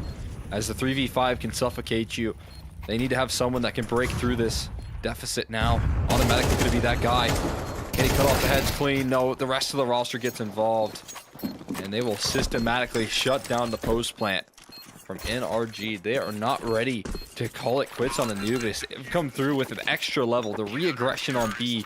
The pressure that CJ is finding himself on A as well. They're just winning on the extremity where they were losing out in these fights initially. Yeah, they can't win the gunfights. It hasn't been anything, you know, tactically spectacular from Nouns, and I'm not even trying to throw any shade that they're, you know, it's been okay, double push B main, get the kill, fall back, double push A main, get the kill, fall back. You know, I mean, it's nothing revolutionary, but it's exactly what's working for them, and NRG can't cope. So if you're Nouns at this point, the question you ask yourself is, do you continue with this style of play, or now do you expect the reaction from NRG and do you switch it up? That's always I guess essentially a cat and mouse game, or, you know, it's tough. It's tough to make that decision in the moment because you're torn between, well, let's just keep doing what works. But if NRG can find a way to stop it, then just doing what works, it isn't going to work anymore, and you don't have any rounds to play with. You've already given up Matt Point.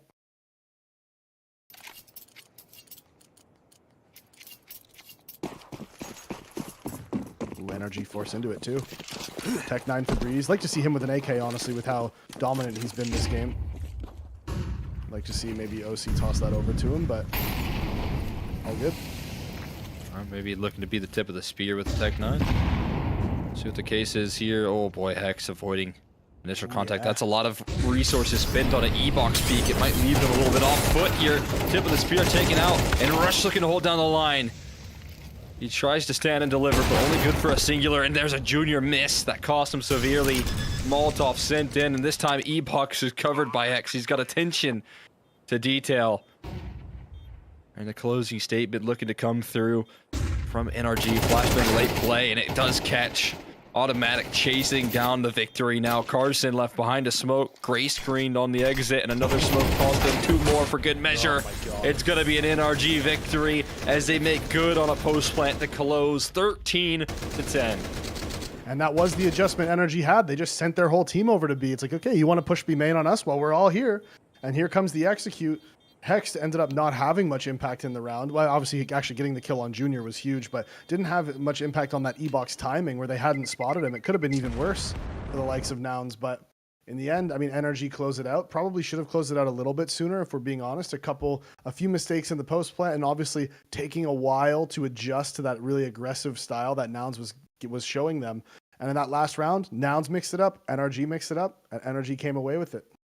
I think what's so key here is this is what I've highlighted a little bit with this Nitro edition. You see these pauses come through, and then you see a difference in the playstyle. Whereas, you know, the NRG of old would have kept on running into these brick walls. They could have, kept on doing what was once working, but no longer is the case, especially versus this now roster. And while I do like the foundation that Walco has set up this team, I think that's just what Nitro can bring is a depth of a playbook, more strategy, more development, extra oomph that can push this team across the line when the going gets tough. And that is what we saw, a timeout into an instant victory in a very late round crunch time scenario.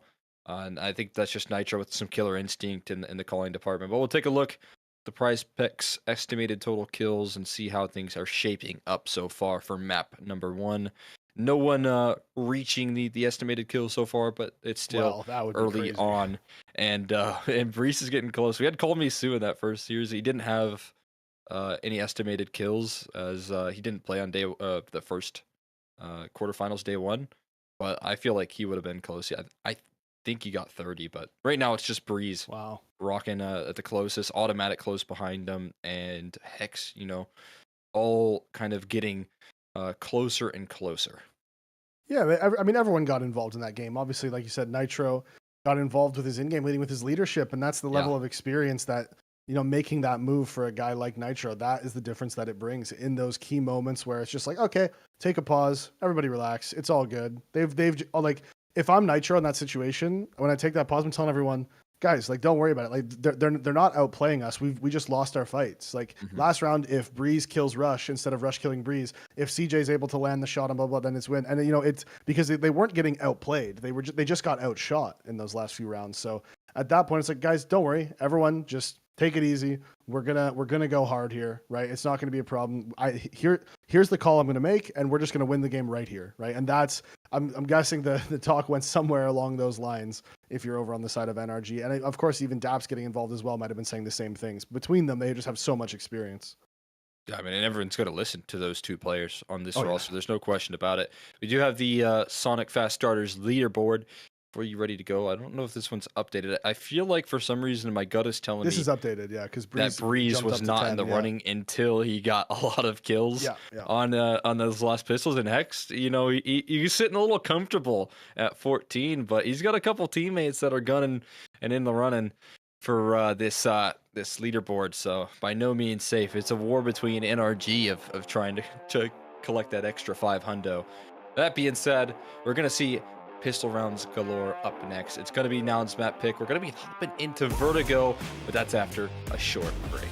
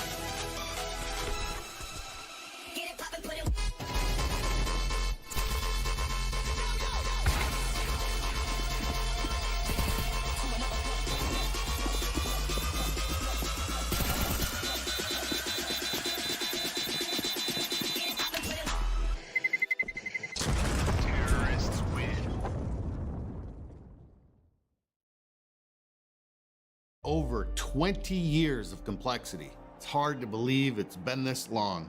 Buying the team back this year was a full circle moment for us. Of course, nothing would be possible without all the players, past and present, who've represented us from the old logo to the new, and maybe back again. Not to mention the ones behind the scenes who've kept the gears turning all these years. But most importantly, I want to say thank you to the fans. We wouldn't be Complexity without you. Thank you for standing by us. We'll continue to stand by you and the North American scene. You'll always be our home.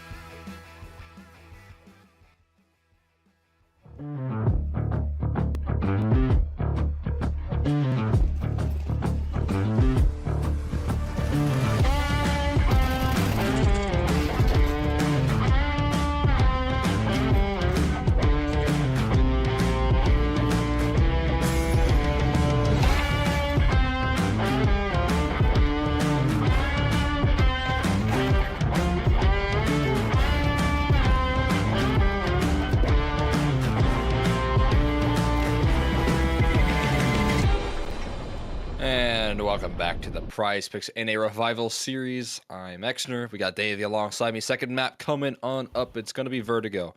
Interesting route here for Nouns and the Veto here. They're challenging a bit of a lack of maybe depth in NRG's, Vertigo.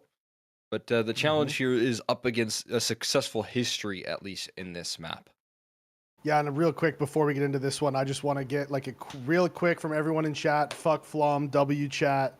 Well done, everybody. And also, of course, shout out to Complexity, Jason Lake, and everyone else for, doing all this stuff. Shout out to all the admin teams in the background, all the production. Just real quick, just a quick shout out to everyone. Remember, this has been going on all weekend for your guys' entertainment to try to help the NA scene. So real quick, I just wanted to throw that out there for everybody before we continue on here with our second map of this grand final. Important to show the love there, of course. And again, PrizePicks for putting this on there as well, and Sonic and Mythic League alongside it. It's been a cool event. Every single time I've been able to cover these, finals days, it's led to some very exciting North American Counter-Strike, and it's just, to be honest, good to see some best of threes in NA. Yeah. These best of ones have been getting a little bit stale sometimes, and so getting to see best of threes, testing these map pools, being able to even talk about a veto, it's refreshing. I like it, and it's very good to see. So it's going to lead to maybe an exciting series. So far, the finals have delivered, even if it's been just close maps, competitive 2-0s. It's been fun to watch, and Nouns are also looking to try and take a title away here and try and get a victory underneath their belt, but they're now standing down the map, down and looking to try and bounce back into this matchup, which is going to be a tough challenge for the squad, considering, again, I feel like they really are targeting NRG in a point of, maybe a weakness in terms of like history and depth, like not a lot of reps on this map, and that's what they're hoping to capitalize on, I'd imagine.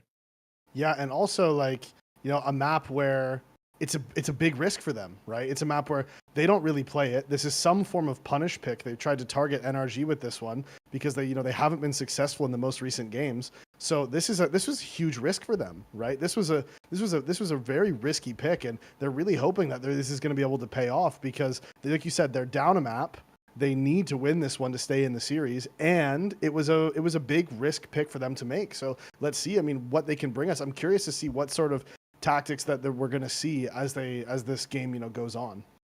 Yeah, and I think especially for Nouns roster, who we've highlighted, has had a decent history versus this NRG squad, but also like in relative history has had some struggles in the mix as well. Like the last two best of threes have gone in the way of NRG versus the very important one at the closed qualifier for the RMR, where Nouns was able to claim it. So an interesting back and forth in between these two rosters in a battle of endurance. Yeah, it's gonna make sense that we try and reroute the veto, considering the past vetoes we've seen Ancient, we've seen Inferno, we've seen Mirage, the maps you would expect between these rosters. But in the first two, Anubis and now Vertigo introducing itself into the series is a whole new territory that you'll have to prepare yourself for. But prepare yourself for a fast start round brought to you by Sonic. And again, Hex, who's leading the charge on the leaderboard, is now going to lead off with an opening duel. He's hit big 15 on the leaderboard now and is looking for that extra 500 and incentive for getting the most kills in a Revival Series 3. He's on the path to doing so. Well, George wants some for himself. Breeze is right up there with him, but Hex extends his lead on the Sonic Fast Starter pistol. Rush puts OC down, and hello, Breeze gets another one. They're back and forth, 2 apiece. And now, if one of them is able to finish this one off onto Rush, then they're gonna. If Breeze gets it, then he's only 3 away from Hex. So then he just has to get a 3K next half, and he's tied up. Oh my God, what happens if they're tied? Do they split it? They must split it. Yeah, probably. Yeah, well, I guess we'll find out when we get there. If we get there, of course. As Rush moving forward, has the hit, has the smoke, and has the death. So Breeze closing the distance. Okay, only 3 more. Only 3 more for him. Next half, keep an eye out for the man.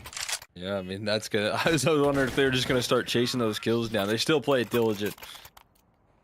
I'll be honest. I don't think they're getting these guys. They're not going to be throwing rounds away for the extra $500. They're going to be making sure that they secure the win. Than I am, man. I'll do some. Hey, listen, $20 is $20. Right? Amen. $20 is $20. Let alone 500. Come on. Yeah, that's what I'm saying. Get active. See what we can't do. If I was in the same room, I might even kiss Breeze to distract him so that I can go for the kill, you know? That's the most effective method. Yeah, you can't stop me. But how's he supposed to get the kill? I guess it's as long as he's not getting caught up. I mean, Hex is an elite. He just needs to get the distraction going. Exactly. Like I'm talking about, you kiss him so he can't kill him. You both lose the round, but Breeze doesn't close the distance. You know what I'm saying? Yes, exactly. That's the real way to do it. And again, these pistol kills will not count whatever nouns get. It's just USPs, but don't be fooled. No matter how much Exner tries to get this to make these count, as we covered, they don't count. We'll see if I can switch up the rule book here. We got a couple questions For Revival Series 4, you know, we'll work on that. We'll talk things through. Can it be just like most pistol kills? I think if you're on a USP or a Glock and you get a kill against a full gun round, that should count specifically. What about that one right there where you got that 25 Mac 10 bullets and none of them connected? Wow, that bomb. I mean, Vertigo Bomb's a little more effective in CS2 as well. It used to be a complete dud. Yeah, that's true. Yeah, you could survive on the stairs with like 30 damage or something. That was just outrageous. I remember in a league. Oh, there we go. There's the updated leaderboard. Yeah, Sonic Fast Starters. Yeah, this is crazy competitive. Automatics in the running as well, you know. As we've highlighted, I feel like if you're teammates, you'll be willing to share the love if there is a tie. And right now, it is only NRG in contention, and you know the upper echelons of the leaderboard. We have all three of the top 3. Yeah, I think what this means is that NRG are really good at pistol rounds, is what we're taking from this. So many good pistol players, maybe. Yeah, they've definitely won the majority of their pistol rounds. I think that's definitely something we could take away from this data. On the other end, if you want to highlight nouns in the particular struggle, with 1-3 versus Boss. Yeah. Having a bit of a tough time in that department. Did get split the difference in Anubis at least versus this NRG squad, but at least you can talk about the gun round efficiency that they showed in that last series, the last best of 3. What we got here? A little bit of fancy footwork. Oh, nope, just a sound cue. A little donation of information to Rush. And Rush will capitalize. Is he prepared for the boost? He is, man. Look at the quickness out of Rush on this B anchoring. As I said, this is going to be a hot target for both rosters here on Vertigo. And if Rush can hold down the line like that, man, it's going to be an exciting prospect. Yeah, and we did talk about it in the game that, this B fight is going to be crucial as so many more teams are focusing on it. And right now, we have all 3 CTs moving their way over there. George is still nearby. He's walked over towards middle and CT spawn. So he is going to have that new hole covered as Automatic is sneaking his way across. And, I mean, this is just the gamble B stack, and they've gambled wrong. And now they know, as we see CJ getting aggressive. Bomb is coming up towards the site. Is he even going to be able to get this plant off? That Molly gives him a chance, but Automatic finds the kill under the side of George. And no kits in play here for the CTs. Such an excellent job in recovering this. Automatic with some activity. Nitro's got the offest of angles. Goes forward into a fight CJ was prepared for. And we'll collect, but this positioning still. Look at what they have to cover. Look at these awkward angles that they have to deal with. Nouns, they are certainly feeling the heat. But that's a crazy kill. Threading in another one. They don't realize that now Automatic is fooling through on the flank. And it's CJ without a kit. That is going to cost him. Didn't have the money to buy it. There's none in recovery close by. And it's going to be a save of the rifle coming on through. But NRG, considering how this round started, with a quick double down from Rush, even if they lose everybody, you're going to be happy with the conversion. Yeah, I mean, considering as well that, Rush, we've got the openings here. That's a double kill for him, right? So for them to be able to bring that one back. 808 HE, man. Yeah, right on top. Backspin on it. Very unfortunate. I mean, even here, if there was even just a kit for them to grab, then there's a world where they're able to win that one. This is just so aggressive towards middle. Flash comes in, Hex just drops. He's straight out of there. I mean, I don't know about you, but let's just say I'd be happy if it was like Nitro. Of course, I would have just killed all 5, unlike Nitro, noob player. Actually, NRG is actually in kind of a tough spot right now. This is weirdly awkward for them. They don't really have many places to go. And essentially, it's going to be walk up A. They have a lot of util, which could be the savior, but they have to dedicate one person to watching the flank pretty much the entire time. So you're doing a 3v4 execute pretty much. And that can get very awkward. They have to wait out this counter util. They have enough time that they don't need to force the issue. She's got the dance. He's him repositioned. He's not giving over this easily. MP9 is now starting to close the distance. He wants to fight forward instead of fall back. That's why he's got a very tall CJ ready to play off the back of him. That is an incredible setup from Nouns. So very high in the sky. It's got my dogs barking. And Carson going to close it out. Nouns, they're on the board early. Yeah, that mid push, I mean, really causing problems. The Nitro getting caught there. And the boost from CJ also grabbing 2 more. So that M4 that was saved has massive impact. 3 kills. They're able to recover some guns. 2 AKs now for the CT side. The money is in the bin for NRG. Yeah, they call the timeout. They want to figure out, okay, guys, are we going to force into this? Are we going to tank the save here? Because on 1900 bonus, they don't even really have a good buy next round. So you might as well force into this one and try to win that one back, right? Try to get some of those guns back. Because a full eco here is almost pointless. You're essentially saving twice. CJ eating during the game? This is unacceptable behavior. Oh my god. Come on. I think Junior's sleeping during the game? Oh, he's away. Oh, good. Okay, he woke up. I can't remember. It was someone on Nouns, I think, that brought like 6 bananas. Just a full, like... Oh, yeah. Amount of bananas to the... maybe it was George, actually. That's his, like... Fast-acting carbs, man. Yeah, fast-acting carbs. I feel like... Used to have them in the dressing room between periods for hockey as well. Those are they're great. They're great energy food. Good with the potassium. Is that what they got? Yeah, they do. They also have potassium. Yeah, not much of it actually. Bit of a. They have some. Is it a rumor? Is that like how carrots make your eyes better? No, that one is just made up. Bananas do have potassium. Okay. But just not that much. Like not a ton of potassium. There's other foods with more potassium. Somehow they became the potassium goats. They're fraudulent, is what you're saying. I thought about just making up a bunch of foods that have potassium just now. I'll be honest. I thought about just saying, oh, goats. Actually, goats have a lot of potassium. Did you know that? Like, I thought about just making that up, and I decided, if it was my broadcast, I would. I believed you, and you already just highlighted that you're going to make it up. Wow. Well, could have fooled me. This is going to be a shutdown on the force buy. Again, it's more B-side targets, but not being fooled as Nouns. They know where the play is likely to go. To rush it and again, another multi-kill. This time is going to be a double down that I think they can redeem a round off of. And that's just not a fun spam. How did George DK right there rush walking into the crosshairs? It's a little bit messy in the finishing blow, but you know, all is well. They close it out. He was tired of Rush getting all the kills. Rush is 8. He's got 8 on the board right now, locking down this B site. And George is like, excuse me, you've had enough this round. I think it's my turn now. Instead, Carson, of course, jumping up over the wood. It's the AK headshot. And they're answering back. Now, obviously, this is going to be the full eco from NRG. And they're just hoping for a bomb plant. Something fun you could do this round is just a little run boost to pull a rotation over towards B and then get 3 or 4 guys just sort of, you know, running out mid all at once, try to isolate a 1v1 maybe, or a couple, you know, isolate the one guy that's there, not a 1v1. You wouldn't want that with a Glock. I'm always scared when I have a Glock, though, to go middle and just get caught by the HEs. I'll be honest, I simply don't. I always buy something. I can't just play around with the Glock. That's so fair. For that now. Yeah.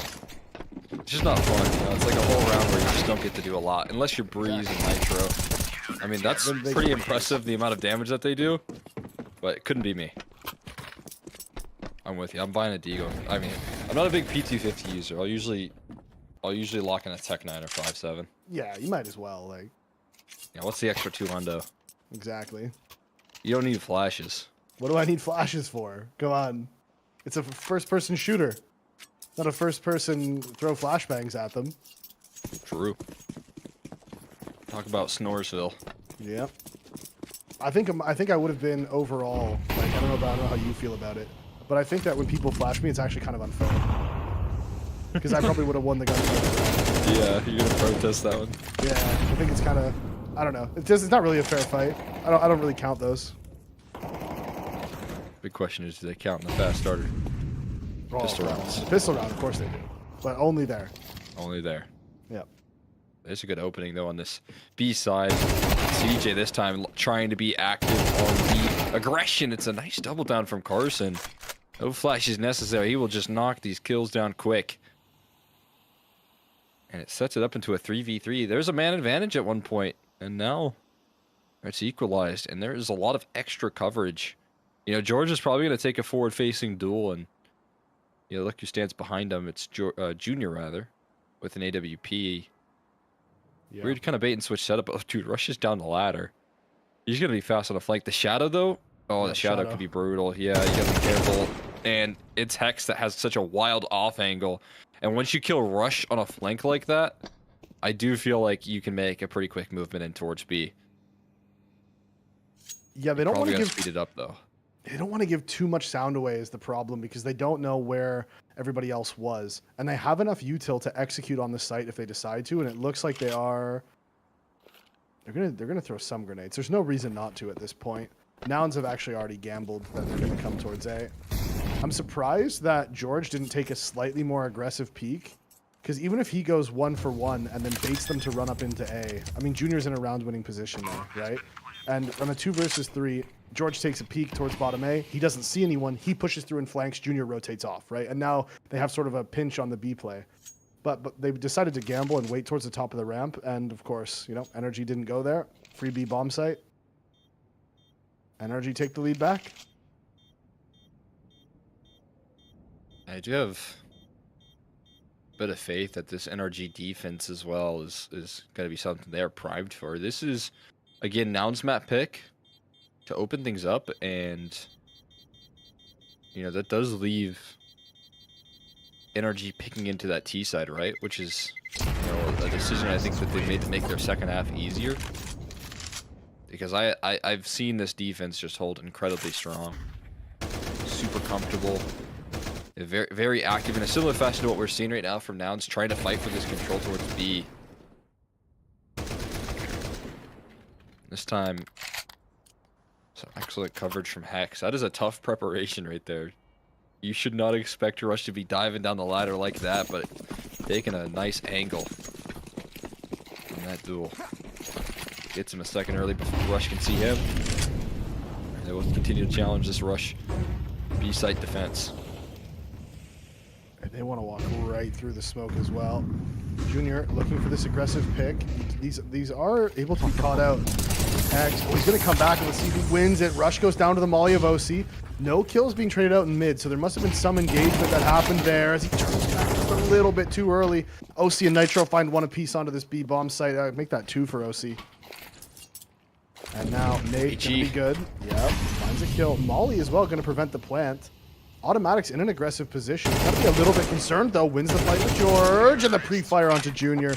Takes him out of the round, puts energy to 5, and breaks the money of Nouns. Oh, that's just pretty. What that is. Looking just pristine. From Automatic taking that space, but then the execution power as well. You got a full belt. All 4 nades from Hex were tossed out from middle, helping out this B set execution. And when you throw that mid utility set, it becomes a lot quicker to line up. You know, it's still a little bit of a risk. You can, you know, potentially walk into a Junior AWP like he almost did, but he managed to, I guess, avoid it, only got legged. And then they have such speed on the execution, and well, there you go, Nitro with that speed and efficiency. Trade things out, ends up turning to an advantage for NRG from the early loss of the hero rifle. Rifle recovered, maybe another gun to be picked up as well for an AK. But I'm not gonna like the odds of George trying to hold off this A-bomb site with a lonely 5-7. No, if they can manage to hold on to these 2 guns, that would be a success as far as they're concerned.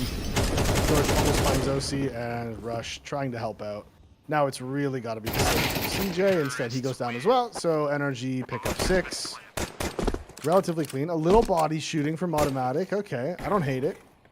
So like, you know, grazing right there, you know? Yeah, I like it when it gets a little spicy, you know? But nothing intense, but you know, when you're in a lead, you don't want to be doing too much of the talking. You just want to keep on doing what's working out well. Maybe give him a little jab here or there. We've got 15 accidents I see on the injury report. That is a lot. You just be jumping off the building. Yeah, I guess pregame was full of some jumps. Oh, they both need to open the smoke at the same time. Ton of damage done onto the CTs, but all the kills going their way. I mean, there you have it. I mean, you can very clearly see what Nouns want to patch up for the remainder of the CT side. Enough is enough. You gotta stop taking this early B space. So a 3-man rather setup, beating the only duo of Breeze and Nitro who have been willing to punch holes into that B site in just about every round, it feels like. And now it is going to rely on how they can get through this A side. I feel like what we've seen out of Vertigo as well is we talked about, like, you can give them more space and there's not as much of a need to ramp fight. But I think one of the necessities of this map is to contain side hole control. If you're going to give up this amount of space in a 5v5, you can keep side hole control. You're going to increase your chances of winning. Yeah, and they did just spot OC out up A, and that's pulled this rotation. Hexed. Does he clear out quad? Does he do it? George finds the timing, gets the kill. Hex was going for him, though. Now OC needs to find one. That's a nice flick. Finds Junior, but he's worried. Automatic finds the kill on B, and he's running into the site. They know Automatic's here by himself. This Molotov is going to be crucial. Molly and nade to make it harder for them to run through. That's going to be the death of Rush. He's pushing forward. Oh, Carson playing it so well, and Automatic just cannot find the frag. Carson dancing around the E-box, giving his team the chance as they push forward. That's a free kill. Oh no, low HP, and he's able to find him. Gets the kill onto Carson. The flash, denying any sort of early wide swing. And OC Wing up the stairs with a massive 1 versus 2 clutch. Oh man, what a clutch coming through. Able to use his opponent's flash up against him right there. It's a flash eye in the sky from Carson, but then he peeks into it as well, which cost him his life. Makes this duel all the more easy. And OC will shut it down. That's not the first time as well that we've seen a 5v3 go awry for this Nouns squad. You cannot afford that multiple times and a half. You can see, man. That's the sort of position that you have when you're feeling a little bit frustrated and the loss is felt into the server. Is that cat on top of the PC? No, that's well, actually, that is a cat on top of the PC. I was going to make a joke that no, that's Junior, but then the production was so quick on what you were saying that they switched it straight back. So I was like, well, there goes that joke. All good. Our production's too good here. That's the issue. Wow, Nitro's got a nice painting in the background. He's such a dad. Chill. It's a chill You know painting what I mean? right there. Yeah, just a nice that's chill, like, that's just such a man background right there. It's got the dad background for sure. Yeah. Liking the I'm more of a fan of George's background. It's nothing but white walls. Oh, is it Carson? Yeah. Carson, yeah. George has one too, though. Actually, but he has his is pointed at the window, and he has blinds, so that makes it look just a little bit more. It has some normal. decoration Yeah, in the sense that he can't see outside his room. Yeah, Carson probably does have a window with blinds too. You just can't see it on the camera, so it looks a little bit more insane to sound. You know? Dude, we used to have classes where we didn't have any windows. What? Yeah. Oh, that's brutal. My high school was built forever ago, so I just remember, you know, you'd walk out of class, you'd have no idea what day it was, what time it was. Oh, now I'm thinking about it. Our tech Especially wing, after a nap. Yeah, our tech wing in the high school didn't have windows. There was a couple rooms, like the wood shop room and stuff, that didn't have it, but I didn't spend much time there, to be honest.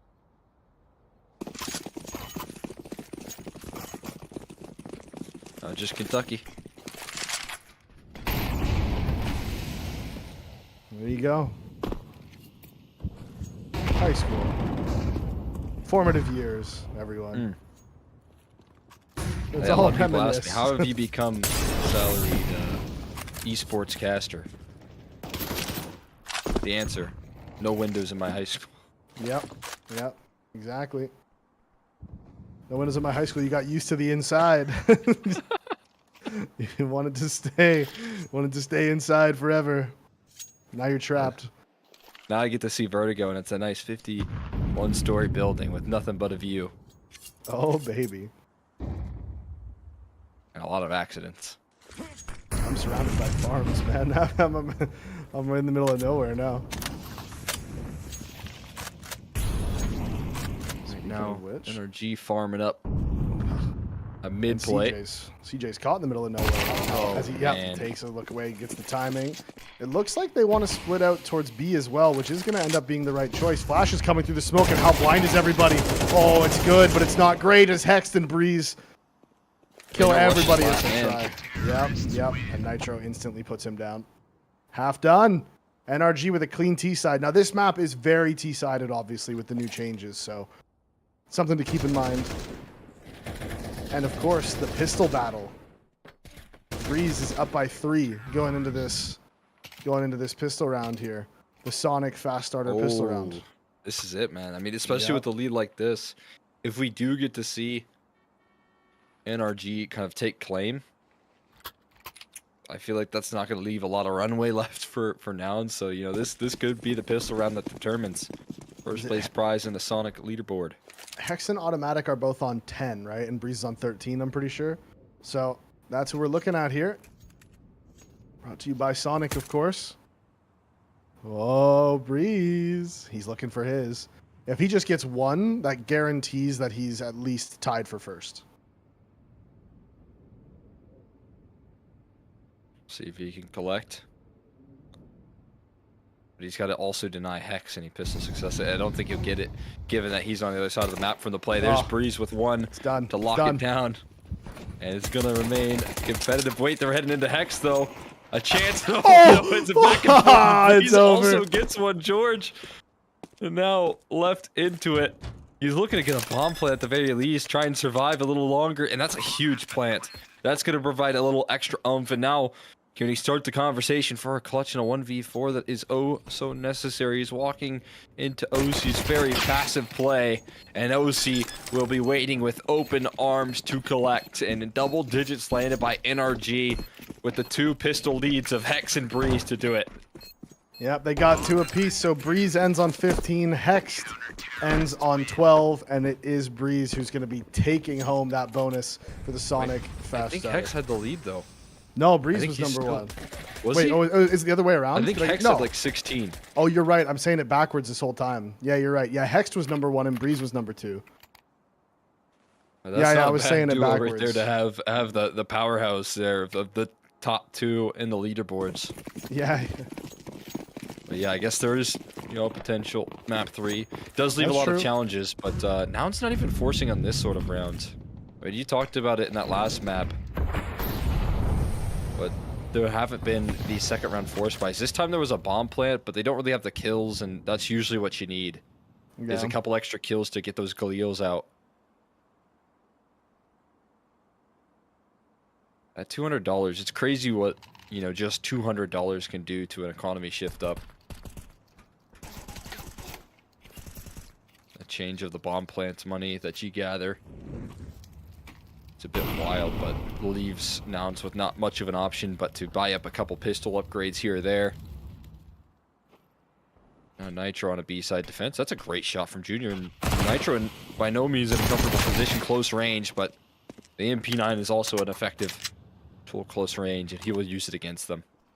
Yeah, like the fact that you just don't have to stop moving when you're shooting is such a benefit. As he manages to get his 3rd with the MP9.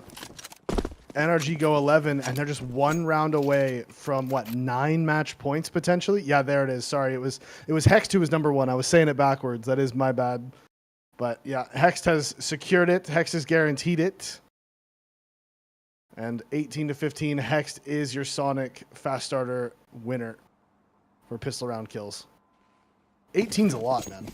18 is a lot of pistol round kills. That is over the spread of 3 series as well. Sorry, there is still a chance that there's a 3rd map. That is true. There is potentially still a 3rd map where he could be passed. Yeah. I mean, It feels like right now NRG looking to close, but I'm with you. You know, never a guarantee. Nouns are a roster that can dig deep. There's no question about it. So we'll see what they can't do here. And right now they have a man advantage on the bonus. So maybe a little relief can offer. Extra smoke tossed in there. But I don't know if it's going to be used. It looks like Nitro just wants to chase down these kills. There's so much time left, though, in this 4v3. So Nouns looking to suffocate this round. And you can see Rush is waiting for a timing on this peak. There's that contact taken, but they get no information on George's location. Ooh, that's still an unknown factor. Yeah, and with that one player spotted, they now instantly rotate out towards A, but Nouns have been slowly working their way towards the B bomb site. So this gamble stack from NRG looking like it's not going to pay off. Nouns with a little bit of fight back here. We haven't seen a lot of it so far on Vertigo. It looked like the gamble hadn't quite paid off, as OC finding Junior actually might be the... Oh, that might be a problem for them. He's now told them essentially like, hey, I was the lurk and the hit's going somewhere else. Molotovs come in, OC pushes forward. He is getting spammed, but they haven't been able to find him yet. They know that he's nearby though, so they're still looking. They're being very cautious. OC finds one onto Rush and the Molotov towards default, gonna slow everything down. The Dink is in, Nitro and Automatic get one apiece, and NRG around where they rotated out. They weren't in position for it, but OC with the counter smoke and staying alive secures the match point here for NRG. Such a forward-facing fight from OC, covering off that A extremity, maybe forcing some indecision from Nouns, and they just can't even make the case to crossing towards site. And we got 12 locked in for NRG, and plenty, 9 chances now to close this thing out. We are PrizePicks in a Revival Series number 3. Victors swinging for the fences towards ramp. Attack's looking to close, and it's looking likely as he lands a couple of kills. Goes for a repeat there, sent off the 51st floor. But still holding on to a man advantage is NRG. And eager to lock this one down. Carson picking up some rifles, trying to recover this one. Still a bit of a story that this is going to be an A-side finish. We'll see how convinced NRG is of letting this space be created. Working their way up. G almost exposing Carson, but he's able to work forward. There's no way they let him just plant off first try. Yeah, well, very aggressive there from George. Jeez, the Molotov pushed him back, and Carson's on 4. He's here for the ace, trying to keep his team alive in this tournament. And on the other side is Breeze, a man with such a storied legacy in the recent era of NA Counter-Strike. He's looking for him on top of the site, and Carson, he knows that there's a potential here for this re-aggression. And the mind game's very much at play here. Oh God, don't fall off. As funny as that would be, please don't do it. I couldn't handle it. I wouldn't be able to talk. I wouldn't be able to talk. It's not going to be the case, but I mean, Breeze displaying a little bit of patience. He goes up high to close it out for NRG, and they will be our NA Revival Series number 3 victors. They close this one out in a 2-0 fashion. They get their 3rd victory in a row versus this Noun squad, and they're showing off the back of a bit of a disappointing close qualifier campaign, missing out on the RMRs, that they are ready to bounce back. Yeah, and absolutely. I mean, a convincing victory there. The veto gamble from Nouns not paying off. NRG showing why their win rate on Vertigo was 100% despite such a low play rate. The veto, it just didn't pay off, and it was a risk worth taking. They've been gotten the better of in the previous meetings here against this NRG team in recent times, anyways. And so they went for a gamble. They went for something that was bold, and unfortunately for them, it just didn't work out this time. But in the end, both of these teams played great all tournament, and you can't take that away from them. Yeah, absolutely. I mean, Nouns in their run to get here showed some incredible form. It could have been a little more difficult as well versus Boss. You know, that could have been a 3-map series, but they were able to dig deep and show what they're made of on Mirage. But I think most importantly, as highlighted here, again, trying to reroute the veto, throw a curveball into the mix in a 3rd matchup in relative history between these two teams, and another head-to-head that they look to challenge this NRG squad up against. The curveball comes right back at them. It turns into a bit of a boomerang, and they're left, a little dazed and confused. Not a bad idea, though. Again, for the side of Nouns, they just tried to do something different. Doesn't work out. NRG consistently developing that strength, man. They're a roster that we should be seeing this sort of consistent success out of. But with the quickness in which we saw this map take place, Breeze with that final kill to close out the map gets the PrizePicks check mark. We didn't quite get to see it in the server, but we sure will see it in this screen, as you can see. And same is true for Automatic, both gathering the PrizePicks estimated kill total. Yeah, they went above, right? They did it. You thought Hex might be able to as well. I mean, obviously he put up more ADR than Automatic did, but in the end, it was all about the kills, and Breeze and Automatic were able to just jump up there. So good for them, and obviously congratulations to NRG for winning the whole thing, and commiserations to Nouns. But they did play a good game. Obviously Vertigo didn't go their way, and unfortunately for them, as we can see here, Junior wasn't quite able to really get into the game. I mean, it's a long day for a lot of these teams. I mean, not that they're not used to it, but it is still a long day regardless. And they did put up a good fight, especially in that first map. It was very close, and they had a long series before that, but in the end, Energy was just a little bit too much for them. It's a tough matchup here, but we do have it official, as we kind of alluded to. Sonic Fast Starters leaderboard finishes up with Hex in first place. That's an extra 500 in his direction on top of the $4,000 prize pool for first place. So Hex walking away, making some big money moves here on NRG. He'll be very happy with that. And yeah, I mean, a very cool victory, a cool incentive brought to you by Sonic. Obviously, a huge shout out to them. But I mean, speaking of which, we got a couple more sponsors and partners that we're going to highlight here as we start things off, talking a little bit about, again, Hex, Sonic Fast Starter of the week. As you can see, he's locked that one in. He's our first place prize, 500. Yeah, he's rich now. Like he could pretty much, he could sponsor the whole thing next time around. You gotta appreciate that, He's give back to the scene. Yeah, go on, Hex. No, obviously I'm just joking. Congratulations to him. I mean, incredible pistol player, as we saw throughout the event. He was consistently headshot. Him and Breeze were neck and neck. I mean, actually, Breeze made a really late run for it there in that last series. He got the 4 on Anubis, and then the 2 more, the T-side pistols here. But like he made a real run for it right at the end, and Breeze is always going to be good on pistols. But yeah, Hex was the one that came away with it, so obviously congratulations to him, and very well done from the entire Energy squad, to be honest. Before we close out, of course, I want to give it a quick shout out to the people that made this happen. Starting off, talking a little bit about PrizePicks. As you can see in the name, the NA Revival Series is sponsored by PrizePicks, the best North American Counter-Strike. Players are competing right now, and you can win real money while watching them play.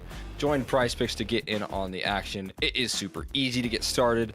All you have to do is select 2 or more players and choose more or less on their stat projections to build your lineup. Then sit back and watch your lineup stats rack up.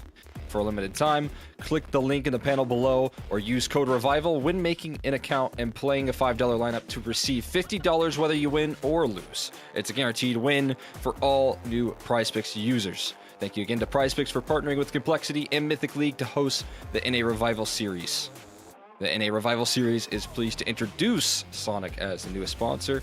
They are empowering visionaries, creators to develop the new next generation of Web3 applications with its high-performance blockchain. Sonic is home to hundreds of finance and gaming apps and a vibrant community who are actively redefining what it means to interact with Web3. Check them out at soniclabs.com and begin your blockchain journey today. The PrizePicks NA Revival Series is also partnering with Mythic League. Players are always asking for a premier solo queue matchmaking experience without cheaters, and Mythic League has been providing this for over 6 years and is now free to play for FACEIT ranks 1 through 5 in the silver divisions. All players are required to have and use their microphones. The support staff is always available to help out in Discord for live matches, and Smurf accounts are banned swiftly. Additionally, there is $5,000 in monthly prizes available for subscribers throughout all divisions. Give Mythic League a try today and use code ML50 for 50% off your first subscription of 1, 3, or 6 months. Guys, I want to thank you all so much for tuning in. It's been a great day of NACS here at the PrizePicks in a Revival series. Thank you all for coming out. Thank you to Davey. Thank you to all of our hardworking production, observing teams, Adam and Squad, like you had mentioned, and of course our lovely sponsors and partners. We'll be seeing you all, I believe, next up in early November. So make sure you stay tuned. We'll be back and looking forward to seeing you all in a future event.